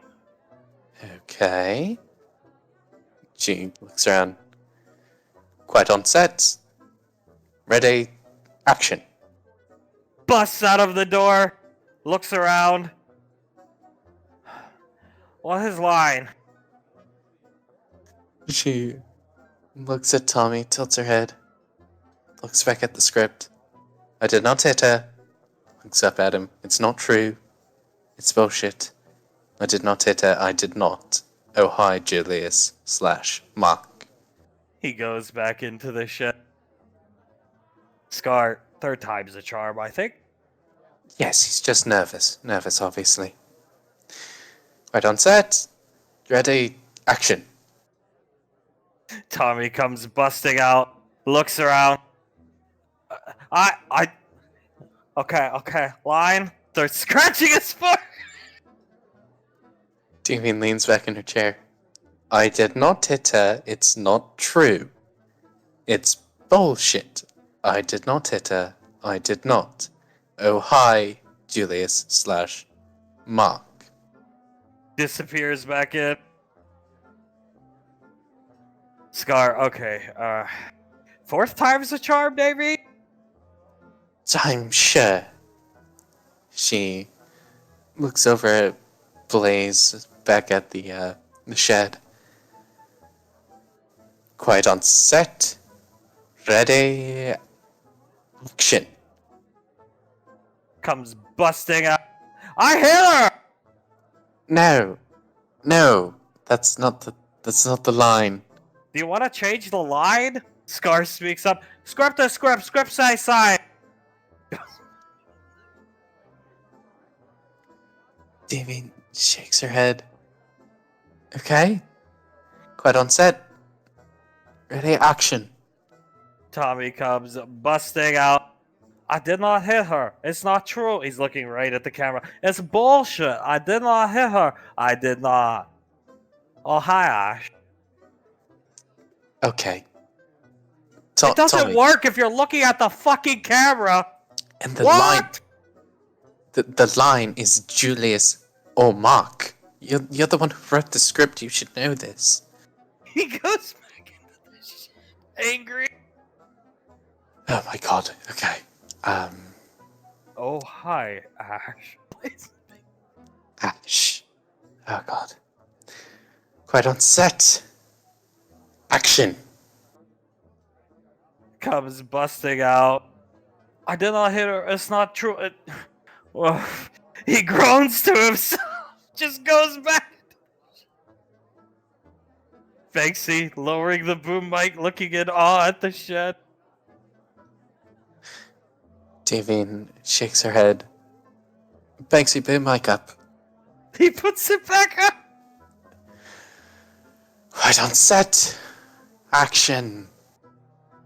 Comes busting out. Looks around. Line. Scar, everybody at once, even Fledwick, everybody. I did not hit her. It's not true. It's not true. It's bullshit. It's bullshit. I did not I hit did not her. hit her. I did not. I did not. Oh, Oh, hi, hi, Julius. Julius Mark. Tommy. Okay. Pumps himself up a little bit, goes back into the shit. Alright. Alright. Alright. But on set. Action. He does not come out. Action, Tommy. Action. Action. You have to say what? I can't hear her here, David. But action. He comes out of the door slightly. Say action so I can hear her, David. Of course, Tommy. Just Closes the door. Scar, I see now why he dedicated 6 hours to this. Please, God, don't let this take 6 hours. Shifting out to the frontier. You guys have been hoofing it. You're about 4 miles into your hoof. Curtis ahead of the group. You see him abruptly stop. You guys are running so fast. He's sliding through this waterway. It's kind of wet, you know, this little creek. He's sliding to come to a stop. And he just lets out a fuck! Sir? And you see him looking up at the bodies of these guys, and they've been impaled into the trees by large limbs. Local militia, you could tell. You've seen similar outfits. Oh, shit. Tal's, you guys are running, so you're catching up to him. Tal comes up here. Lake, look, you see them all frantically looking around. Ash is gonna do the same, trying to see if he sees anything. Curtis walks up this ways. Lycans. Lycans, sir? Tal looking around this direction. Lake moves up just a little bit. We see what happened to the militia now. Damn right we do. Bloody hell. They are all frantically looking around. Ash is gonna try and see if he can see any sign of the Lycans, any sign of anything. Should I roll anything, or...? No. You see Curtis cock his shotgun, and he's scanning the tree line here. Ash is gonna back towards them, shoulder the AK, and just look at it as well. He's scanning the tree line here. You hear slight, just slight for large creatures. Somehow they're pretty quiet. True predators. Slight ruffling coming up behind the colonel, who's scanning left side up here. And you catch a glimpse out of it. He's scanning up this direction. And this huge motherfucker thing, like 8 feet tall, and he knew it was coming up behind him. He heard it. He ducks. This thing swipes with its claw. Everything goes like slow motion for you. Your brain can't believe what you're seeing in front of you. And it chops the tree, actually, in half with one claw swipe. Gods. Chopping the tree in half. Curtis is going to fire his shotgun up into its mouth, killing it.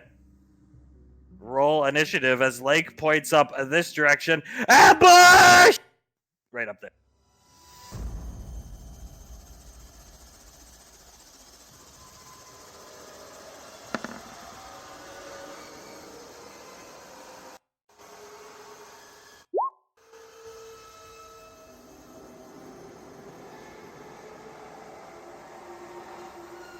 Oh, hi, Joe.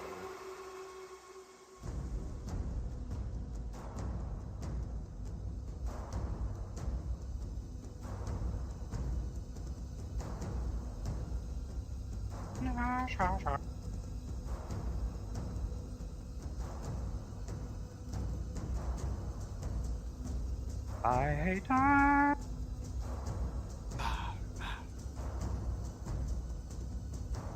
Now, they pointed the ambush out to you. You see quite a few of them coming through the tree line.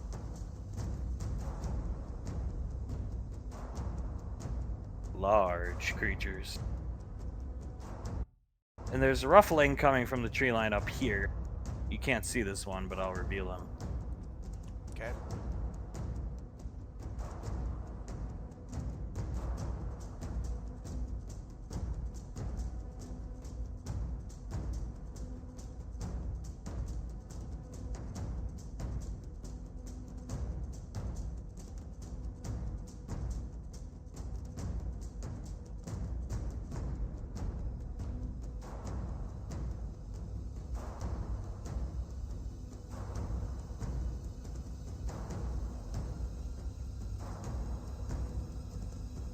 Oh my god. The initiative order is still there from weeks ago. Oh well, we will make it work. I don't feel like re-rolling. So, Tal goes first. You see him pointing up here. Targets, Valorius! Left side! Left side! He's pointing as they're bounding through the tree line. Okay. He's gonna come up here. He's not gonna take any action. He's rolling against the tree to take cover. Not taking any shots. You're up. All right. He's going to back up to here to try and get behind some cover. Shoulder the AK, aim at him, and first shot.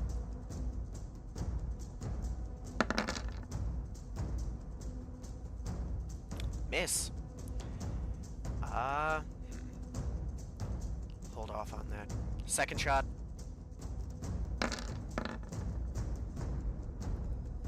All right. And at the same one, he'll take his third shot.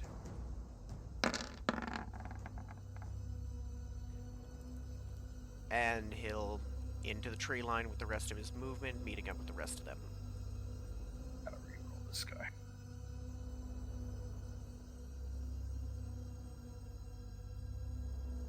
I think I've cleaned the initiative order out.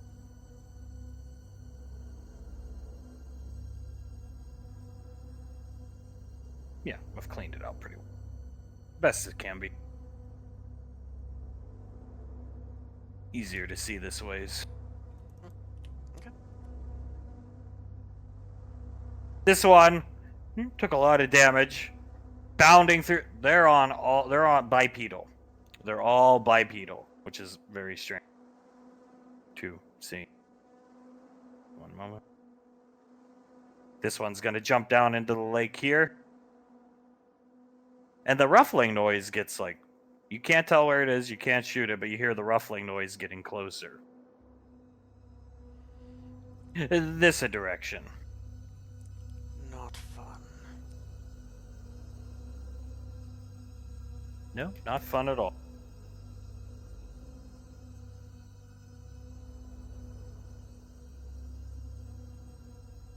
Curtis will finish off the one you were peppering earlier. You see his head explode. Cocks his shotgun. Lake going to take up a firing position this direction. Looking this way. These ones do something very interesting though. They're much faster. They start encircling, trying to anyway, encircle your unit.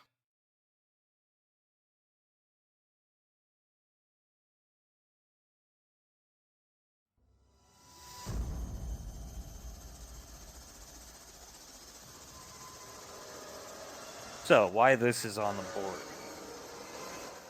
Because this one here does the same thing. Chops a tree down. And he hurls it at you. So it's traveling through the air. On your next turn, you'll have a chance to shoot it out of the air. Read the description. Okay. Alright, makes sense.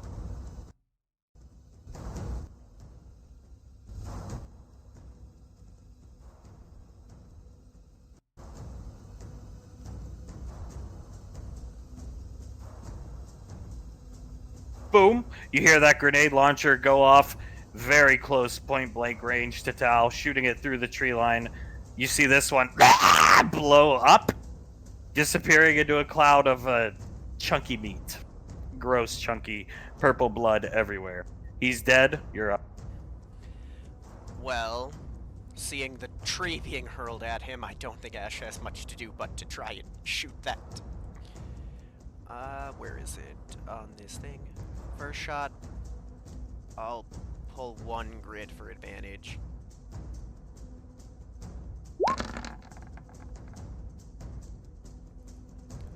Which one? The tree, right? The tree. It explodes, sending tree shards everywhere. Gonna look at the one...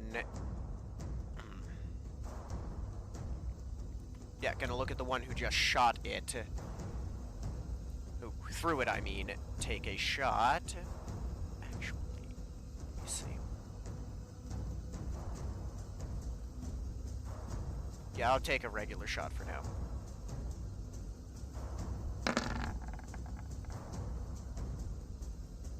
Okay. And... last shot.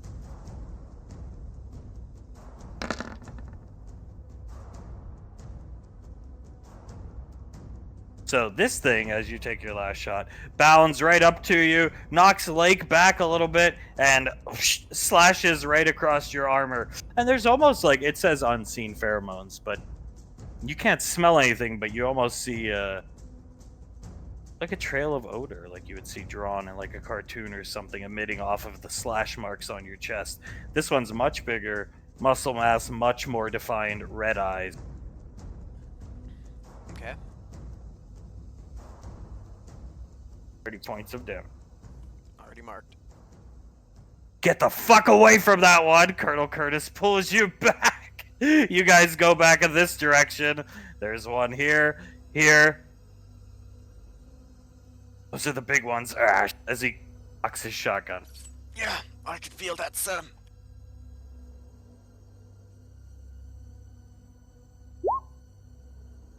Him very casual, nonchalant, like he's done this way too many times. Throws a grenade up in the air. Interesting grenade. You've never seen something quite like it. It explodes, and you see all these things grabbing their face or shielding their eyes, and they actually start to burn. Like, slightly.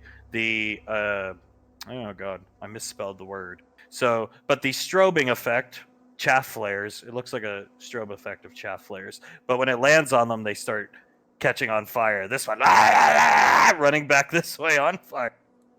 Okay. And they look very, very, I wouldn't say afraid of fire, because I don't think afraid does it justice. Horrified of fire? Good to know. A Lake is gonna death mark this one. Curtis looks back to you. No nonsense, that one down first. So, yes, Bounding up to Ash. This one will be okay with his fire. You start to hear more movement from the tree line, though. This one runs back this direction because he's on fire. This one, afraid, on fire. But this one's gonna make his way to Ash. okay.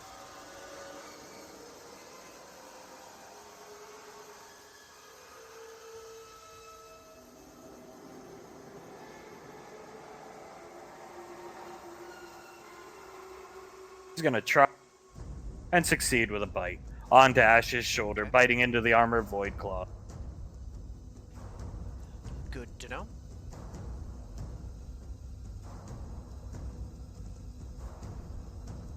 Tal coming this way. Get clear, mate! He's trying to get you to get away from these two because he can line, his grenade launcher, maximum effect. Okay. He's holding his action. Oh, okay, so that means it's my turn. Ash is gonna move to here, take a look at the big boy, and where is it? He's gonna try for the flamethrower on him. It has advantage because of the death mark. That's the wrong one, sorry. Here we go.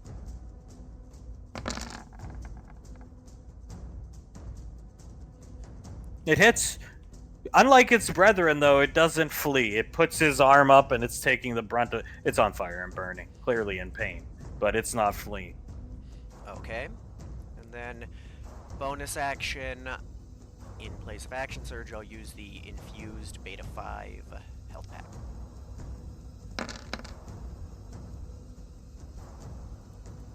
And that'll be my turn. This one's gonna try to come up between you and Curtis. This one's gonna collect himself and come this way. Tal, fuck! Seeing them, you guys not being able to get clear, still holding his action.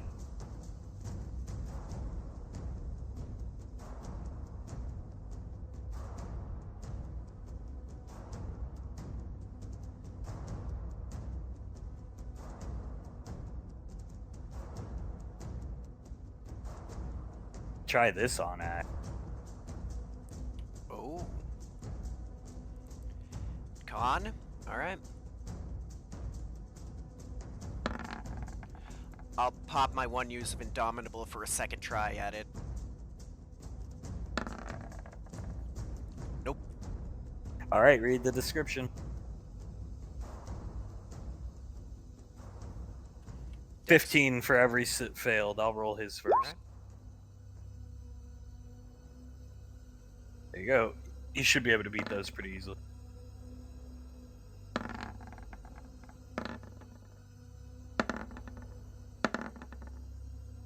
That last one might be a doozy. So I failed the last one. Mm-hmm.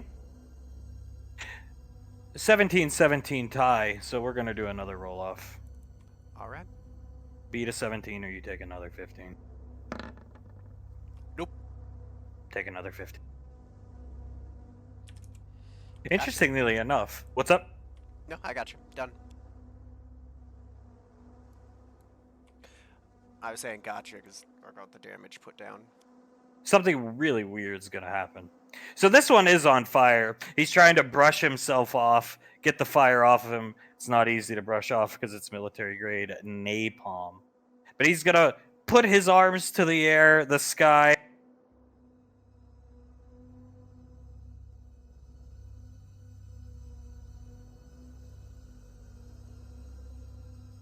He's gonna do this. So the moonlight sky that is lighting up through the canopy, purple now.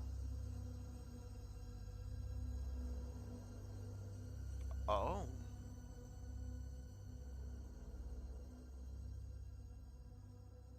Colonel Curtis, this is fucking bad. Just do it. And Tal, yeah.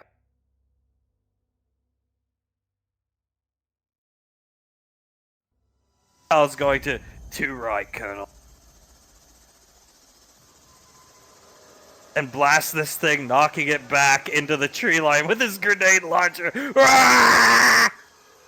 And Tal, you see the grenade launcher barrel spin. Colonel Curtis, handle these two, and then we gotta book it. Yes, sir. Top of the order. Tal will... He's not going to shoot you guys, so he's going to hold his action. Actually, I'll have him shoot one of these ones up here. We're still panicking. You're up. He's going to kill these things. Alright. Let's see. He said kill the ones here. So... Blows this one away. Look at the one right in front of him. Use the AK.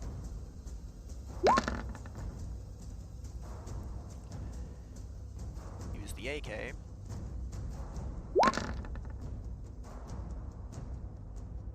And third shot with... This one's dead. Alright. Look at the one here. Use the AK.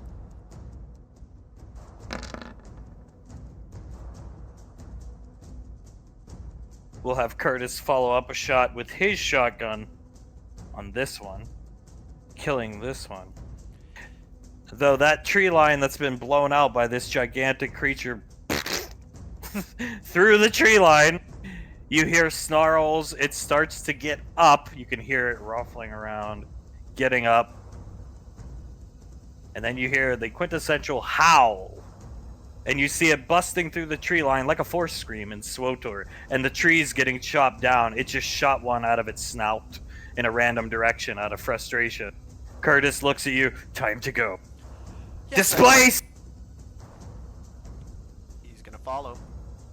They start running. Come on, Mike, keep up!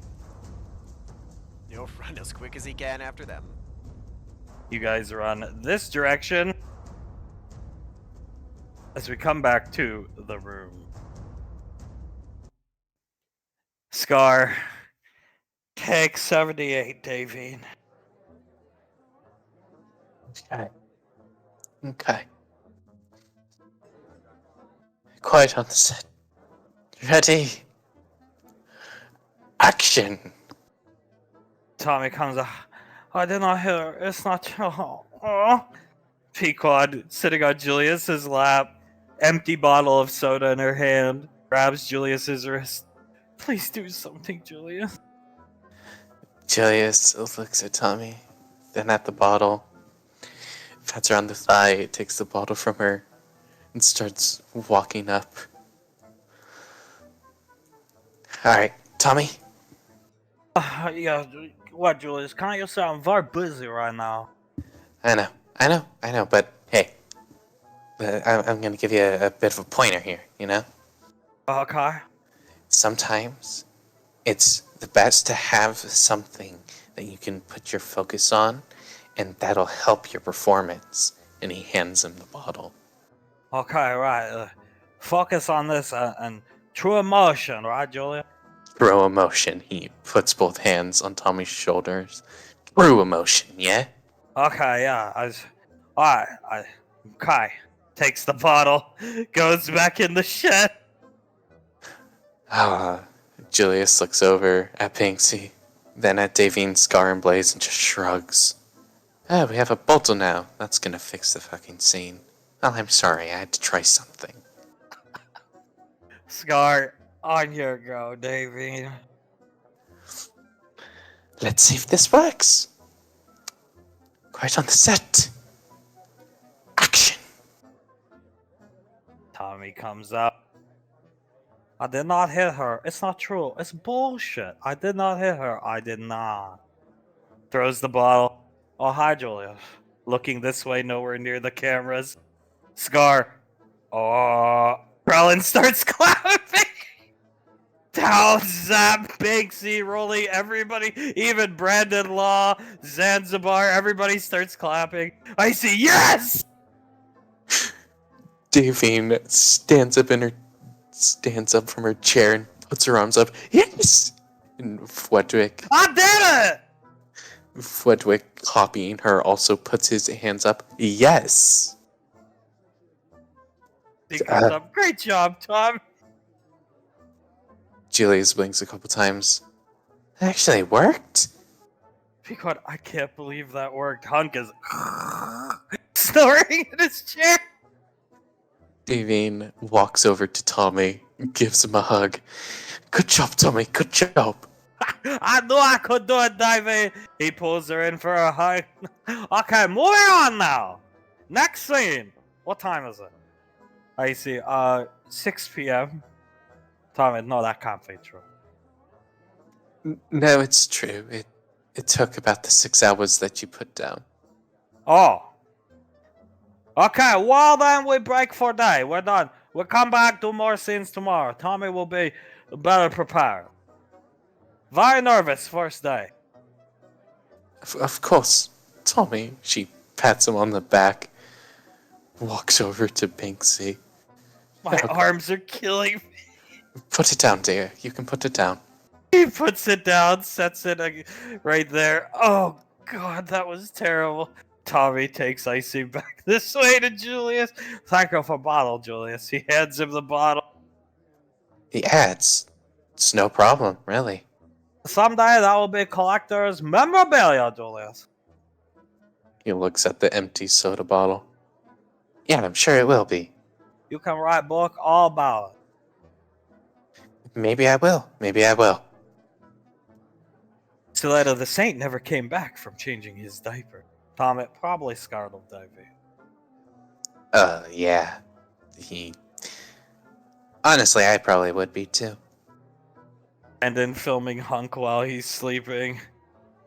Pequod hits Hunk on the shoulder. Is it over? Look here. Yeah, Tommy got the scene, didn't you, Tommy? Yeah, excellent. Got it in under 3 takes. Hunk just staring at him, eyes starts to twitch. Julius puts a hand on Hunk's shoulder. Yeah, got him 3 takes, right, Dad? Yeah. Where is your mother? As he's cracking. Oh, there. He goes right up to Davy. Jesus Christ, I fell asleep. Grabs her hips. She turns around, looks at him. Trust me, I would have fallen asleep myself. If I wasn't the one directing. You look miserable. Strokes her cheek with his hand. It took like 78 takes, darling. I know, but was the shot at least good? Scar watching the daily playback. Pretty damn good if you ask me. Blaze, yes, actually. Good framing. Davy nods. Well, that should answer your question. Hunk, never had a doubt. I knew you could do it. She nods at him, gives him a kiss on the jawline. Yeah, hopefully this is one of the only days that is like this. Hunk, it's gonna take a hell of a lot longer than one weekend if every scene he's in is like... Yeah, hell of a lot longer than just 3 days, maybe. She leans in. Honestly, dear, it might take like a month to get this done if it keeps going this way. Hunk's got a guy, Davy. Come on, the kids want to see Cecil D. Davy. Yes, very, very funny. He's gonna take David over here. Brandon's gonna leave with the camera. He's not intrusive. David walks up and Julius claps for her. Very good, Mom. Very good. I see. It was great. And she nods at both of them. Thank you. But star of the show here's Tommy. He flips his hair, fixing it. That's like Beauty and Beast. I will be Beauty, of course.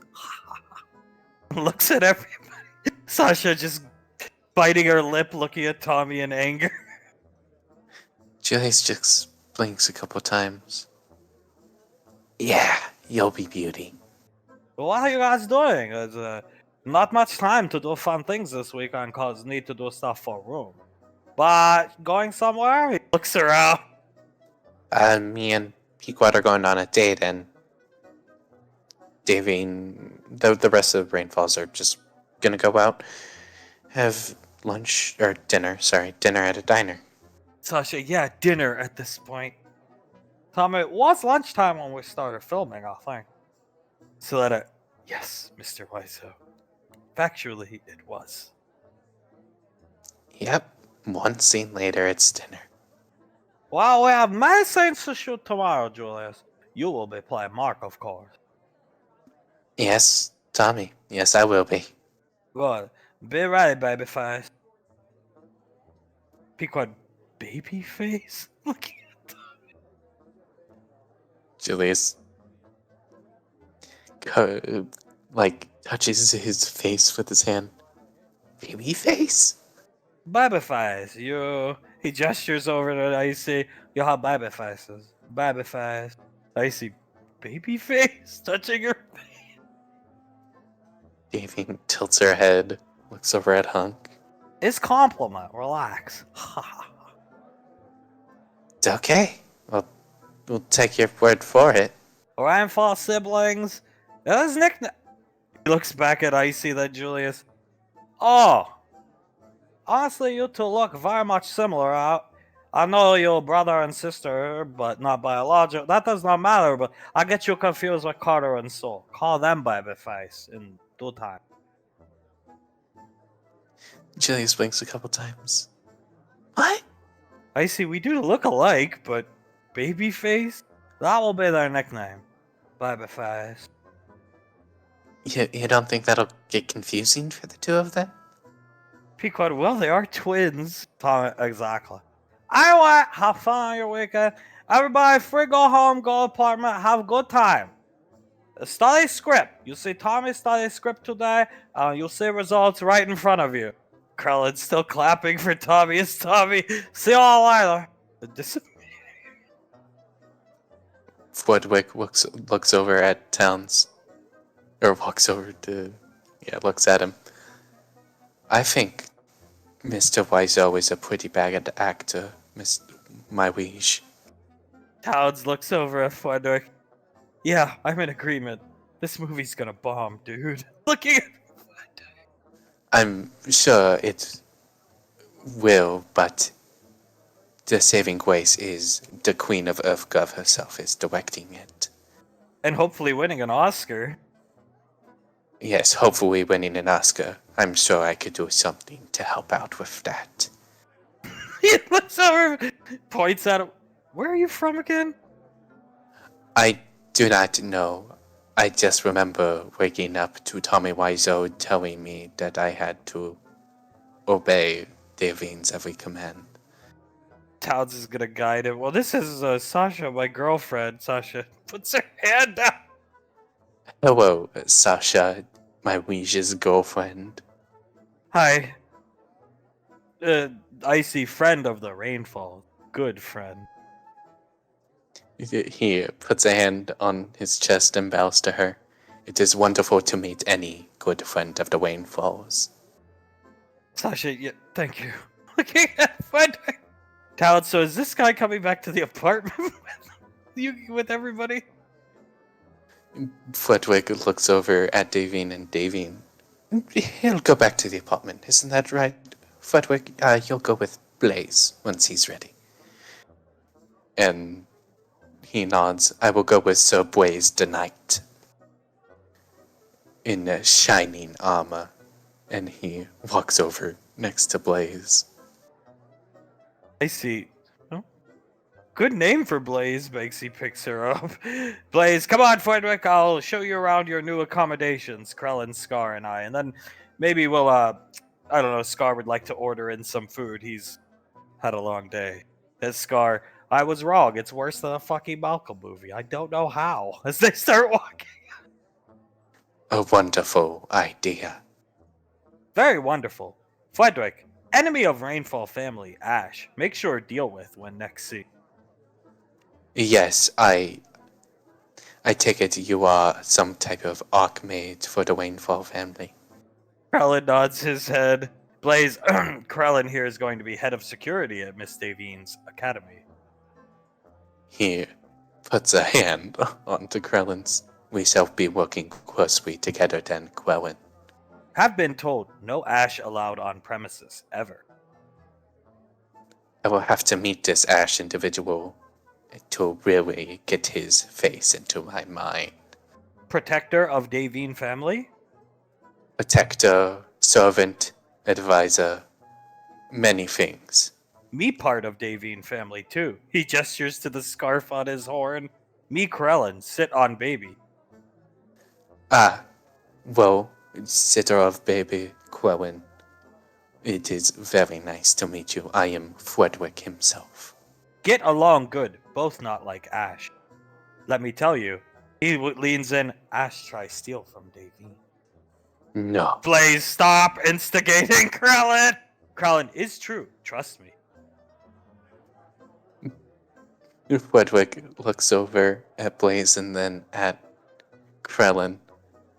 I am not sure who to believe, but I will do everything in my power to prevent this Ash character from stealing from Miss Davine any further. Krellin, little one, puts his hand down. Red hair. Princess, have bad dreams about Ash Chaser naked. Protect. I will do everything in my power to protect both the prince, princess, and everyone else in the royal family. Finally, good friend puts his arm around Flitwick. Going to get along very well. Think hit Ash in head with TV? Leading him this I could get it done, Quelwyn, and not a problem. way. As they disappear. Scar, at this point, I don't really care. Ash made his own bed and Blaze. Yes, unfortunately, he did. They disappear. Sasha, that was the most miserable day of my life, and I've been through ranger selection and basic training. Pequod, that was terrible. Starts laughing. Oh god, I knew this was gonna be good.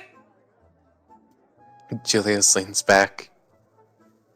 Over and under that this goes over a month of doing this. Oh, I see.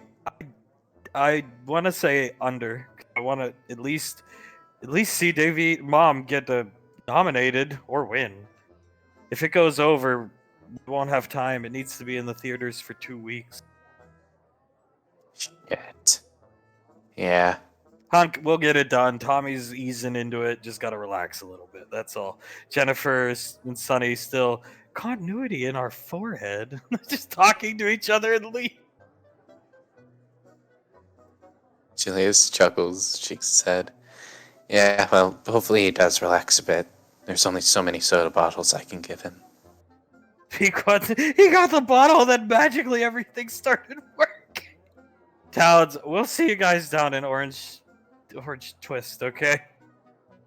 Yeah, see you there, Towns. At Town Square, bring the kids, it'll be fun as Sasha just leaves. I needed to change my pants. She disappeared. Where's that blood come from? You don't want to know. Towns wasn't there for any of it. Icy grimacing when he mentions blood. Julius rubs the back of his neck. Well, we have the rest of the day off. We should probably get down to Orange Twist. Hunk, you mean what's left of it? It's overaction. Yeah, it's more of an evening and night, isn't it? Could be at the damn cabin. Here we are filming The Room. At least you had a great scene, and he pulls Davine right up into him. It was Yeah. very attractive. Oh, yeah, making a grown man piss himself. Well, if I'm not around, I know that you'll protect Miss Too Nice for her own good. As Icy just starts whistling. Julius chuckles. Davine wraps her arms around his neck and gives him a kiss. I couldn't have done it without you, dear. Let's get you changed into something warm and let's unwind. Let's just get some pizza. Greasy ass pizza. Pequod, well, we're going chicken parm. We're gonna have a good night, Julie. Hell yeah, we are. He picks her up. And then we're back here at 9 in the morning. Let's not think about that. Let's just think about the nice night on the town we're gonna have. Good idea. Hunk will, alright, rain falls. Let's move out. He'll pick Davine up, carry her out. Suletta's still just playing with her hair, mumbling to herself as she walks off, disappearing. Hunk, has she been like that all day before you guys leave? Yeah, all day. It'll be an interesting Monday morning. Wanker Muppet Man. Yeah. Tal's gonna be thrown right into the rainfalls and like no easing in, like at least Banksy had. I see, we need to run all the trigger words by him. Banksy, yeah. We'll need to make a list. Pequod, have fun. Under her breath with Julius's arm. He looks down at her. I won't tell anyone else, he said. She starts laughing. As back out in the frontier, made it to a clearing. The Lycans don't seem to be chasing you. You run all the way this a ways. No more bodies in the trees or anything like that. Curtis has stopped, and you see him pull out his canteen. Lake comes this way. Tal is just inching back slowly, covering your sixes with the grenade launch. Move up. He's gonna make his way up. Gods, what was the big one, sir? Get water in your system. He'll pull out his canteen, take a big drink, and then that thing was on like, what was that doing? It's a prime. We call them Lycan primes. Usually the leader of the pack. He gestures up with his head to the sky. Still purple light. Moon may as well be purple. Not good. Pepper! Oh, great. Void energy. Lake's gonna pull out some type of strange bottle and start spraying you with it. He hits you with a pheromone slash. I'm guessing that's bad? This will remove the odor. Odor. Pack hunters. He cocks the shotgun. They marked me for death, then. You'll be good. He's spraying your chest armor with it. This can diffuse it. You'll be fine. Understood, sir. That was something else. Tal scanning the tree line with his grenade launcher, looking up this direction. Oh, I told you Lycans were the worst. Yeah, they're scary bastards, that's for sure. Fast. Faster than Strong. I haven't had a tree picked up and hucked at me like that before. Curtis, all we gotta do is make it to daylight. They burst into flames like people say they do. Negative. Start setting up repelling equipment. We need to get down the hillside. He points here. Lake, you got the AK. I got it. But he starts setting up equipment. So they just don't like the sun, then. They're weaker in the sunlight. Form up. He moves up this direction. Tal inches one step closer. He's gonna move up. Just weaker in the day. More susceptible. 3 bursts from your AK at night, 1 during the day. Makes sense. You'll tell me, is it really true that they're stronger under a full moon, or is that just bullshit too? They can look up. The tree line's thicker, and you can see the moon is... It wasn't a full moon, but since he cast whatever that weird thing is, you see a purple fill-in of the rest of the moon. It's a full moon whenever they want. Well, isn't It's that... the primes! So kill the big boy and they lose their full moon? Lose their full moon and lose direction. Well, easier said than done given what we just watched him tank.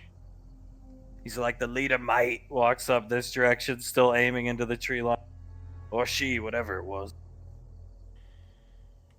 All I know is the thing ate a flamethrower, your grenade, and multiple grenades from your launcher as well, and didn't even flinch. Right. We'll get him. He's still looking back into the tree line, scanning. Eyes on the visor glowing. We'll get him. Oh, I'm sure we will, just... Ooh. So the plan, sir? You said rappel down, but after that? Bubon Castle. He comes up here, playing on his wrist computer, pulling up the map. Down this rock face. This direction should be the castle. I doubt there's any survivors, honestly. He looks back at you. I do too, but makes sense. Easier to defend inside the castle than... And he looks around out here. You back up into a tree and you feel something wet hitting your helmet. Gonna look up. Blood dripping down off this guy's boot, impaled to the tree. Tal, chuckling to himself. Enjoy. Stringing them up as a warning or as trophies, what do you think? Mock their territory, mate, and then they feed off them as the days go by. Doing more. If they're doing this, that means there's probably a lot of them competing packs somewhere around here. Colonel Curtis, savage beasts, so yeah. Or at least they think there is. Which means there's like you said, a hell of a lot of them. We find their den, blow them to hell. Well, we gotta make it through the night first, right? Like, probably regrouping, setting up repelling equipment, coming over here. Makes sense. So that they aren't fond of fire. Like, no, Tal, no, they ain't. Just a primal thing or a weakness, do you think? Curtis looks back at you. I have no fucking idea. Just kill them. I don't know. Understood, sir. Helps Lake set up repelling equipment. Tal steps back to you, looks up at this guy up here. Yeah, mate. We don't know a lot about them. You're the one that should know, right? You're the void expert or something. We just kill them, mate. Don't know. I'll admit I've fought multiple void things, but the only thing I've seen that really hits void enemies hard is Hardlight, and I am sorely lacking in that today. Didn't bring those hard light bullets. Didn't think to. Probably should have. Yeah, maybe. Even if I had, I don't have a gun that can fire them on me. Don't worry, this baby pats the grenade launcher. This will do the trick, mate. Just a few more shots from this should put down the big one. If he gives us the opportunity. Beautiful. Sounds like a plan to me. You see how you know I'm the point man, right? Yes, sir. You see how while we were in a dead sprint here, the Colonel was ahead of us? Yes, sir. That's leadership, mate. He's looking right into the tree line. Not trying to be a hero. Not trying to give fancy speeches and putting your fucking foot in your mouth. You muppet. That's leadership. Just stepping up and doing when the time comes. You can learn a thing or two from him. I'd say I can. And try not to ask him too many. There's no such thing as stupid questions about the enemy, but try not to ask him too many questions in the heat of the... As he hears the tree line ruffle this direction. Bow, you know what I'm saying? Yes, sir. He's staring off into the area as well, scanning. They'll be coming, don't worry. Opens the cylinder of the grenade launcher. Go help the Colonel set up, and Kelly. Understood. He's gonna go down and start helping them. When was the last time you repelled, Ash? Curtis looking at you. Don't tell me basic training. You fuck this up, you're dead. It's like 300-400 foot drop. Not quite basic, sir, but aside from training, I believe it was in the Headhunters. Alright. He looks over at you. Like, I could cast Slow Fall on you if it comes to it. Looking at you. Well, hopefully there won't be any need for that. Curtis, alright. Looking back at Tal and Tal, they're coming. We'll get this guy out of here. Backing up this direction. Oh, I think the big one's coming from the north. Points up here. Tree lines ruffling way more, sir. Changing his position. Colonel Curtis looks over at you. Lake's down first. He's the spellcaster. You fall, he'll see you falling. Yeah, Ash? Yes, sir. Understood. Tal's got the big gun. Tal's scanning the tree line. He's down last. You're third. Yes, sir. Oh, fuck it. Comes over here, give it to me. Tal, I've got it, sir. He takes the grenade launcher from him. Go. Tal comes over. And Curtis will stand guard with the grenade launcher. Kelly's gonna start going down. Tal looks back at Curtis and then down at you. Leadership. Now maybe you're learning? I'd like to say so, sir. Or would you have rather the Colonel gave a speech about shooting me in the fucking head, mate? Starts chuckling. May have been more funny, but not a good leadership moment. You watch Kelly go down almost at the bottom, and then you see that big-ass motherfucker staring through the tree line. You see the red eyes. Tal, it'll take him a few more seconds to get down. Time to fight, mate. Yes, sir. Same initiative. It's gonna let out a howl again, and the ruffling gets more intense coming from every direction.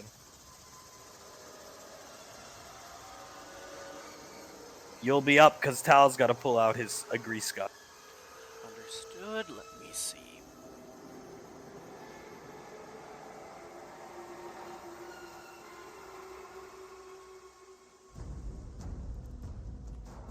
Just gonna pull the AK up, look at him, and I'll try it. Pop 2 grit for vital shot. He is not marked anymore, I'm assuming. No. Missed. Damn. And I guess just a regular shot with this.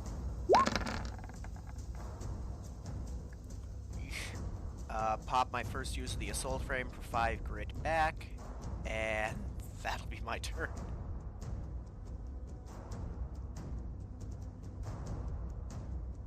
Okay.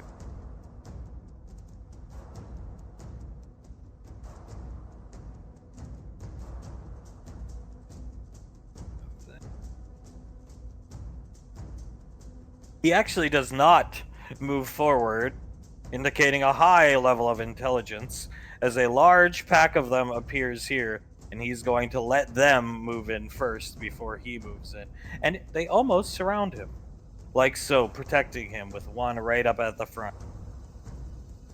And he lets out a howl, and the moonlight, it's not like daytime, but the moonlight's way too unnaturally strong at this point.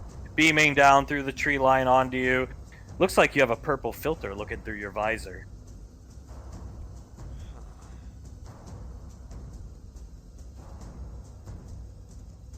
The good old Colonel.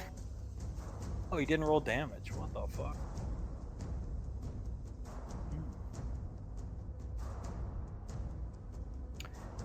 That's weird. 15d12. I don't know.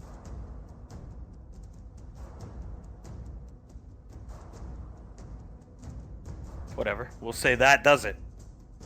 He shoots right into the group of them, blowing this one away and this one away. Tal's gonna start pulling out his grease gun. He's got it out, looks down, Lake's down at the bottom. He's so far down, he's got to light a signal flare, waving it up to you. Tal looks down. You and me, make the call. You. I've got the All bigger right. gun. All right. He starts going down slowly. All the way down. He will be off the board, so you're up as the Colonel takes one step backward. Shoulder his rifle. Look at this one. Take a shot.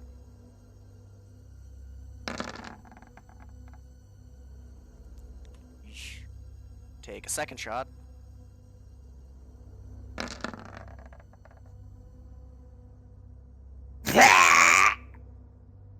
Starts charging at you. Alright. Let me think. Just damage. Spend a grit for advantage, take a shot.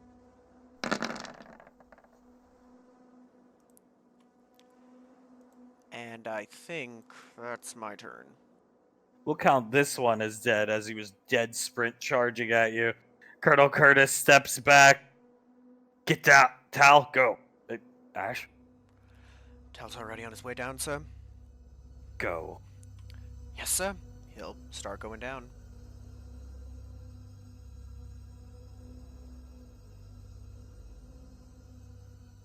As you go down, you hear another grenade volley go off. More of their, or grenade, one single shot, I should say. More of their disturbing screams. You're right above Tal. He's gonna get down to the ground before you. Jump, mate! Puts his hands out. He'll jump. I've got you, shock absorber! As you fall on top of him. Fuck! Well, You are fucking heavy! take that as a compliment, sir. Put his hand out to help him up. I need to get my shock absorbers looked at by the mechanics. Colonel Curtis, you see him jump off the cliff. Lake puts his hand up, and slow falls Curtis, who falls nice and slow. Takes him some time, but he lands. He has faith in his teammates. That's why he did it. Simply jump, and you see him coming down very slowly. These goofuses are watching you from the cliff face. Tal, may I have my grenade? And Colonel Curtis hands him the grenade launcher back. Thank you, sir. As they walk this way. That'll slow him down a bit. Hot on a 6. Curtis looking up at him. He's taking damage. Look at him. He's bleeding from his chest and all that. All over. Shrapnel, tree bark, all inside of him. Even something like that's gotta have limits, aye? To kill a predator like that, Curtis looking up at him, drawing the shotgun. We're gonna set a trap. Yes, sir. Bubon Castle. This direct. Points this way, and he starts running ahead of the group. And the other two will follow. Gonna follow. Reload his AK while he's following. The Rainfalls have made it to Orange Twist City. You're outside. There's rangers not guarding the place, as in it's still daylight out because it's summertime. You're outside. They're not guarding it like military, all prim and proper. They're just talking amongst themselves. Hunk, so this is the place, huh? Big wall outside. Look at this. This wall spans the whole city. Banksy, big wall. Hunk, big wall. Julius nods. Big wall. Pico, what do you guys Oh, Rainfall Lane. Hunk and the Academy. Big wall. Julius looks down and nods at Pequod. Yeah, big wall. Electrified big wall. Barbed wire. Yeah, don't worry. Spare no expense. My dad already said we could have whatever we want for the Academy and Rainfall Lane. He nods. Very good.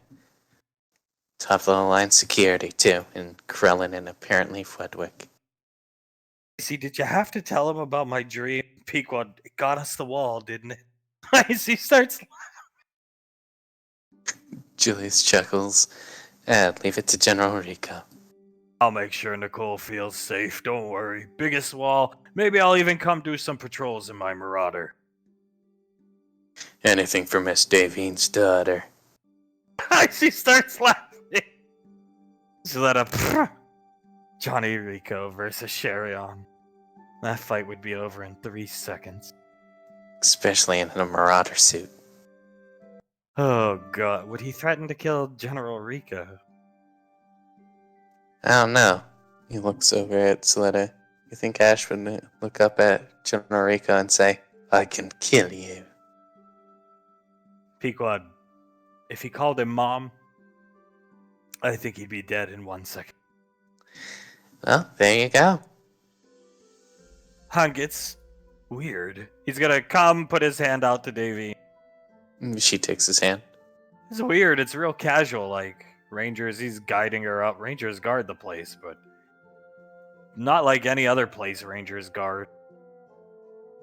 Yeah, it has a certain air of casualness. It's the best word for it. Pequod, most Rangers live here. Hunk, I actually didn't know that. Pequod nods her head. That's where most of them live. Not all of them. Some of them live, with their families wherever they originate from. But a lot of them, I think, what did my dad say? Like over 90% actually end up living here.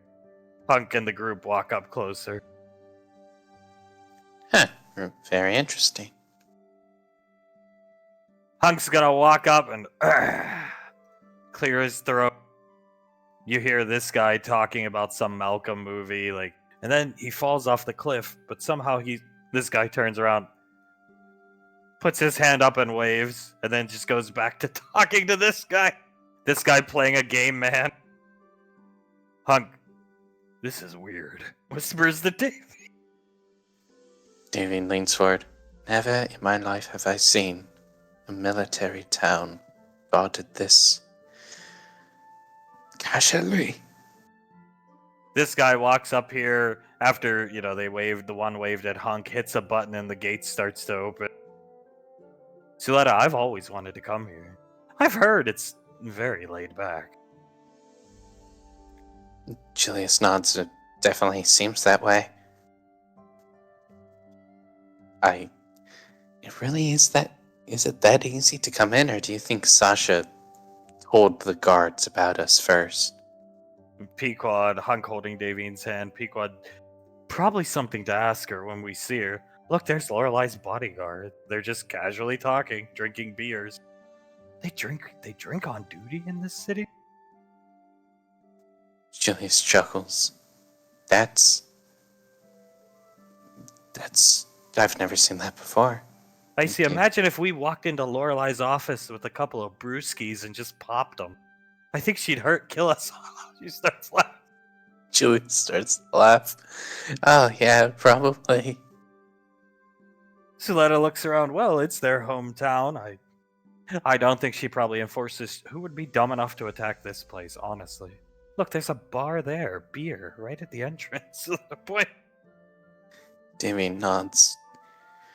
Yeah, attacking a fortress of rangers does not sound like a fun time for anyone. Hunk, and at the heart of the fortress is... Lorelai. Yes, Lorelai. Not to mention the old Tabaxi Gondar. Cooking for her this morning was a horrifying experience. Yeah, it was. Now you know how I feel. Yeah, well, at least she wasn't looking at my ass the whole time. Yeah. Yeah, she does that a lot. I see she did make Julius take his shirt off once when he was cooking bacon.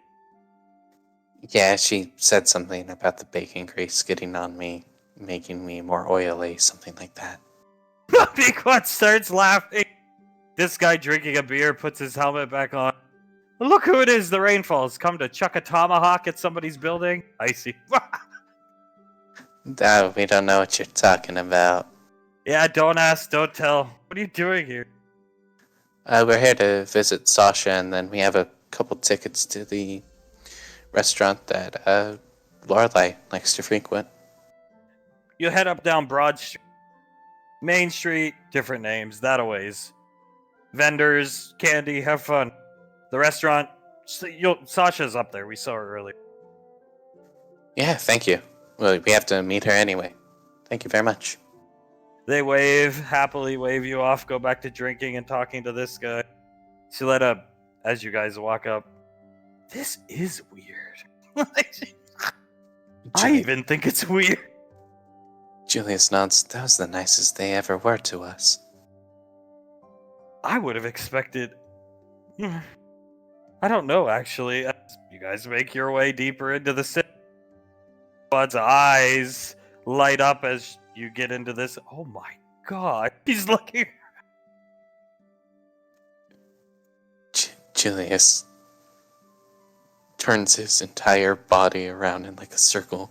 What the hell? God, it's like... Look at all the food stands. Candy? She starts leading the group up.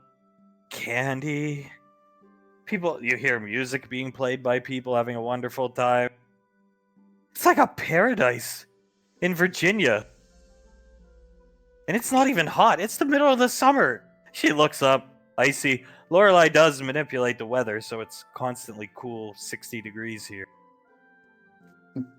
Julius chuckles. That's nice touch. Very nice touch. Pequod turns around. You can do that for Rainfall Lane, right? Icy, I'll have to practice. Looks at me. Yeah, you'll have to practice. He pats Icy on the shoulder. Rainfall Lane's gotta be just as good as this place, isn't it? Walk up this direction. Just a ranger casually standing there playing a game, man.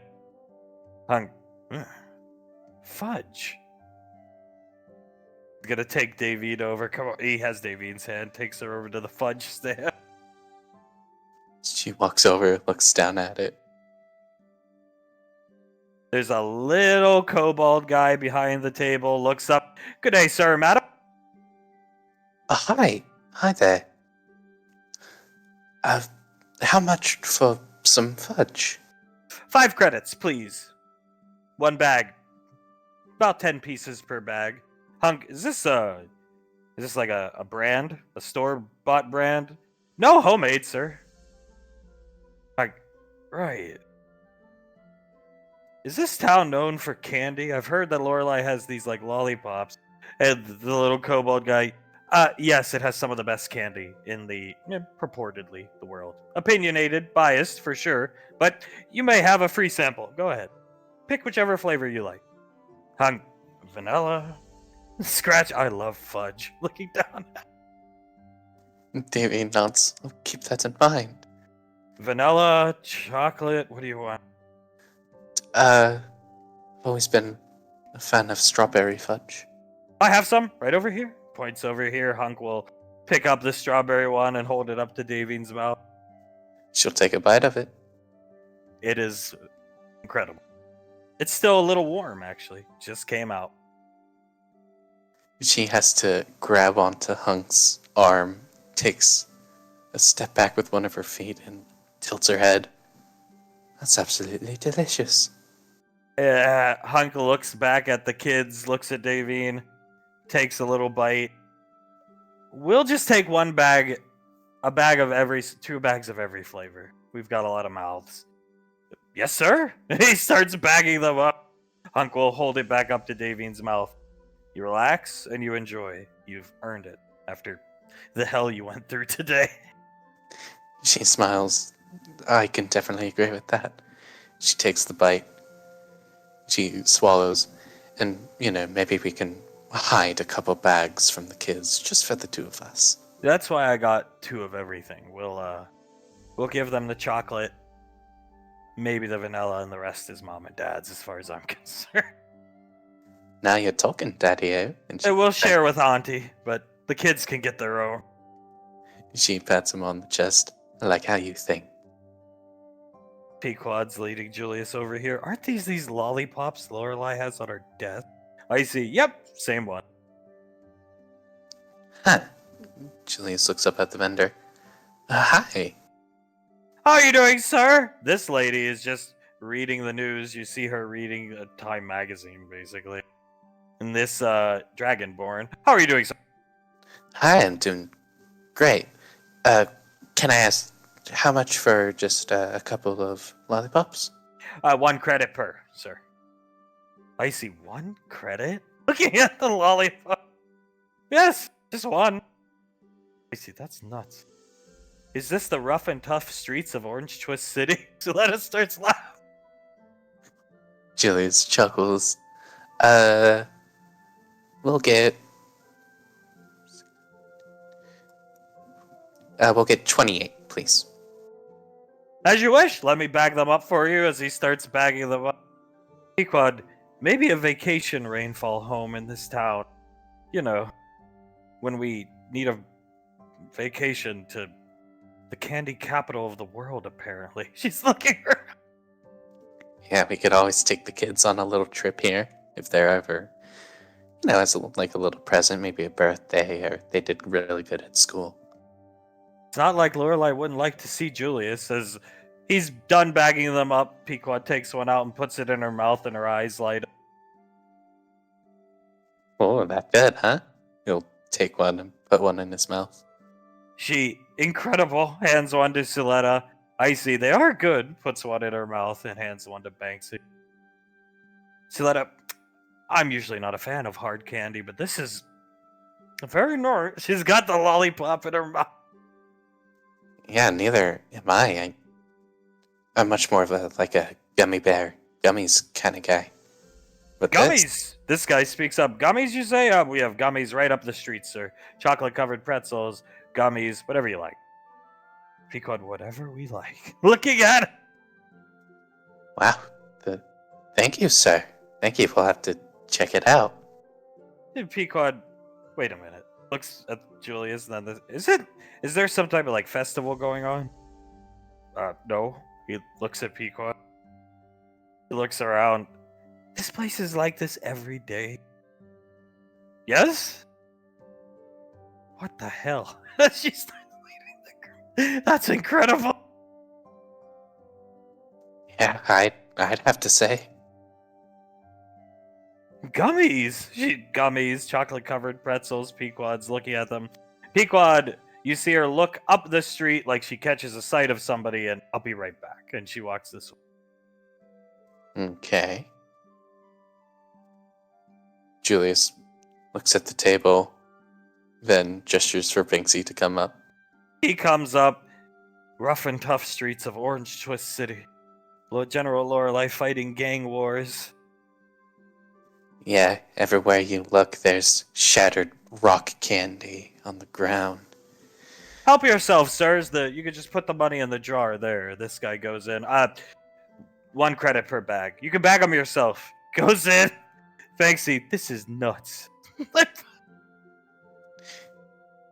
Wow. Well, go ahead. Slaughter, who would commit a felony in a town run by Lorelei? You end up ashed, basically. She starts snickering to herself.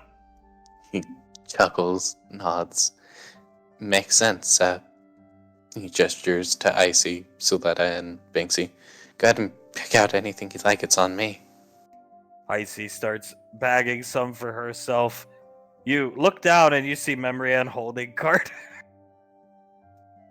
He looks down, blinks a couple times. Looks up at Suletta. Suletta is looking at the candy with Icy bagging some up for herself. Not paying any attention.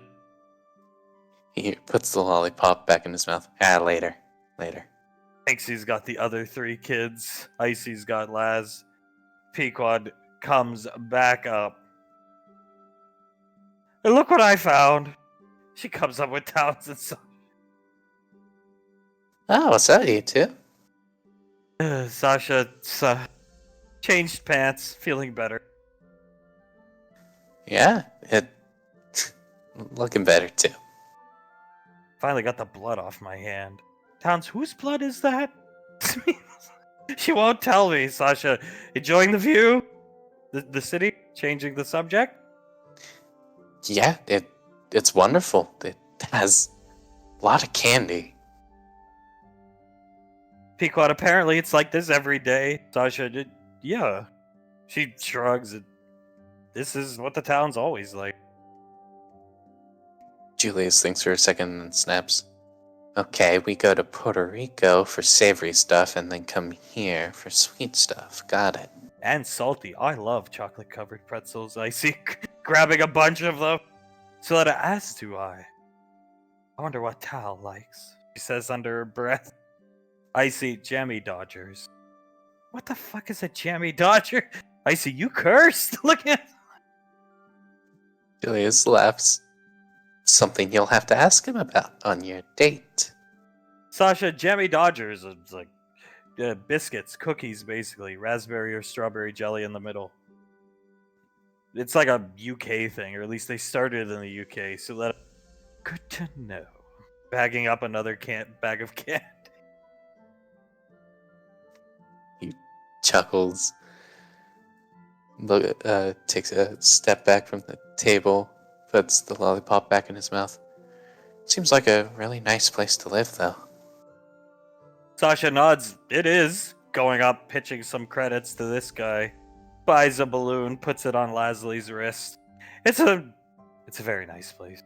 Now you can see why I come here on the weekends instead of staying back at the apartment. Town starts laughing, buying balloons for the other kid. Julius chuckles. Yeah, I would rather be here than the apartment. She'll take Laz. She's got the balloon on her arm. Towns will go around, tie the balloon to the rest of the kids' arms. Banksy adjusting so Towns can get at it. From Gallia to this place. Think about it. That's why I don't complain. Yeah. Oh god. It is a lot better than having to sleep under a tree and hope you don't get rained on. To this. It's really no comparison. Pequod gonna come up, pull the sucker out of Julius's mouth. She's finished her. Put Julius's in hers and start feeding him some of the chocolate-covered pretzels. He chuckles and lets her do it. Banksy beats the apartment. At least right now. Yeah, I'd have to I'd have to agree. Hans, what the hell was with that Frederick guy? Sasha, oh, don't start, please. Do you want the simple explanation or the complicated one? Town, simple man, simple explanation. He's apparently your mom's servant now? Yeah, he's, in all technicality, an android. Just a humanoid android. Oh, made by that's why he Minster. said the generator was speaking to him. He looks at you like... He said that? Towns nods his head. Banksy, yeah, I heard him. I don't even know if he's capable of talking to technology like that, though. Pequod, so, are these rangers technically speaking on guard? Pointing around, and Sasha, yeah, more or less. And they're allowed to play with game mans? She gestures back here. Sasha, yeah. We can't do that on Gateway. Pequod looking at Sasha, and Sasha, it's more laid back here. So I'm guessing this is one of the more highly sought after ranger positions they could get, or we could get. Sasha, now you're thinking like a ranger.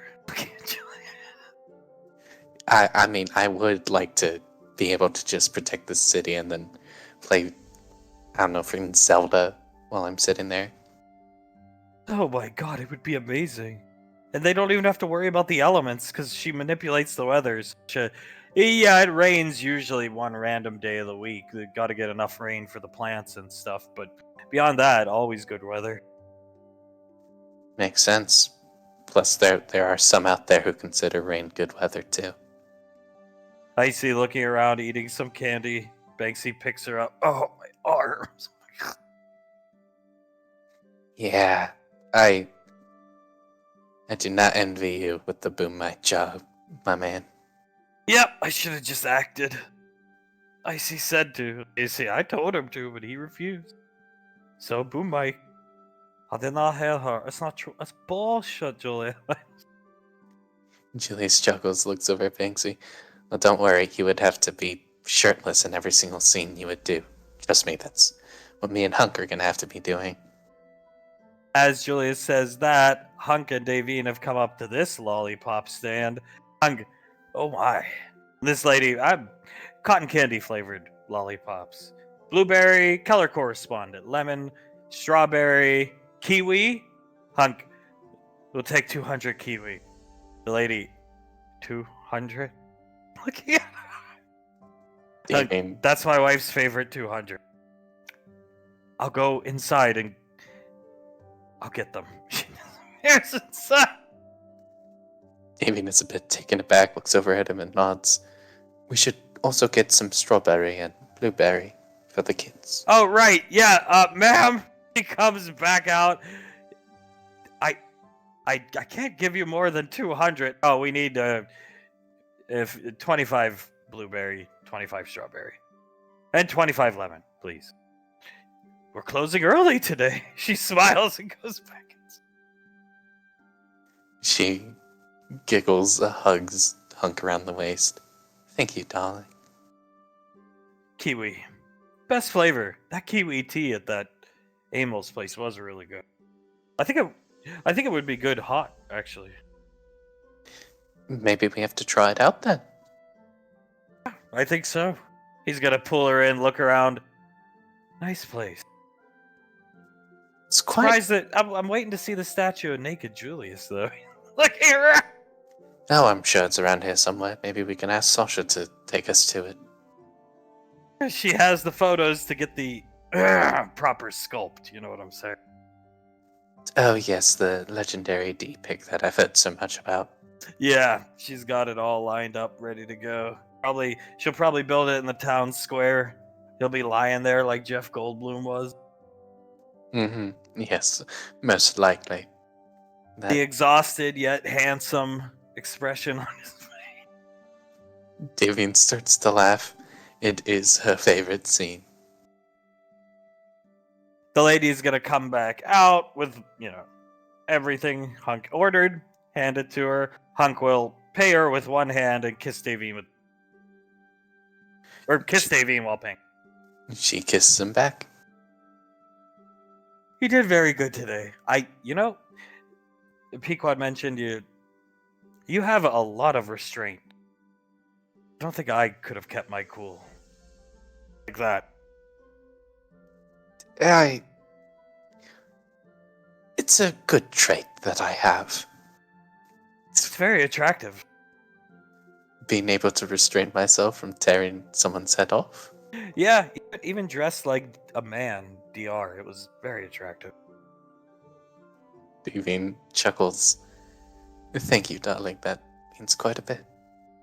Poor Saint Guillotine. As they start kissing, and Sasha, they really are like Julius and Pequod. Pequod turns around. Yeah, I don't know if we got it from them or they got it from us. Julia shrugs. I've never seen my mother like that, so you know what? They got it from us. We didn't get it from them. Pequod, yeah, we set the example. So let up. Oh, what are you scoffing over there about? I'll show you all up. Oh yeah, you're gonna show us all up by scrambling poor Tal's brains again? Sasha, yeah, you gotta give him a 3rd-degree concussion. Suletta hisses over at Sasha. Just like... Julius laughs, puts an arm around Pequod's shoulders. Pequod, I really like it here. I was expecting the complete, just... I really don't know what I was expecting. I was expecting more of a military town, definitely. This is, military towns, they always have that kind of feel to them, like Pearl Harbor. But, it feels nothing like it. Carter and Memrian carrying him this way. They both have a blue balloon. You didn't notice it, but you see Icy and Sasha watch. Julius looking over at them. I wonder what they're gonna go do. Sasha, watching her just carry him around, same color balloon. Towns, I just got all blue. Right? Looks over at the... Oh, no, I didn't. I got him yellow. Well, I just gave them the blue one. Suletta finally notices her. Look. Julius rubs the back of his neck. Yeah, squints over at them. Yeah. Looks down at Pequod. Pequod, well, she's large and in charge. Suletta just like her mother. Yeah. Oh god, if she starts shaking him, we have to take him away from her. Sasha whistles slightly. Memrian turns around and comes back closer. It's safe here, but don't go wandering off on your own. Memrian smiles at her. Keep you in eyesight. Julius nods. Yeah. Just keeps squinting over at them, shakes his head and looks back down at the table. Walks over and starts putting some of the gummies into a little bag. Suletta, can you whistle sharply like that, but louder? Sasha, of course. Break that up. And she gestures down here, and they're almost in a full makeout mode. Sasha, alright. Whistle sharply. Devine jumps out of the kiss, looks over at them. Sasha waves. Yep. She wipes down her shirt, holds Hunk's hand, and starts to lead him over. Hunk, it was just getting fun, too. Comes on over. They always stop it when it's getting fun. Yeah, well, whatever. We'll ditch them later tonight. Hi, Towns. Towns starts shaking his head. So, we got you all some lollipops and everything, but before that we should eat dinner. Can't spoil yet that. Sasha, I am starving. Icy, yeah, me too. It was a long day just sitting in that chair. All day. Hunk, you should have fell asleep like that. Starts laughing. Yeah, that's a page we have to take out of your book. I even sort of forgot to eat while I was there. I was just watching the The shit show. disaster. Yeah, the disaster of it all. Stiletto, one could say Mr. Wiseau is quite the disaster artist. That's a pretty good title, actually. Sounds sort of cool. Hunk will laugh a little bit. Alright, so I don't. Can you? He tries to pull up a map of the town on his wrist computer. No onboard map. No integrated map when you walk in. Sasha, nope. You gotta learn the layout the old-fashioned way. I'll lead you guys to the restaurant, and then the diner I want to go to is close by. Hunk, do they have pizza? Sasha, yeah. New York style, Chicago style. Hunk looks at Davey. Davey nods. We can get a huge pizza. Huge pizza. I'm not a big fan of soda, but I'll take a damn soda. Kiwi tea? Sasha, I think so. At least raspberry, scratching her temple. Oh, well, I'll make raspberry tea work at this point. Follow me. She'll take Laz, and you guys exit this portion of the map. Going down all these winding fucking alleyways, making your way, and you finally find yourself here. There is a small line of people at the door. Sasha gestures up this ways, and that would be your abode tonight, Pequod Julius. Right on. He'll hold Pequod's hand, look over at Sasha. Thank you. He winks over at you. Pequod, look, those guards are just playing on their wrist computers, casually opening the door. It's really weird. It's a really weird sight to see. Pequod will walk you up, and the guards look at you and, oh, sorry, guys, you gotta get in line. We actually have... He pulls out the 2 tickets. These? Oh! Right this way. He'll open the door for you. Pequod, this is amazing. What? Yeah, thank you very much, sir. High score. Looking down at his game, man. Pequod, high score as you guys are going in. You guys go in. Sasha turns around. Pizza, yeah? Pizza, definitely. Let's go. I know the way. We have to cut back through this alley, though. She gestures down here. You really had to learn this place the old-fashioned way. Sasha, it took a long time. I've been coming here since I was a cadet, so... Hunk, you don't say. He let you in when you were a damn cadet, as everybody squeezes down through the alley. Back down here. Out there, I should say, the Rangers, initiative cleared, have made their way to Boobon Castle. Okay. Creepy looking place. Colonel Curtis going across the bridge slowly. Yeah. He's gonna keep walking with him. Creepy looking. Lake following closely behind you. Tal will be the last guy. Well, I'm sure they know where we are, but I don't see any of them. Just looking around. Oh, fuck. What's wrong, mate? More deja vu. Don't know if the memory's even real or not, but it was in a little old fort / castle, not unlike this, where I died in Gallia. He turns around, looks at you. Well, you thought you died, mate. Thought I died. Like I said, it's probably an illusion, but it's in tap side of his head. Memories all feel very real, you know. Colonel Curtis. Looks like they tried to close the draw gate down, but they couldn't get... He pulls out a claw from the gate. Yeah. A nail, basically. Oh. Help me lift this, Ash. He's gonna come up and try to help him lift it.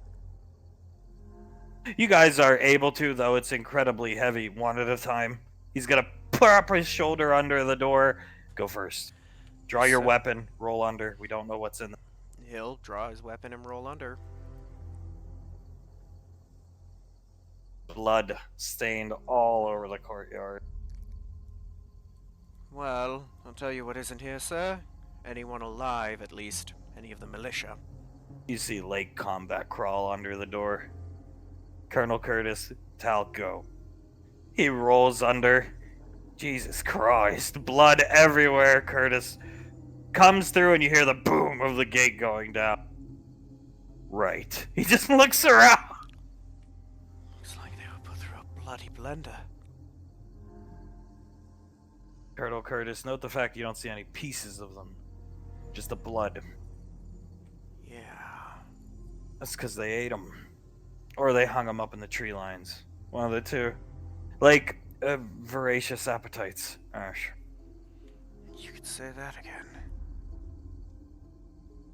Like playing on his wrist computer, typing. The source of the radio transmission is here. Colonel Curtis, well, I hope for their sake there's some survivors in there. Ash, Tal, go investigate. Yes, sir. Could you ping it one more time? I didn't see the ping. Alright. He'll hook up with Tal. Whenever you decide to go, sir, I'll follow you. I'm over here, mate. Oh my god, why'd I move there? Jeez. Walks over. Wherever you decide to go, sir. Curtis watching you. You confused, Ash? No, sir, just... Keep your head clear. yes, sir. They're inspecting the area. You see Kelly picking up bullet casings. It must have been one hell of a fight. Curtis is gonna look around in the animal pen. Over here, Tal. Alright, mate. I don't think there's probably any survivors. No, I doubt it, but I hope to be proven wrong. Right. The door's here. He walks up to the door, stows the grenade launcher, pulls out his grease gun. I'll open the door. You're the first one in. Remember, we're looking for civilians. They're militia, but they're civilians. So Yeah. check what you shoot. Yes, sir. And if they shoot back at you because they're scared, too bad. Your armor can most likely stop anything some local fucking bumfuck militia have. Trust me, it's happened to me. Sounds like a plan, sir. Go. He kicks the door open. He'll move in. Take a look around. Just one dude slumped over the radio. Head missing. We've got a militia troop just missing his head, sir. Tal comes in. Yikes. They didn't even have time or the dignity to eat him. No, they didn't.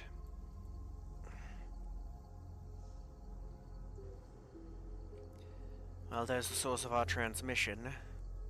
Destroy that radio, mate. He'll Just bash it with your AK. do it.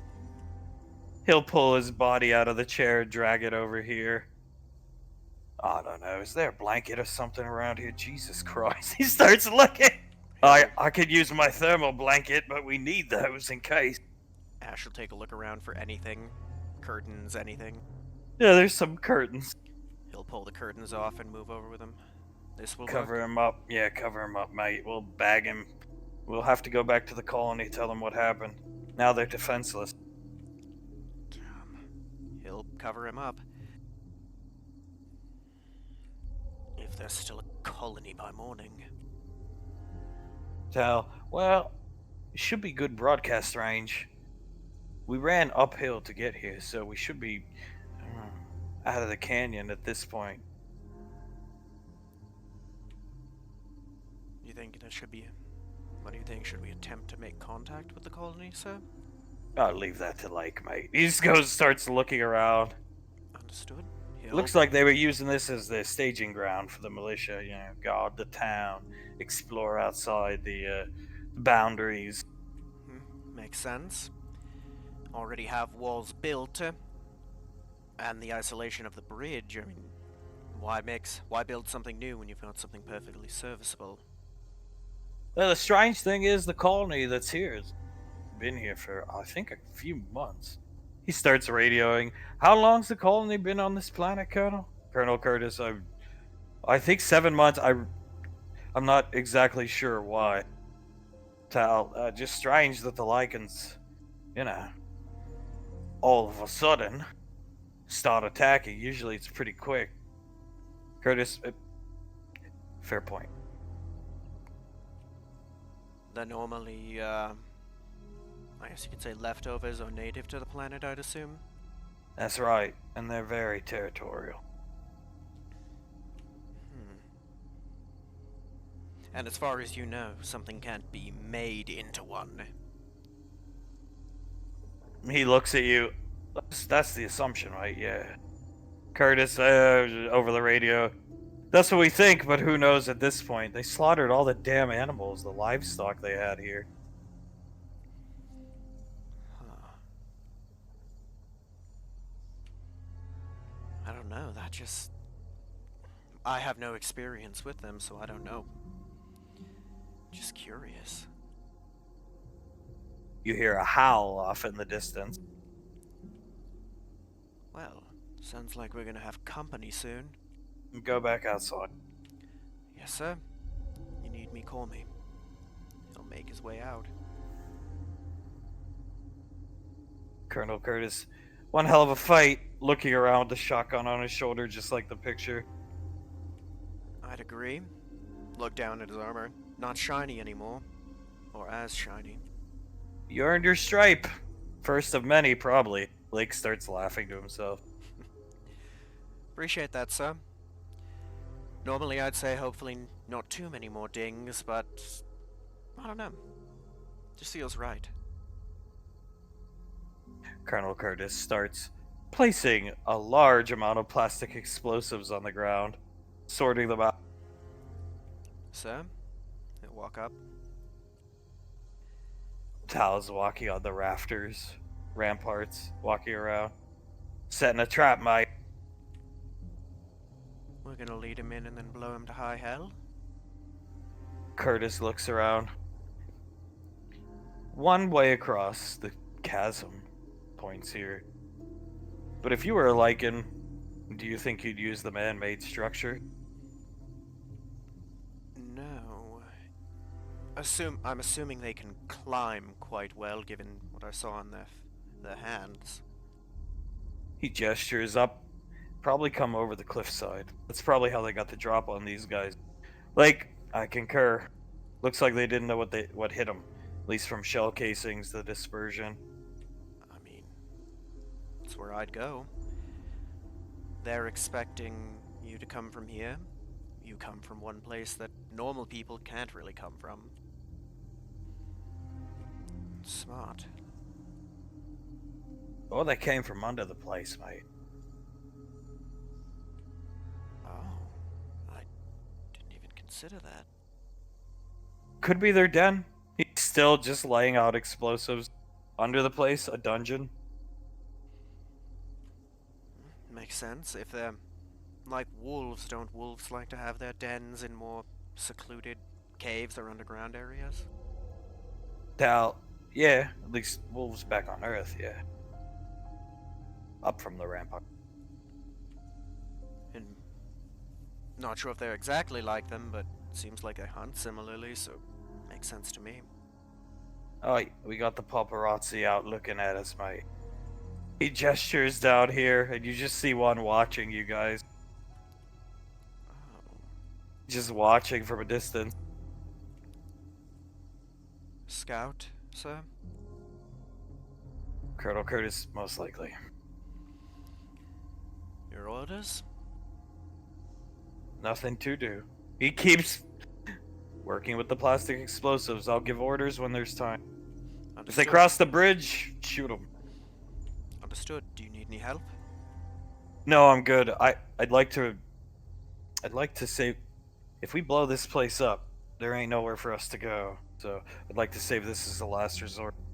Ideally, we set up fields of fire. We'll set up one here, here, here, but whoever's over there will have to be, I'll do it, be on the ground. And somebody up here.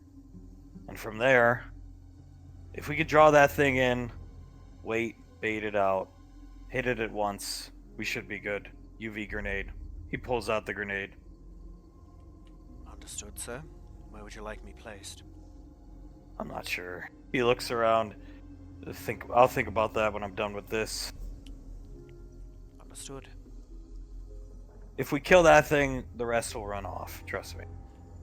Cut the head off the snake. I mean, doesn't mean they won't be back for revenge. But for the night, they'll be gone.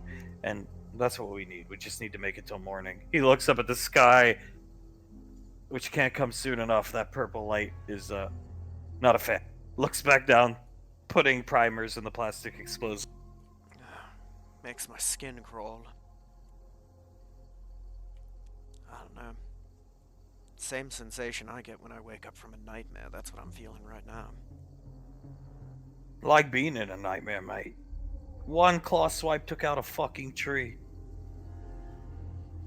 That's a good point. Armor seems to have taken it quite fine, though. Though I'd rather not test that theory. Like, best of the best armor, minus power armor.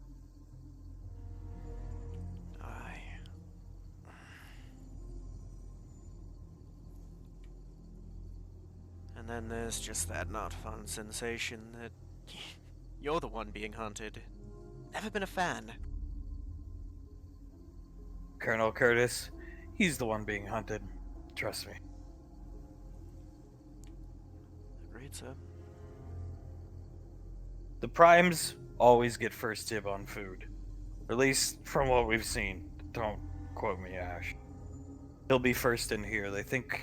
He thinks it could have been a female. Fuck if I know. It thinks we're trapped.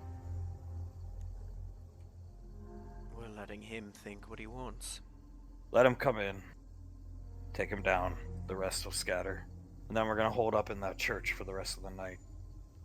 And if it comes to it, he pulls out a detonator. We'll do this and pray. Hopefully it doesn't, sir. Whole fucking mountainside's gonna come the fuck down, Colonel. Curtis starts chuckling. Well, on the bright side, if that does happen, won't be the Lycans who get us. Curtis, then after that, we gotta hoof it back to the colony, which is another, that's 10 clicks. So we gotta go back the way we came. 10 clicks out of the canyon, over a mountain ridge. At least it's not snowing. Like, I'll try to raise them once he points in here. Hopefully these things haven't gotten to the colony. Hopefully. I doubt it. He keeps prepping the plastic explosive. I hope you're right, sir, because you saw what they did to the militia. What are unarmed civilians gonna do? Trust me, they're on us right now. If we weren't here, maybe they'd go for the colony first. They're taking us out. Trying to take out the bigger threat. They're hungry, mate. They're ravenous killers. They have endless appetite. They eat and eat and eat. Colonel Curtis, that's right. They don't stop. I don't know if it's Sparta, whatever, screwed them up, made them the way they are, void rage. But yeah, efficient really, if you think about it. Yeah, I'd say so. Sounds a lot like, something I fought back in Gallia called a Wendigo. You fought a Wendigo, mate? Yeah, big fucker holed up in an old mine outside of a town. Thing had ice powers as well. It was hit like a truck. It hurt like hell, but once someone got fire on it, it kind of melted. As you're saying that, Curtis starts spraying you with another thing of spray. This will diffuse your scent, not the pheromone, just the general scent. That armor smells like probably that apartment. You should try to keep this armor somewhere else, kid. Like, I don't know, a locker somewhere, ranger locker somewhere. Or at the very least, keep it put away and in a duffel bag, something. That's probably why they've been on us. Understood, sir. I'll see If about... you smell like the natural world out here, harder for them to pick up. You know what I'm saying? You smell like, I don't know. You smell like a walking buffet to them, probably. Understood. I'll rent out a locker on Gateway the moment I get back, I suppose. That's why they went for you first, mate. Should have known that. It shouldn't be any different from hunting. You diffuse your scent before hunting. I didn't even consider it. Well, nowadays, he hands you the spray bottle. You don't need to cover yourself in urine. He starts laughing. Yeah, that's a plus. Just use this. All you gotta do is go down to the Ranger Armorers and they'll give you 10, 30 cans, whatever you want. Trust me. He starts walking this way. Understood. He's gonna continue using the spray. Alright, mate. We're gonna lay low. So you come up here on the wall. Yes, sir. He's gonna make his way up. Let that thing, wherever the fuck it's gonna walk in, he points over his shoulder. You see our mate, our buddy down there? He's still watching us. Right. And he... They're watching us, and that big one's going to come in. And then that one, probably 40 behind him. They're gonna come charging across the bridge and pound through that door down there. Okay. You gotta lay low, mate. Don't give our position away. Let him come in, let him sniff around, and then we open up on the best. That's our best chance. Understood, sir.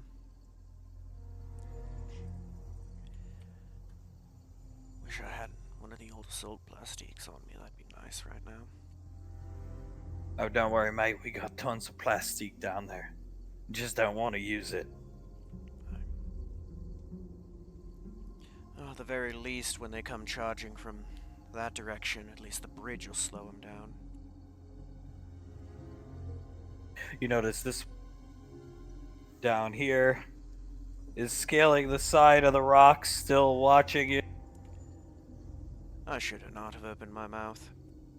He's just watching you with great intent. As Julius and Pequot find themselves in a giant dining hall. Pequot, Jesus, they were kidding. This, he scratches his chin. This feels way fancier than anything I've ever been to. She points here. Do you think Gondar sits here? And Lorelei sits all the way up there. She starts laughing. Oh, I could just imagine the conversations now. Honey, can you pass the salt? Takes her 2 minutes to get the salt down to. He chuckles, holds her hand. Speaking of, where do you want to sit? Just me and you up by the fire. There is a nice roaring fireplace. And the skull of a strange creature you've never seen before. He nods, picks her up, and I shall take you to it. He'll walk her up next to the fire. She points to the chair for you to sit down. He sits down. She's gonna sit on your lap, looking around. Do you think, what the hell is that? I don't know. He looks at it. The horns might remind me of like a dragon or something. Pequod pulling up her wrist computer. Let me see. She scans it, starts putting it in a search of creatures. She's going through the search. It's going through the search. She looks at the table. Chicken parmesan. Lasagna. Is that gigantic Italian bread? Butter. Holy crap. Spaghetti. Wait, there's like 8 different types of spaghetti. Yeah. Oh, look, there's a little list. Look at the little note. Anchovy spaghetti. She starts eating. He'll start eating some of the chicken parm. Oh, holy shit. Wait, is it as good as they say? I mean, it's better. She opens her mouth. He'll cut some off and put some of the chicken parm in her mouth. She starts chewing it. I can't believe you cook a good chicken parm the best, but I think this is actually better. Julia shrugs. A good chef knows when he's beat. Jesus, she swallows it. Yeah, Jesus is right. He puts his fork into some of her spaghetti, twists it, and takes a bite of it. Her wrist computer dings. Oh, it's oh, I don't know, something called a Tarrasque.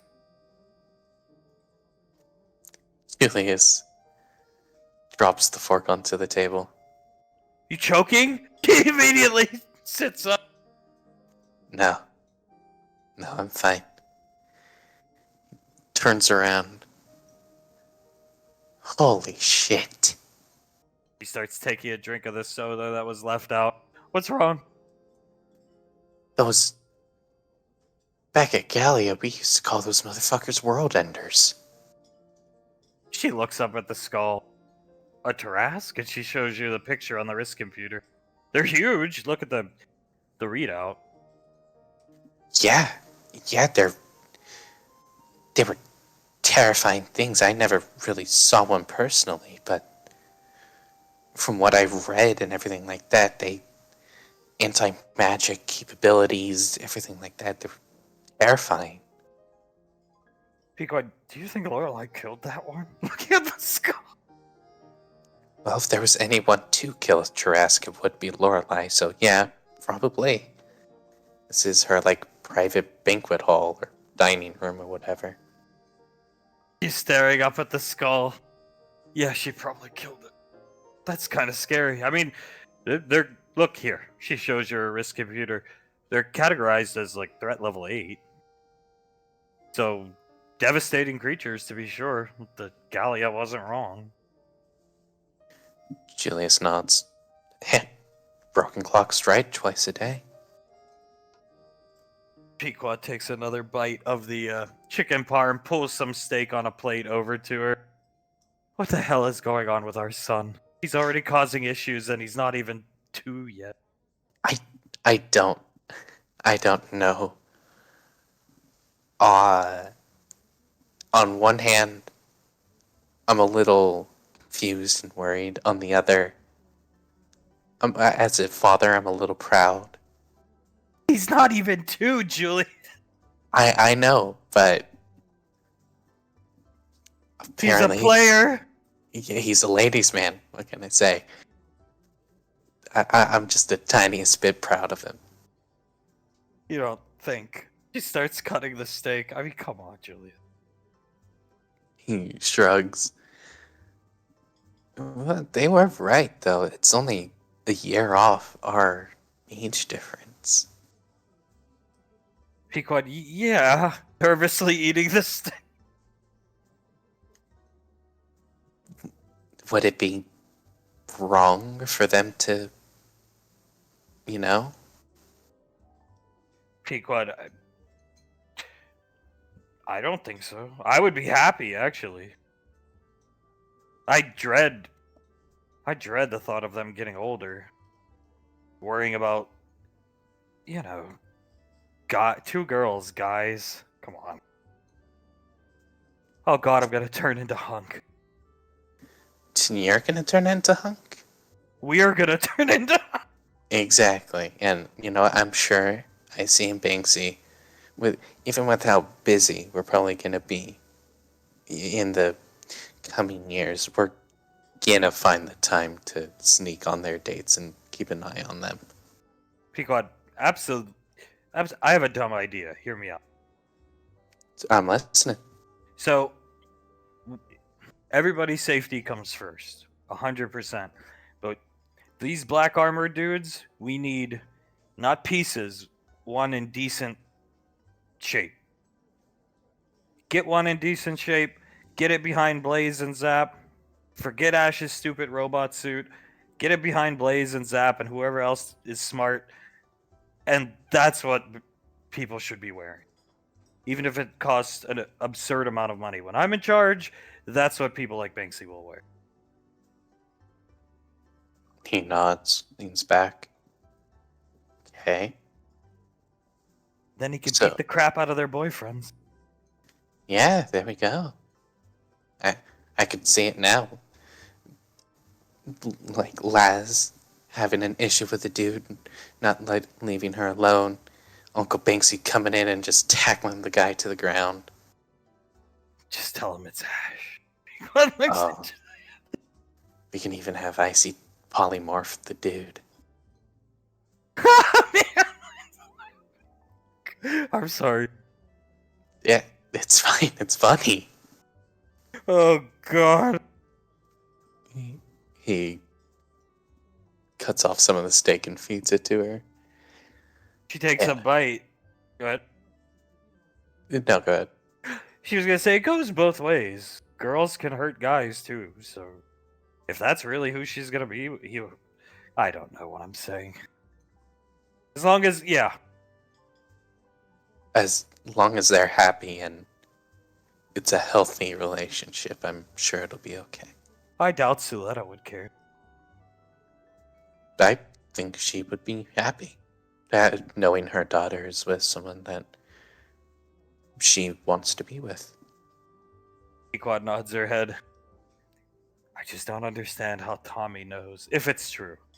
Part of me still doesn't want to believe. Julia shrugs. You know, Tommy's a mysterious guy. Did you see how she was carrying him? Okay. Has she ever carried any of the other children? Just their books. Not once. I'm pretty sure she handed one of her books to Banksy so she could carry him. He leans back.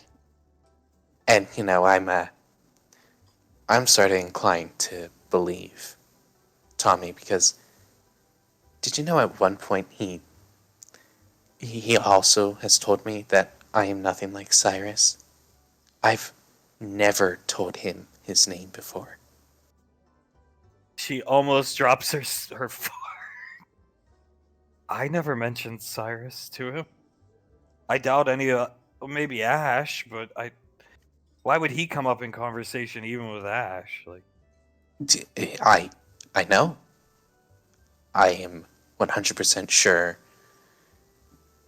no one else that I've told about him that knows about my past and my father would ever bring that up to Tommy Wiseau. you know, she looks up at you. We weren't there, but Saris told me. Tommy said soon her vampire solution would present itself. And then next week, Krellin showed up with that syringe. How would he know that? You know, babe, I think it's just more and more likely that he's right.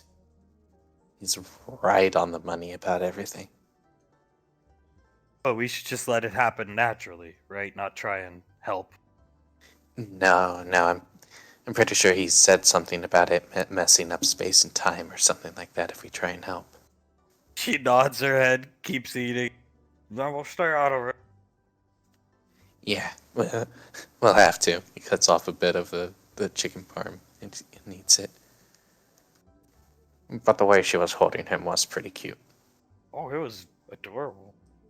He fell right on her shoulder, and then she put the book on him and started reading to him. Have you ever heard her read out loud to anyone before? Even like her mother?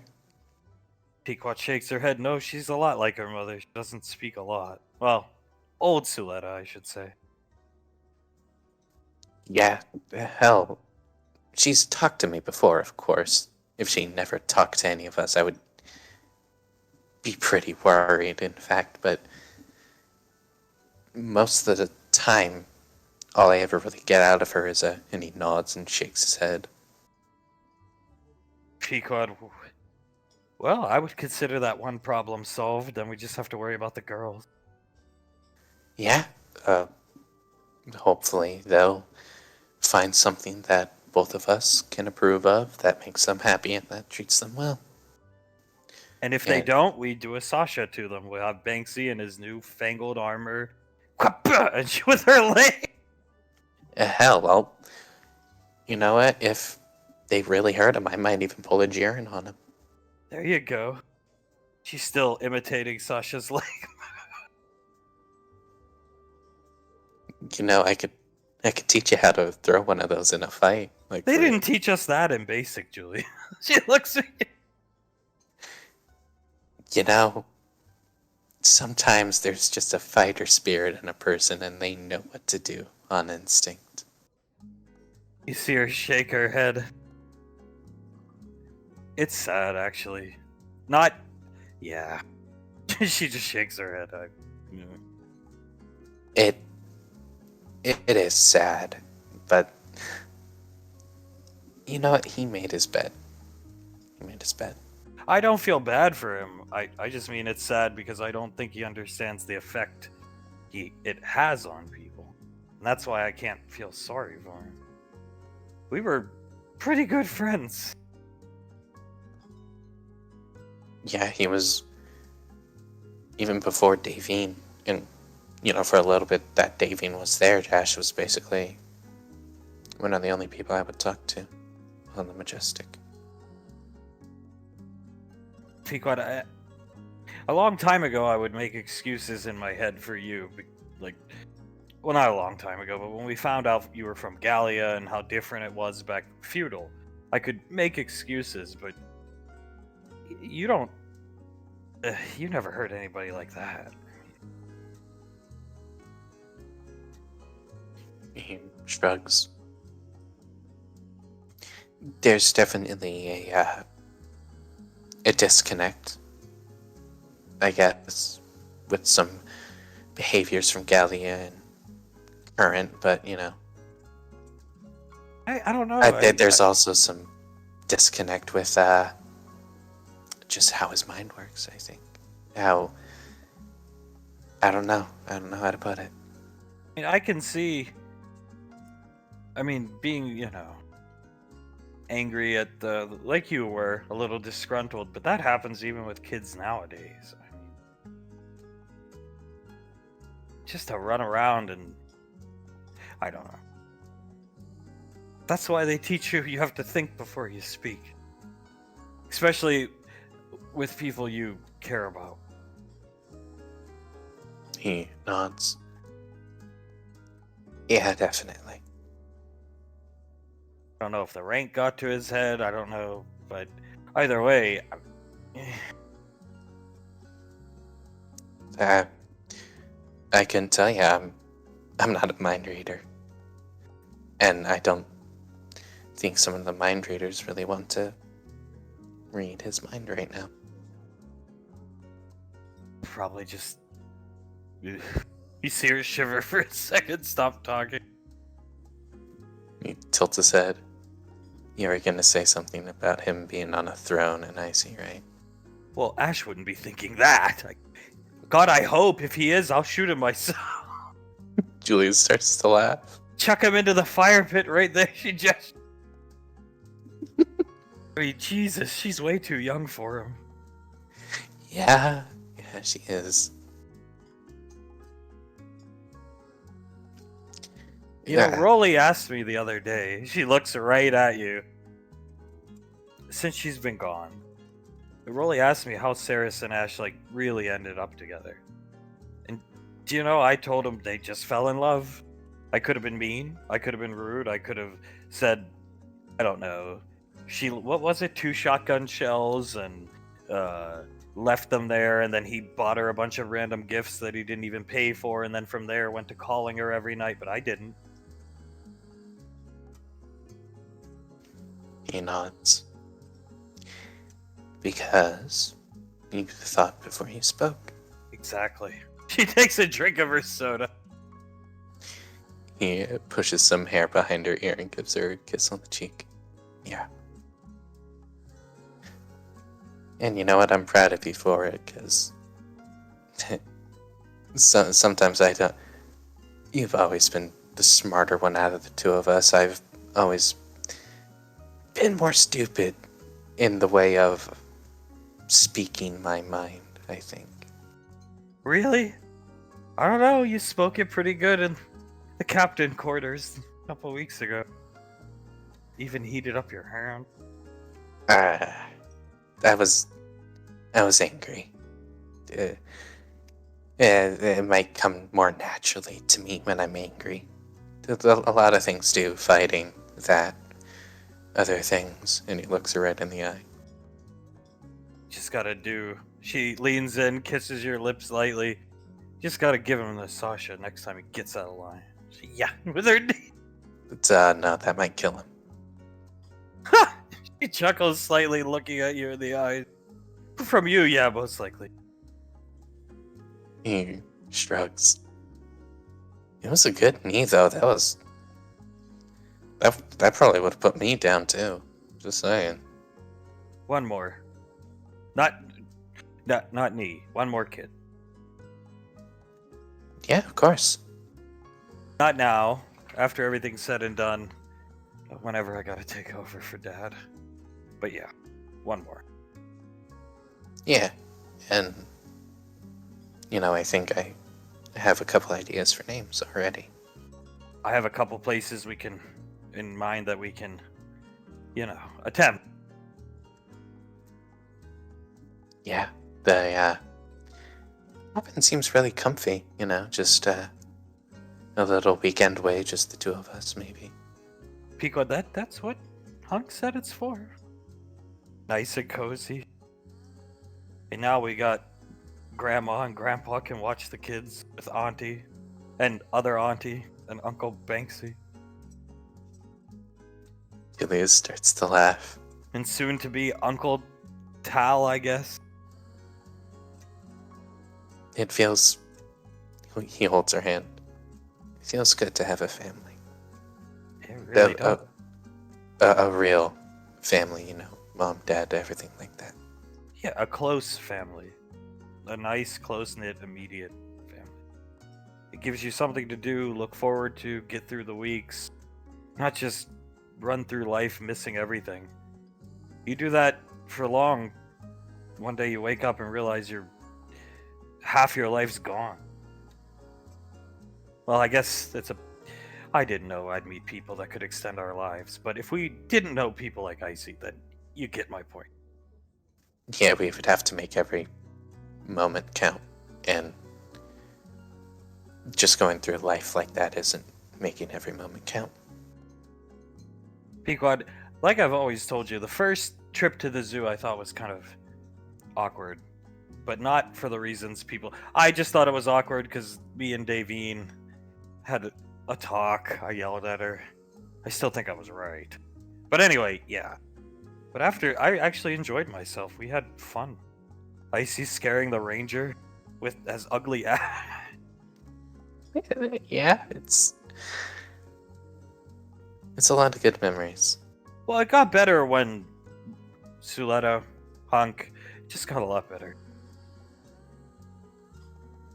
Yeah, well, what's that weird fact? Food always tastes better the more people you have around the table. Except this chicken parmesan. Yeah, this tastes good with just the two of us. Do you think this place offers food to go? Like, could we come pick it up? She looks down at the chicken. You gotta bring everybody else here. I mean, the table's big enough. Julius chuckles. The hell, the table's big enough that we could even have all the kids in their own individual seats. And he... Oh my god. Could you imagine little Carter and little Memory Ann sitting together? She squints, gestures this way, Memory Ann cutting his food for him. Yes. Hell, you could have the staff meeting for the academy at this place. Look at him. Hey, it's big enough, yeah. It'd be pretty freaking perfect. Staff meeting, and then everybody leaves and we go somewhere else and have fun. I want to see Lorelai's fucking home. I hear she has 2 estates. No, I've only heard of one. She has 2. She has the one she lives in and then one where all the orphans live in. Okay. I can't believe we're gonna spy. Okay. We've known Hunk for as long as we have. How are you even? How can you not believe that we're gonna be spying? I always thought we would be more adult-like, but it actually does seem fun. Julia shrugs. I mean, once immature, always immature. Maybe. She starts laughing. We grew up when we needed. Yeah. Yeah, we did. Thank God we did. Pequod's wrist computer goes off. Damn it! And her ringtone is, "I can kill you, Mom." She tries to turn it on silent. Sorry. Oh God, do not let her hear that. It's no. It's not somebody calling me. It's my dad sending me a message. It's only when my dad messages me. It's his personal. I'll change it. Look, No. Julius, you gotta get a laugh or two out of it. Come on. It's funny. He starts to laugh. Maybe I'll change it to, "I did not hit her. It's not." Jesus God, what a day. Well, literally 6 hours of him struggling on that line. Pequod, come hell or high water, filming Raps Monday. That woman needs to at least get nominated. Or at least a chance at nomination.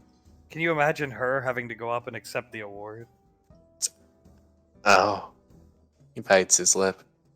I forgot that she would need to give like a little speech. Well, Hunk will go up with her, I'm sure. Yeah, Hunk will go up with her. She'll be fine then, but if she has to go up by herself, then we both know that she doesn't do very well in front of crowds. Pequod, and even though everything that's happened, I'll stand up and clap for Ash when he... Oh my god, the awards are on the weekend. Uh-oh. You see her think for a second. Uh-oh. He's staring down at the table. He opens up his calendar. Which weekend is it? He's on the frontier this week. Off, on, off, on. He's on the weekend. She's pointing down at your calendar. Oh, shit. Do you think Lorelei will give him an exemption from duty? She starts laughing. Julius chuckles. I hope not. That sounded mean, but Frontier means more money for Saracen and Tegra. Which Well- also means more of a chance that he actually stays on that Frontier Ranger squad and he isn't kicked out of the military. Pequod, well, maybe Auntie Siletta will go accept his award for him. Oh yeah, that would turn out real well. Well, I'm not doing it. She looks. Fine, we'll send Krella. Maybe Soletta isn't such a bad choice. Me, Krellin, sit on babies, hate Ash. Then he smashes the award. Oh God, could you imagine an actual live demon-looking alien going up to stage on live television that, to my knowledge, pretty much everyone who enjoys cinema watches? Well, we'll just polymorph him to look like Ash, so people think that Ash is there, and just all of a sudden can't talk. Or he does talk and he says something like, "Me, Ash, sit on babies." She almost falls out of your lap.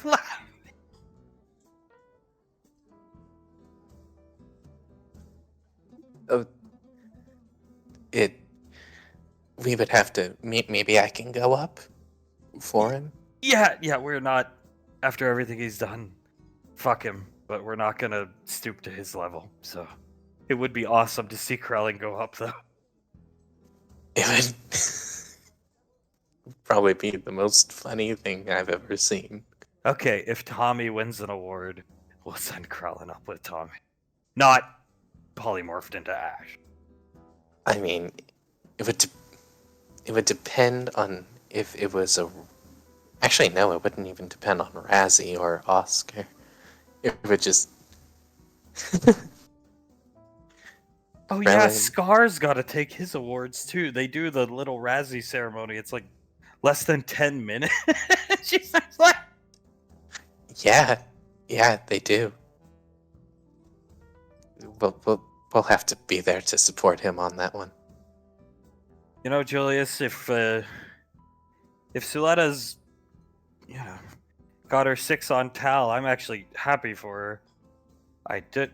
When the dragon was found dead, I worried for her, but she seemed fine. But either way, Sasha told me he said have fun. Oh God. He inhales deeply and then exhales. Is it true? She wouldn't lie to me, right? Tal said have fun, yeah. We have a fucked up list of trigger words, don't we? She looks at you. Yeah, we do. Me too. Have fun, lads. Let's go. Oh. We'll need to give him a list. We'll need to sit down as a family, write down the list, and then give it to him. She shrugs. He'll understand, right? He's out there with him. Yeah, I'm sure he will, and if he doesn't, we'll just have to explain it to him. I almost asked Ash to leave us alone. I felt like he was trying to keep us there. I don't know. Maybe I was just in my head. He shrugs. It might just be recent events changing the memory, but it did feel like that, didn't it? You see her shiver for a second, then start shaking her head. I remember Suletta was like, I'm leaving in 5 minutes with or without you, and she stormed. He chuckles. That she did. She will feed you a little piece of steak as we flip back to the frontier. You've been waiting and waiting and waiting, keeping an eye on this one up here. Ash, you turn, look here, and the one that was watching you is gone. He's gonna let everyone scouts go on, sir. Almost time then. He's in the door. You just see the shotgun barely sticking out of the door. Yes, it is. The big one will be coming down here, mate. Unload on the bastard. Understood. See him lift up the grenade launch. I'll wait for your signal and then let him have it. Curtis over the radio, no, you take the first shot, Ranger. You do it. You have the best line of sight. I got a door between me. Like, yeah, he's over here. He has to lie prone. He's on the stairs. Tal, take the shot. Take the lead shot. You can do it. Just breathe. Relax. Yes, sir. We want him inside the walls where we can all shoot him before we fire, correct? Tal, right there, mate. Somewhere in the courtyard. Wait.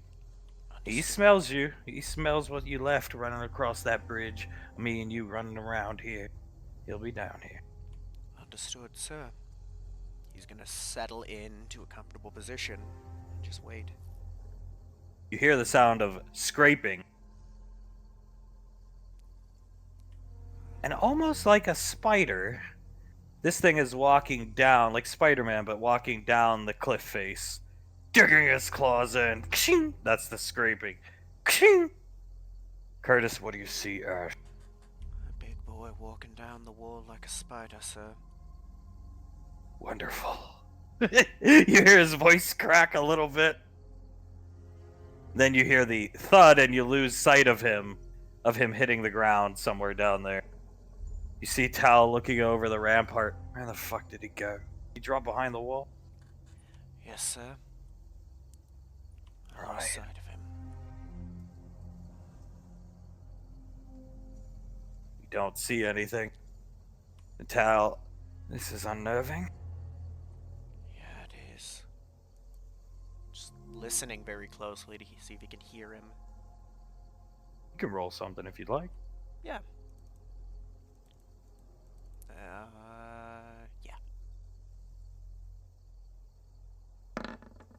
It's a number I can't see. 10. That's the worst I could have possibly rolled. No, but you don't. So you don't hear anything. But you know you should. If he made all that noise climbing down a rock face, you should hear him climbing this way over a wall. I should hear him, but I don't. Tal looking over the rampart. I don't know where he went, man. Just keep you cool, I suppose. Right? Like, that well, he's over the radio, he's lying prone on the fucking stairs. That well, where do you think it feeds from? Underground, but I mean... And then you start to hear bubbling. And this motherfucker... through the well, and he's... sniffing the air, looking around. Like, that answers my question. He came out of the well, didn't he, Ash? Yes, he did. Oh, Christ. It must deposit outside here somewhere. Smart fucker. Tal, how do you think he knows that? He's still in the well, just sniffing around. If he's lived here for a while, maybe. Colonel Curtis, this is an old place. I took a carbon dating of this wall while I was stuck here. Maybe the former inhabitants are... Is this... And he shakes himself off violently and starts looking around. Whips his head around, looks up at Ash. Stealth. Alright. Looking in your general direction, I should say. Doesn't see you. Sneezes a little bit, walks this way. A little longer. You see Ash shoulder the AK and just wait a moment. On your go, Ash. Stand by 3 times, then fire. You gotta call it. Stand by, stand by, stand by, and then go. Okay. Comes over here, puts his claws, running his claws on the ground, making shrieking noises, trying to draw people out. Stand by. Stand by. Stand by. Raises the rifle. Fire. Roll it up!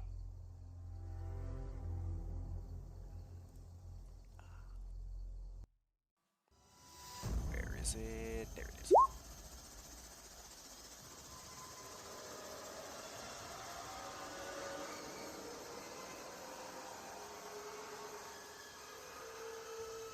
I rolled Curtis's fucking grenade launcher. It's taking a sec to roll for me.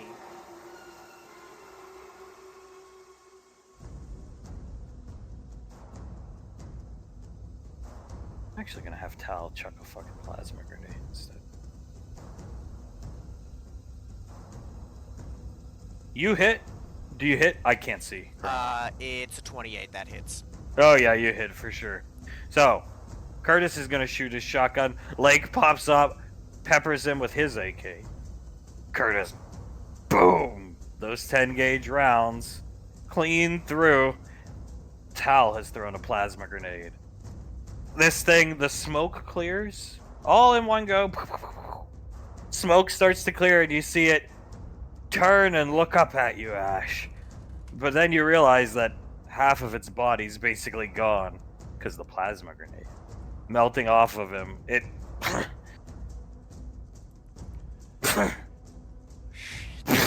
and falls over dead right there. The eye glow, gone. Well, I'd say that worked. Colonel Curtis looks up at the sky, looks up at you, and then points up at you, and then points up, and the normal moonlight is there. Good. Gods. Tal, look, mate. The peanut gallery's watching. He points over his shoulder. Yes, they are. This one lets out a sharp howl. You see them creepily start scaling the wall, just like he was, leaving. I'd say that bought us at least a little while. Colonel Curtis, I doubt they'll be back tonight. He'll jump down and walk over. God, my back. Like, gets up, lying on these stairs for hours, comes over. Jesus. Fuck, his arm's almost as big as my head. Big around as my head. Tal kneels down. Yeah, and all our work's gonna be undone, mate, if we don't figure out where they're nesting and blow them away. Because another one of these will come out of the pack. You kill one, couple days later, pack always needs a leader. So we've got a limited amount of time to find it. Colonel Curtis, yeah, we're not gonna risk heading into town. Not tonight. I wouldn't put it past them to still try and ambush us somewhere in the forest, somewhere they think they have the advantage. Right. Better to wait then? Yeah, we bunk up here in the chapel, relax. First daybreak, sun's rising in, he starts typing on his wrist computer, like 5:02 planet side time. Curtis, then 5:02 is when we're gonna make our way. He cocks his shotgun, looking down at this thing, to the colony, town, whatever. See if they're still. You see his hand shake for a second. Not eviscerated. Understood, sir. He's gonna pull out a UV grenade, drop it in its mouth, very casual, badass, like pull the pin, and just kick its body over, and it sets on fire. And walk away. Should we cover the well just in case, sir? Curtis, good call. Tal, shoot a grenade down there. Copy. Pulls out another plasma grenade, drops it down. Boom.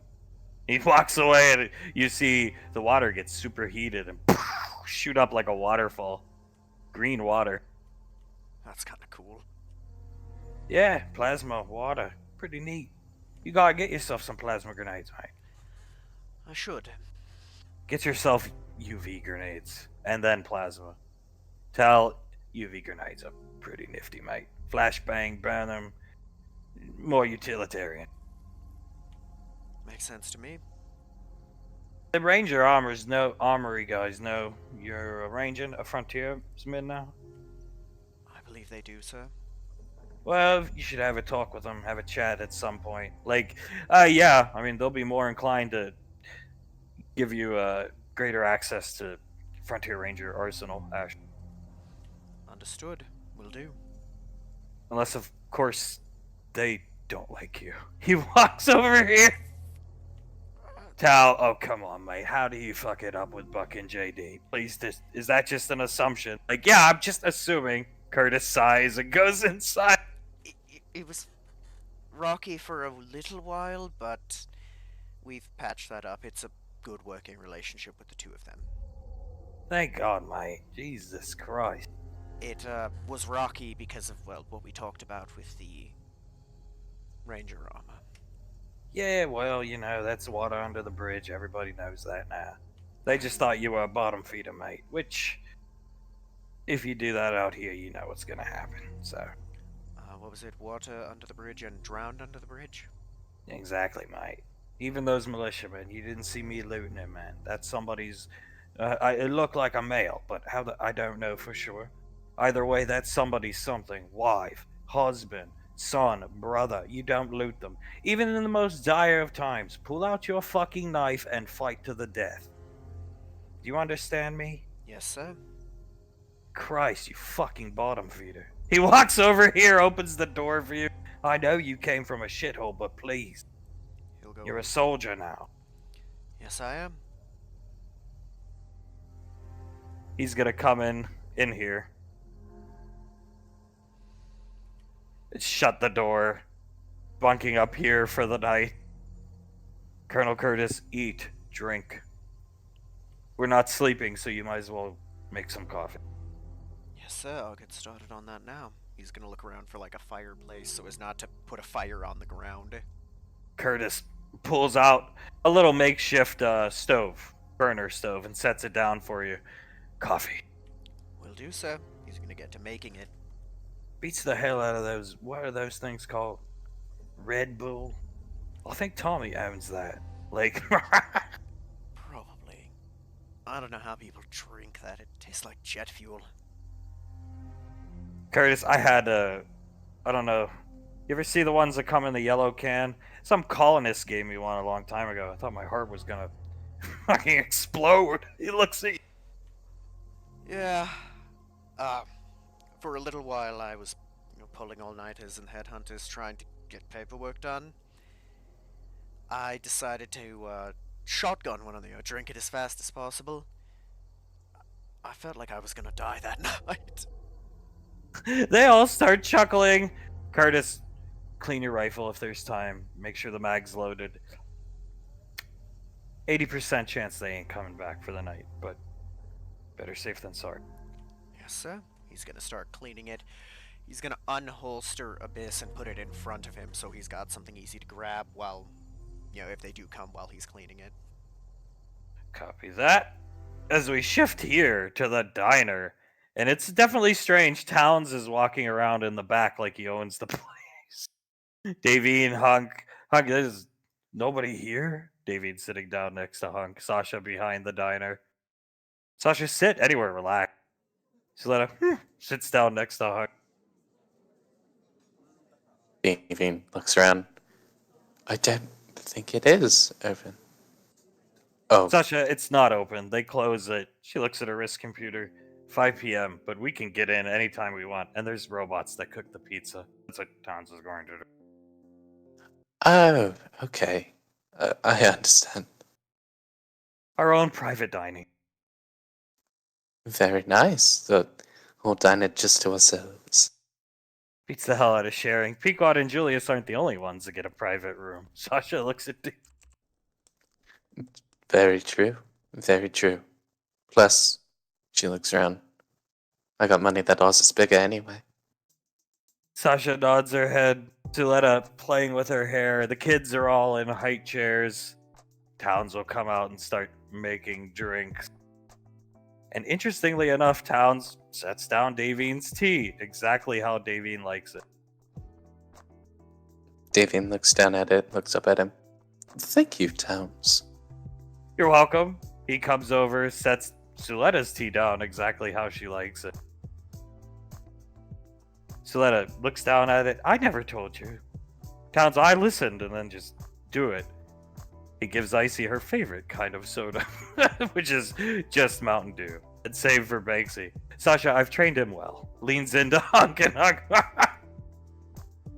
Davine nods. I think you have. Comes over here, pops the top off a beer, hands it to Hunk. You do listen. Well, honestly, dear, that one's not very hard to know. It's true. A beer every now and then after a day like today. Good God. She nods and takes a sip of her tea. The way the day started, then you get into the room, then yeah. Good God is all I can think to come up with. Icy sipping her Mountain Dew. It was a great day. She chuckles, looking past some of the more difficult parts of it, namely Tommy's acting. It was quite a fun day. I enjoyed it.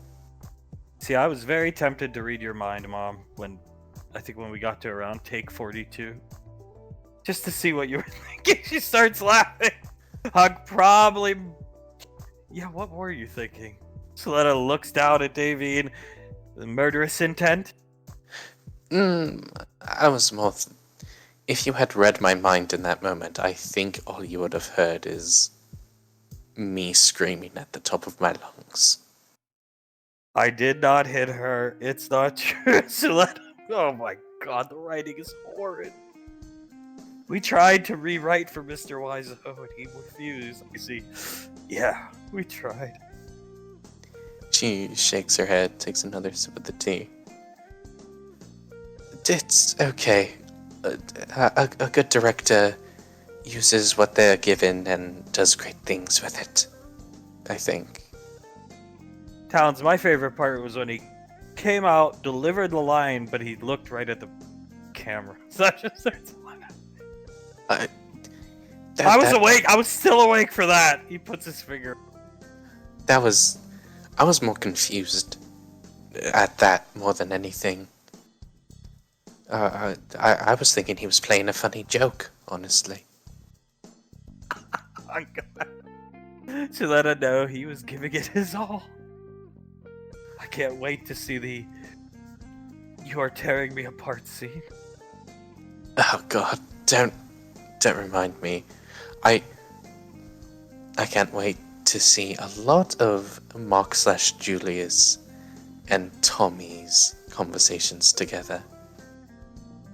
He came out the freaking day and he said, "Oh hi, Ash." What the fuck?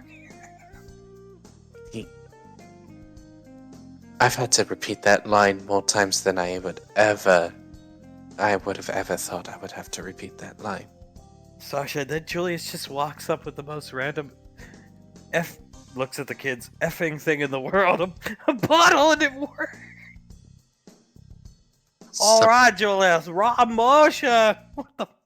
She starts laughing. Raw emotion. That's apparently raw emotion equates to a random empty soda bottle. Yeah, I mean, thankfully he's got that the fake kung fu kid walking around, so I can see everything I missed. Oh right, well, he was actually filming a lot of just random stuff while we were filming. Pretty sure I saw him filming Zanzibar eating something off the hors d'oeuvre plate. I see he was filming Zanzibar. Mama Lynn sitting there snoring over the hors d'oeuvres and soda. It was a good first production ever. I see. Takes a sip. Oh yeah, it did. And here's to many, hopefully better ones. And she raises her teacup and takes a sip. Everybody will raise their respective drink, take a sip. Towns and Sasha drinking a soda and a beer, respectfully. Towns, the pizza won't take too long. She nods and looks over at them. While we're waiting, I have something I want to ask the two of you. Sure. So, me and Hunk have spoken about it, and we don't plan to have a big wedding. Just keep it down to family. Yes! Sorry. Davine leans forward with her eyes wide in fear, and then she leans back and looks back at Towns and Sasha. But we were wondering if the two of you would be willing to come to our wedding. Sasha, of course. Oh, just give us the day and time. That's an honor, actually. Davy nods. Of course, we'll give you the day and time, no problem. You two are wonderful people. She puts a hand on Towns' arm. You've saved our lives more times than I can count in this time and 400 million years ago, and he gestures over to Sasha. Oh, you're Sasha Browse. How could I not have you at my wedding? It's actually, she's looking Davine right in the eye. An honor. I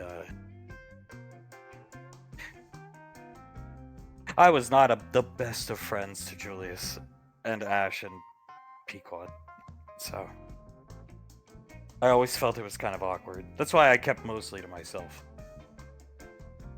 I prioritized my rank and career and stayed away from Julius, but in the end, the important people are what should matter, not this. And she gestures. She still has her dress outfit on to her rank.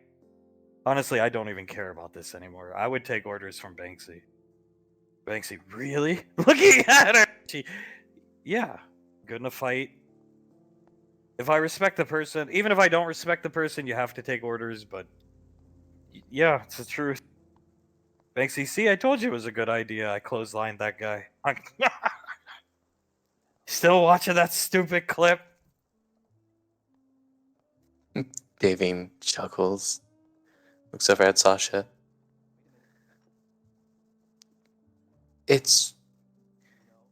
I'm Given the way they were talking to you in the gym today, it's water under the bridge for them, dear.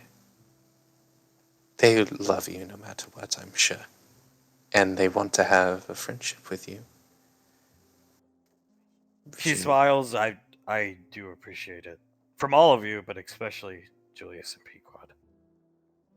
I should have been around more. I could have. I was never the biggest fan of the bunker, though. But that, you can look past that. Hunk, fuck that bunker. Davine chuckles. It didn't seem like the most homeliest place in the world when the one time I went to it. Hunk seemed great when you get there, because it's like, oh, it's horrible outside. You're in here, it's warm. And then after like a week, you realize, Suletta, it's a prison. And Hunk, a very nice looking prison, but yeah, it's a prison. So yeah, sips his beer. Davine nods. I could definitely see that. Sasha, where do you guys think the wedding's gonna be? Hunk, Conneaut, Lake Erie. Sasha, that's not far from here. Points down to the ground. Hunk, yeah, no, it isn't. Davine nods. It really isn't. Queen of the Forest. He puts his arm around Davine's shoulder. And apparently Queen of Earthgov, according to Fredwick. Well, I mean, Tommy knows how to program him. Everybody starts chuckling. That's what I told him, Frederick, you were. So, what did Tommy say? He won't even recognize the dog anymore? I see. Yep. He won't even recognize his dear old dog, Honey. But I'm sure Honey will recognize Fredwick. Sasha chuckling to herself, arms crossed, and hears one of the ovens go off. I'll be right back. She goes into the back. Towns looks at Davine. Whose blood is that? Or was that? I think, oh no. She You guys had fight somebody without No. me? He's looking around. No, darling. She had a really bad bloody nose. It got everywhere. It happened while she was like kneeling down, tying her shoe. She Kneed put her, herself in the face, actually. Yeah, she got spooked, kneed herself in the face, and put her knuckles up to it. Blood got all over her knuckles. Then she let it go for just a second. Got blood on her knee. Put her hand back up. By that time, we got a towel for her, and we fixed it, darling. Don't worry. Hunk, then she kneed herself. Bam, bam, imitating her 2 more times. It was crazy. You should have seen the look up. Starts sipping his beer. The look on my face, I was quite amused by it. Right, darling? Hunk, yeah, it was sight to behold. Thankfully, Krellin was there to help her. Oh, okay. He just lets it go. Banksy and Icy whistling to themselves. Davine looks over at Suletta and just shakes her head and mouths, "We are not good at this." She mouths back, "No, we are not." As Hunk, trying to change the subject, are you going to be more excited for our wedding than yours? Down to Icy and she, yeah. Banksy just starts. Davine starts to laugh too. Look, I didn't pass out. She looks up at Davine, and I knew he was for me. So you guys, I didn't know. I can't do what Lorelai does yet. And who knows, maybe there'll be another wedding. She let her, yes, maybe. Hopefully, yes. Sasha comes out with pizza and starts setting it down. Nice, big, New York style. Greasy. Thank God. And he's gonna take a piece, but he puts it on a plate and gives it to Davine first. Davine kisses him on the cheek. "Thank you, darling." And she'll start eating. God, after the day we had today, I hope you got another one back there cooking, Sasha. Yeah, there's definitely another one. Probably like 4. Executive producer is so boring. I'm used to being, she plays with her hands and they are active being involved. All I get to do is sit there and I guess beat somebody up if they get out of line, which nobody is because it's all the family that I don't. Yeah. Davy nods. Well, think of it this way. If you ever need to catch up on sleep, you could do that. And She nods her head. if you need something from me, we'll just wake you up. Yeah, I thought about. I could never bring myself to hit Tommy. She's stroking her chin, but I thought about doing it. By the time we got to take 52, God damn, take 52. How many takes were there exactly? Suletta groans, cutting the pizza with a fork and knife. Oh, I can't remember exactly. It was either 74 or 78. I see, all for one line too. Very simple line. I did not hit her. It's not true. It's bullshit. Davine turns around, gestures over to Banksy. We should have just had him play Tommy. Icy's jaw goes wide for a second. I never thought of that. Looking up at him. He already does a spot-on impression. She looks over at Hunk. The kid does amazing impressions. Yeah. If he's ever struggling in another scene, since we've got to get this done by Monday, maybe somebody suggests that to Mr. Wiseau, the director, perhaps. Just polymorph him to look like him. You could do that, and Icy, yes. Easily. Davine nods. I'll keep it in my back pocket. I have to. Icy, do you guys notice Lorelai was talking about the sex scene wasn't today? Yes, I found that to be a bit odd. If she would want to, that she would want to see Mr. Wiseau nude like that. Suletta, she said Mr. Wiseau wouldn't do anything like coerce somebody, so why would she even care? Sasha, oh. Davine looks over at Sasha. Something tells me Julius is gonna be, Tommy's body double. Davine thinks about it for a second. Oh, thank God Scar's directing that scene. She has a wig, Towns speaks up. It looks just like Tommy's weird hairdo. Sasha, that's probably what it's for. It's on her desk in her office down in JSOC. It's been there for weeks. Oh my God, she's been planning that this entire time. I see. Good thing there's a commissary table we can all go to while this is going. Thank God indeed. That's bullshit, Davy. You were really pissed off. He looks down at Davy and Vinks.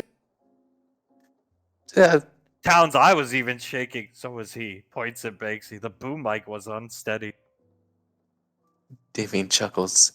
Yes, I was, looks over to Hung. Quite angry. Wow. Did they ever tell you about the dream she had? I heard about it when I walked in on them talking about it in the gym. Oh. And then, like 2 hours later, now I see why you were so angry. Yes, darling. But it worked. It provided a good scene. Very good scene. Is there some way we can... No, you know what? No, it would probably just add to the scene that he peed his pants. I see. I think the camera angle Scar had captured the peeing of the sweatpants. Davine inhales through her teeth. No, it'll add to the feeling of the scene, that it is truly scary, I guess. Sasha, there is another scene with DR on the rooftop and Denny. You know, maybe we should put that one a bit further down on the short list, give the Saint some more time to recover. One of the last things we shoot.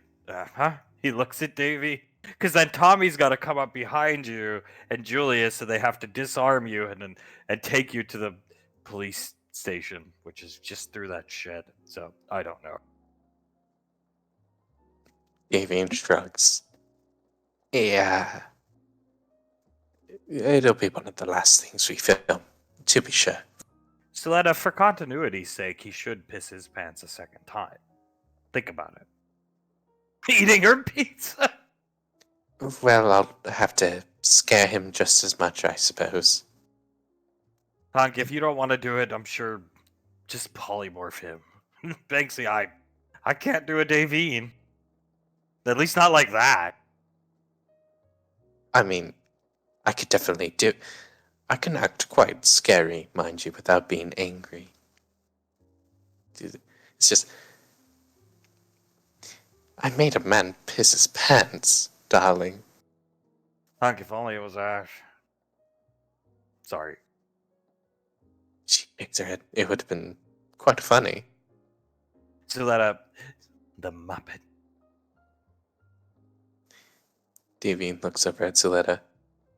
Are you going to start using some of Towel's specialized vernacular? I think so. She looks down at Davy. Sasha, he's recently divorced, like month and some change ago. Suletta, I've heard. Don't worry, I have a date with him. Yes, she has a date that she's invited the entire family on. Yeah. You see Sasha scratching her forehead.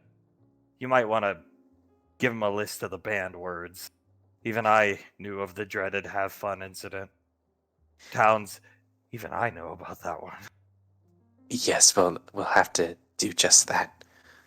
You guys should carry stealth field generators. And if you ever have fun, you guys again, you just stealth out and run away. Suletta, no, an icicle will just go through his eye. Towns. Oh.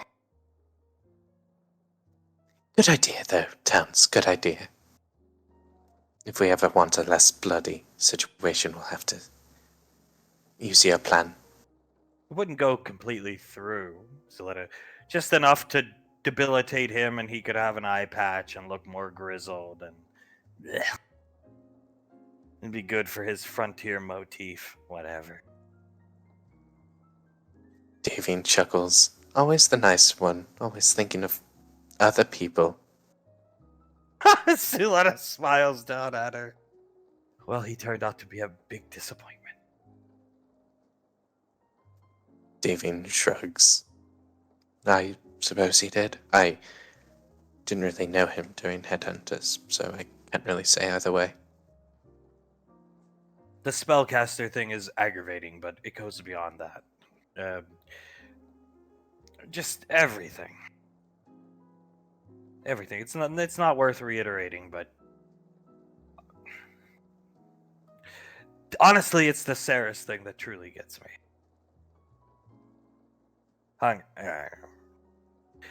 Stay out of it. I stayed out of it because we probably should have. I mean, it's awkward. So, Sasha, I wanted to kill him.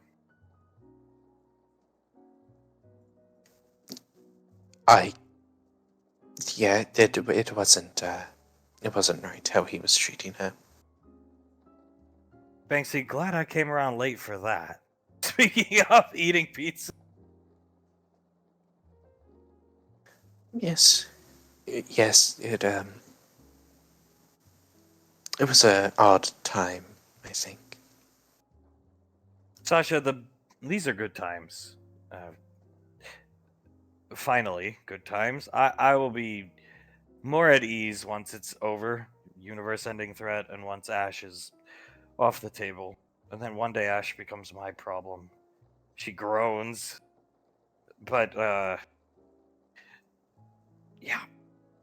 The second best times were apartment days, watching anime, buying you cigarettes. I see. Oh.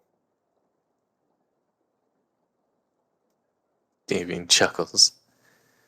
It is good times, truly. Have fun. Davine turns around quickly and looks over at Banksy. He recoils in fear. Sorry.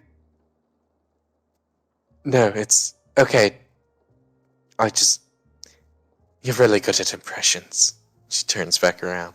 What makes you say that? I don't know, maybe because it feels like Tommy Wiseau is right behind me speaking to me. That speech was ridiculous. Reminded me of those crazy people in Gallia. You remember them? They'd be out on the street corners yelling about whether it was the end of the world or. Well, actually, there was a lot of people yelling about the end of the world when all things went to, I guess, good for us. But crazy people. That speech he gave her, just rambling nonsense. Yeah, like a fanatic almost. Who here will be at the top of the mountain? Script guy's time. And he's the one who wrote it, and he just yelled out, "I hit her." That was the exact opposite of the line. I see. He told me in Suletta he was considering making or Johnny, the character, into a vampire. He said, "Well, say." Then I told him, but he's going to be out on this rooftop in the sun in San Francisco, and he did that stupid Suletta with her hand. What is that thing he always says? Bangs it. Don't be Brando today, Suletta. My heart is all.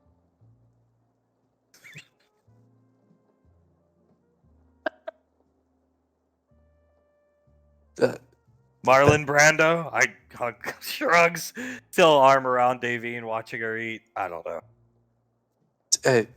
She leans over to Suletta. It's advice to live by, Letty. Don't be Brando, you might hurt yourself. Sasha, yeah, don't be Brando next time you see Tao. Suletta, I handled it perfectly fine. Thank you. Davine looks over at Sasha and then Hunk. Is that what perfectly fine is? Hug, if that's perfectly fine, I don't know what the hell you call me and you. I'd say we ended up perfectly fine, minus when you ran away from me. Well, I'm sorry. I felt scared. He leans in and gives Davine a kiss on the head. Suletta, I didn't feel scared. Today. No. Then I think I think that we realized that because you were screaming in his face, Letty. Poor guy. You told him to his face. Well, I've never heard you talk so loud. You told him to his face. You're a Marlboro man, much like my dead husband. Yeah, that probably shocked the poor guy. And just eats more pizza. She sighs, shakes her head. We'll be there on the date. If you have any questions or concerns, please ask us. So that will Monday morning before the, I assume, final day of filming. I see. Yeah, technically speaking, we're filming till Monday, so not Sunday. So we have time. Not 6 hours of time to burn.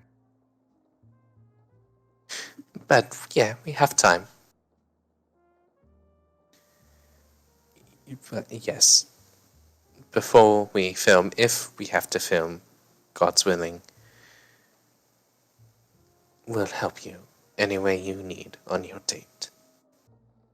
Soletta smiles at Davine. I may need some assistance.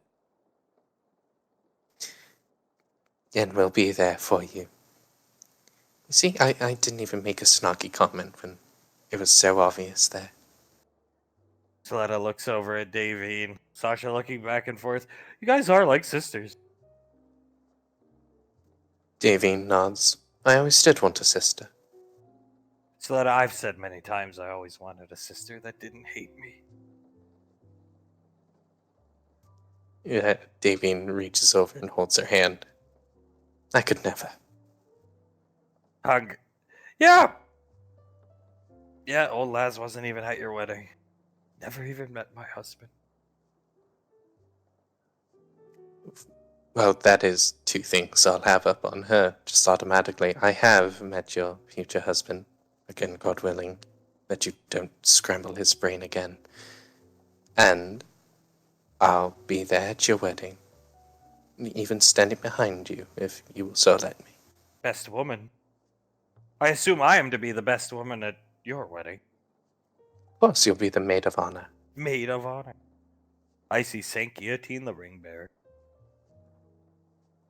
Davine thinks for a second. Yeah, we'll have time to plan it all out. I see. Trust me, he's not going to want to come near you after today. Oh. She rubs her face. Yeah, maybe I should apologize to him. Go to edge of your moment, Ivy. Raw emotion. What did he say to Julius after he handed him the bottle? Raw emotion, Julius. Yes, I understand. Continuity on your forehead, Davy. What does that even mean? I keep my stuff, sweetie. Banksy imitates Tommy just putting random stuff in his pocket. Davine starts to laugh. She holds up a pizza slice to Hunk. He takes a bite. Well, you gotta think about it this way. The guy doesn't really want to be an actor. He's gotta follow up the DR performance. It was actually interesting seeing him so unhinged.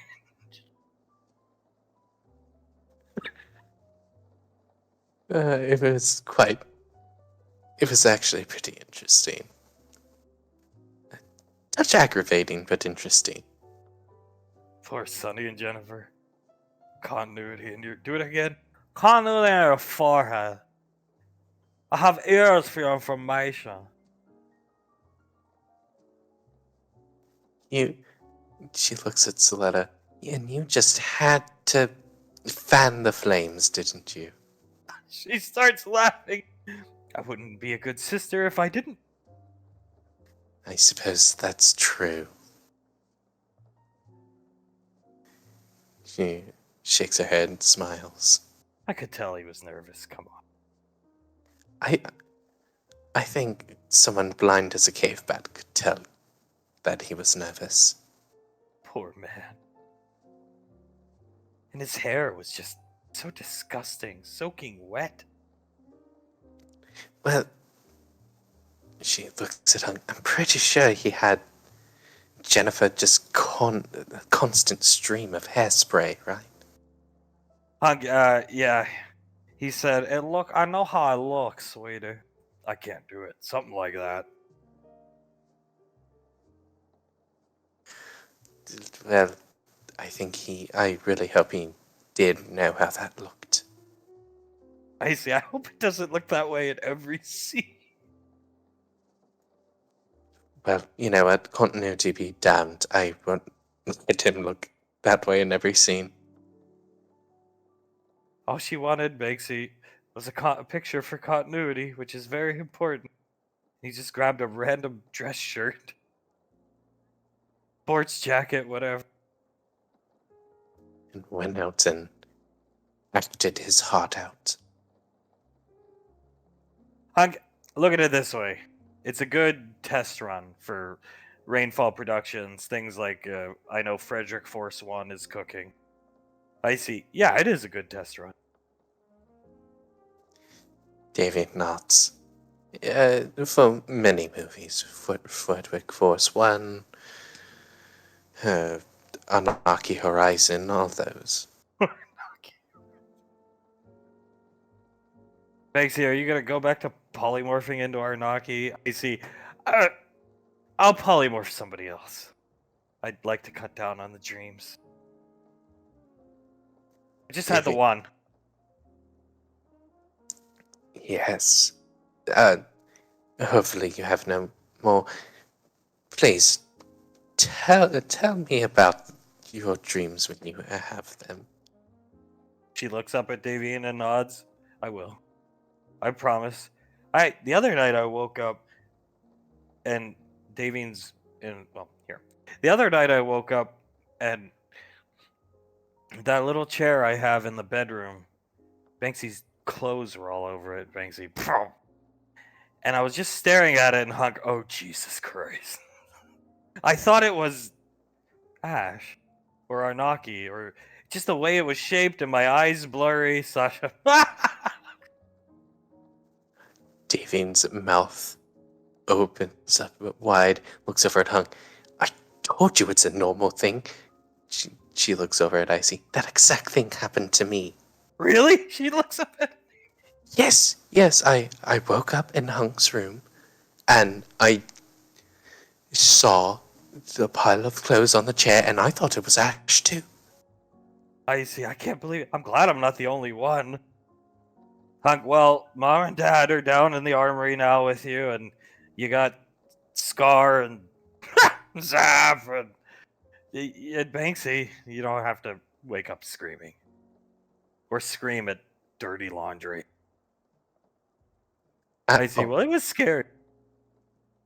it is scary. Oh, and don't forget Fredwick. He'll protect the princess no matter what. Is Frederick going to be stationed outside her door? I don't know. I'll tell him to protect the princess and then leave it to him from there. Tell him he can't go into their room now. Great, we got a short bus robot guarding our door. Oh, Jesus, Banksy. I see, it would make me feel a little better. Well, I'll have to have him stationed outside your room then. Sasha, why do you guys think you... Is it like a... or Hunk... Davine says it's like a problem, the closer they are to Ash, the worse it... Isn't that what you said? Looks over to Davine. Yes, I personally believe it has something to do with the proximity to Ash, memories of him, and past events. So that would make sense.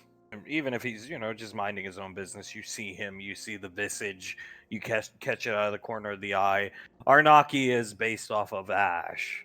How intuitive. She looks down at Icy. Well, I didn't make it up. She's the one that dreamed about it. She waits it first. Davian shrugs, which was probably a dream brought on by my poor mental state and Ash as a combination.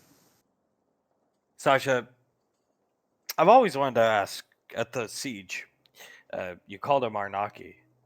I've never asked what Arnaki actually means. I heard you guys talking just over the comms while we were waiting to be besieged. Talons shakes his head. Davian groans, rubs her face. It means little lamb in Elvish. So the entirety of Gateway Station was afraid of Little Lamb. He looks at Icy, yeah, Arnaki. I saw people literally run in fear when Arnaki came up to them and said little lamb to them.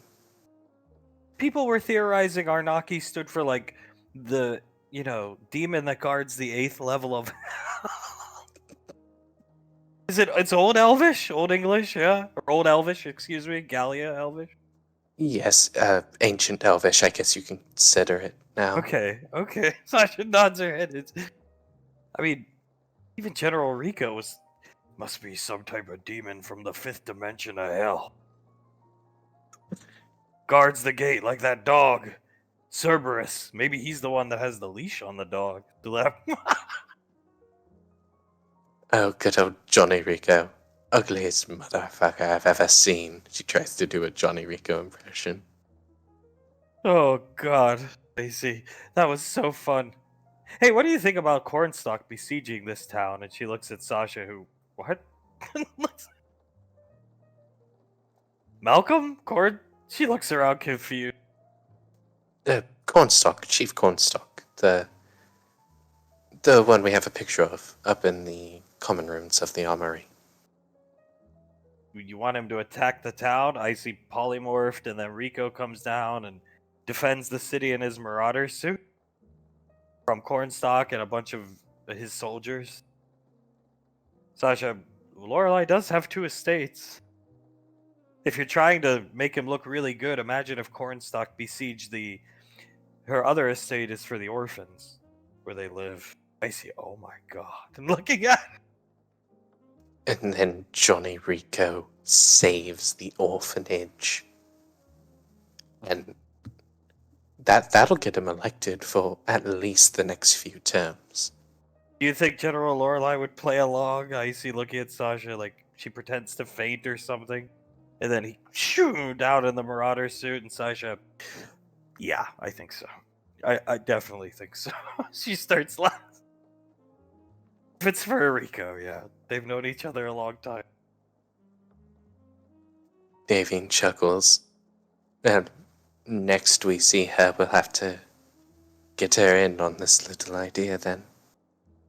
As long as I'm there at safe enough distance to start filming, I don't care. And I think we should have Krellin tag along. I see. That's yeah. So that was the original idea, to show that the general is introduce Krellin to the general public, and to show that the general is an all-inclusive leader. Davian nods. You know, I think we're a better campaign party, or whatever you call it, than any other campaign party that Rico has had beforehand. Might not go the way you think. Looking down at Icy. Wait till Krellin walks up to Cornstalk, asking Cornstalk to, what did they do? Scalp a Shario. He's like, oh, shoot. Maybe we can't tell Krellin he can't talk. Oh, but then we can't have the war cry. That's true. Me, Krellin, sit on baby. You know what? We'll tell Krellin Cornstalk is a friend of Ash. That should do it. Yeah, that will. You might have some hard light weapons just shot at you randomly. I see, I'll dodge, don't worry. Or I'll just summon the illusion and play it from the tree line. It's actually probably for the best. It's a good weekend. Film in the room. Normally we're out and about somewhere. Still a good weekend. It's just, for some reason, I'm dreading going back to that set tomorrow, but at the same time, I'm waiting with anticipation. Well, I mean, it's like a bad book that you just can't stop reading. It's terrible, but you need to see where the story goes. Hunk nods his head, kisses her on the head, shifting back to Julius and Pequod. Pequod has started in on the desserts that have been laid out. Creme brulee. Puts some up to Julius's mouth. They feed each other all the time. We have to start doing it. We set the example, not those. Obviously, we're the first super lovey couple here. We're the ones who set everything up, and he'll take a bite. The first and the best.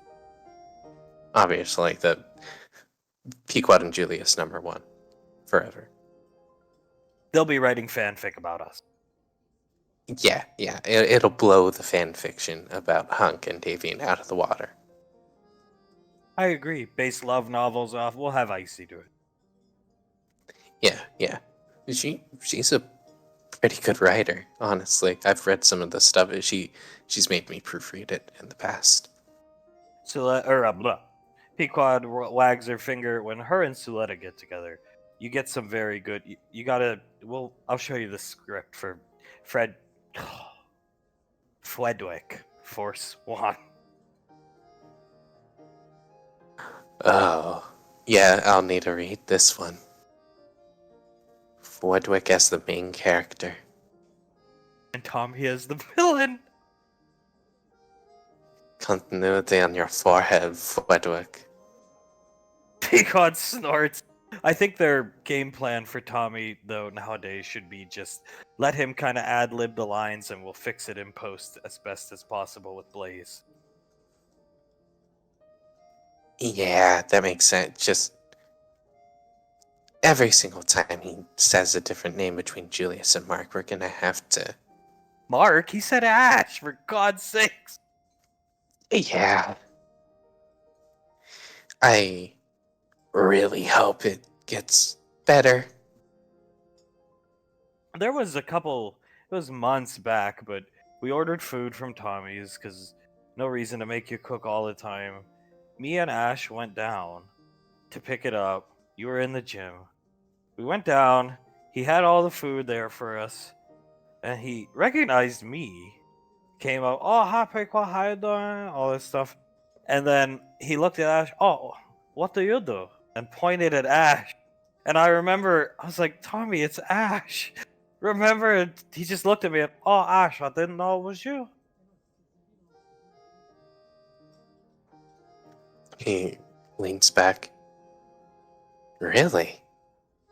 It was around the time things got like kind of weird with Saris, and we all should have just stepped up and said something, but we were cowards.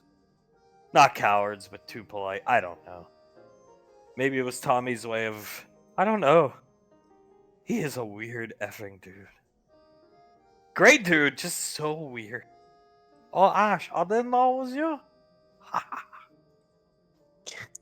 Can you imagine our poor kids? We're gonna have to explain Tommy to them.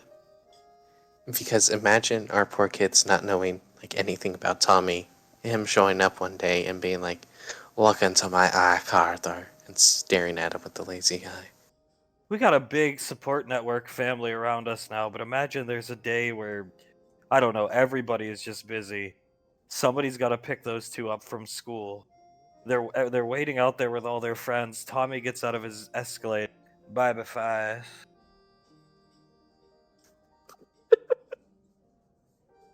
He said babyface. He called you an icy babyface and said he got you two confused with Carter and Soul. He shrugs. Babyface. Bye bye. It's a great nickname for me who doesn't know what my children are gonna look like in however long it takes for him to start calling them that.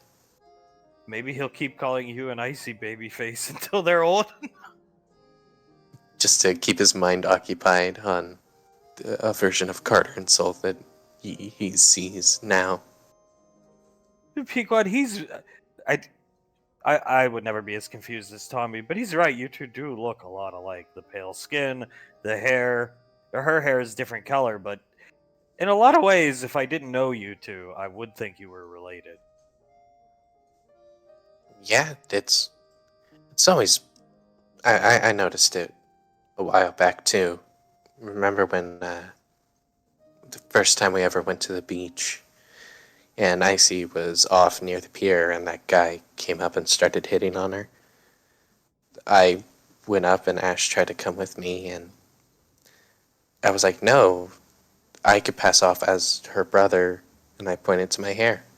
First thing that I really thought of, as like a little lie to protect her. And the skin. Yeah. Yeah, we are a couple of pale redheads. You notice she's been eating a lot more lately and sleeping more? I have. I'm not gonna ask about it or anything like that. But it is interesting to notice. If she's pregnant, Jesus Christ. Oh. Baby face, why are you pregnant? Oh, what have you done, Babyface? It'd be interesting. It would be cool, awesome, but I hope she isn't. Can't go into combat pregnant even with her fancy armor. Yeah, even as someone as powerful as her, can't risk it. If she's got to take a page out of Davian and Hunk's playbook and wait for it to be over. He nods. That's just the smart move of it, honestly. I mean, really, even flying a ship for an Arcane Council strike squad, if I wasn't who I was, I would not have been doing that. Yeah, but luckily, you're the best of the best, and you are who you are. Because I don't really like anyone else flying me around. I remember that horrible day in the Headhunters where they sent down that creepy automated dropship. I remember it vividly. I looked out the window. It was even before we started dating. I looked out the window and you started to cry, and I felt so bad. I tried to tell Integra I always fly Julius everywhere, and she just, and Ash. Julius and Ash, remember? Julius chuckles. Oh, Integra. Poor lady. Poor lady indeed. But she's got it easy this week. He's on the frontier. Yeah. He scratches the table for a second. You think we're ever gonna see her again? Pequod. Oh. I believe what Icy said. My dad says the same thing about Rangers. The good Frontier Rangers like their job a lot. And they're it's like addicting in a way to be out there, be on the land. It's just the way some people like to live, fight, and you can have a real positive impact in a way you can't really have with a position like us or the shock troopers fighting terrorists in the UIR on the front lines. It's just different. What would the word be? Salt of earth? Salt of the earth kind of impact? Yeah, salt of the earth. I don't know if that's what Ash is good at. I don't know if that's where he'll end up. But if he does, then assuming Saris is okay with it, I would like to see her again. At least once. I'm not gonna, if they don't wanna, I can understand even years from now, but I would hate for Ash to be the reason we never get to see her and Saris again. I almost don't want to let it happen. Yeah, I at least want my kids to meet her one time. It wouldn't even really matter if they're like too young, you know, like 3 or 2 or whatever. I just want them to meet her again one more time. Pequod inhales through her teeth so sharp you hear a whistle. Yeah. You promise not to tell anybody? I'm gonna tell you something. I've been waiting till today to tell you. Of course, go ahead. It's really awkward, Julius. He shrugs. I can handle some pretty awkward stuff, don't worry. I alluded to it earlier, that it was so awkward to even enunciate, I stopped, but we never knew we'd meet somebody like Icy who could extend our natural lifespan. Yeah. To have that done, the spellcaster has to ask permission. And most people are going to say yes, but some people will say no. You could do it without permission, but it's against their code. Icy asked Commander Integra and she said no.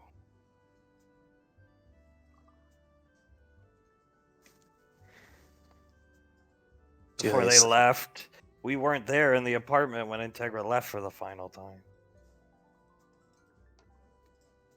Julius leans back in. Saris said no. Think. And you think back to Saris holding Icy and Icy, don't waste your life. Julius leans back in the chair and starts to rub one of his arms up and down, looking up at the ceiling. Don't waste your life caught me off guard in the moment. I was too angry, being stupid, just thinking dumb things about punching Ash, but I thought back about it. That's not something she would say. So I asked Icy and she told me why she would say something like that. He just continues to look up. Shit.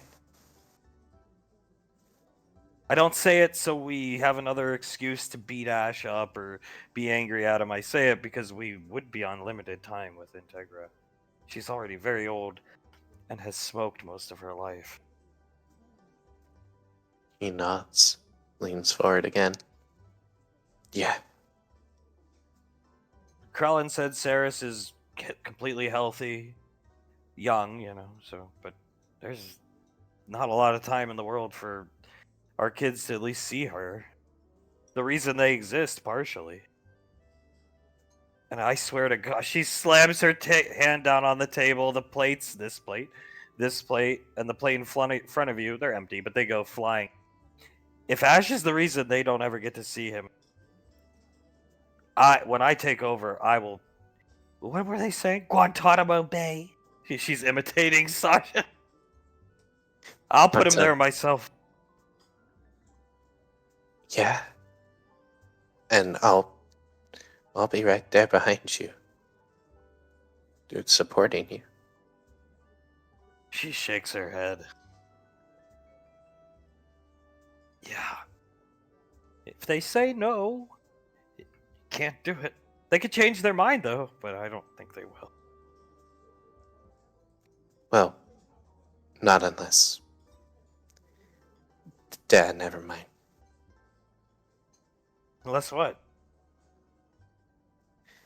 Something were to happen. Yeah, I guess like on their deathbed or something, yeah. Yeah. Saris I can understand in a way because she's human now, she wants to live like a human. Going through her life the way she was growing up, it had to be, just hard in general. Integra I don't understand, but Maybe you thinks for a second. Maybe it could be that at some point a person has had too much of life. Pequot or nothing to live for anymore. That You think back to Tommy, give her reason to live. When you were down in the mobile suit bay he was yelling at. he, Think back to the letter. Gave me a reason to wake up in the morning. he rubs his face. That too. That Yeah. too. She takes a drink and sighs. Yeah. Julius looks up, and I assume there's like a bottle of wine. Pours himself a glass of it and starts to drink it. She watches you drink it. That bad? Julius looks at her, shrugs. That bad. Is it good wine? Tastes pretty good. I don't really know the difference between good and bad wine. Here, he'll hand her the cup. She takes a sip. I mean, it tastes amazing. Given the fact it's here for Lorelei, it's probably worth more than the Nova. She chuckles looking at the bottle. But, yeah. What made you drink? I mean, I don't know. He shrugs.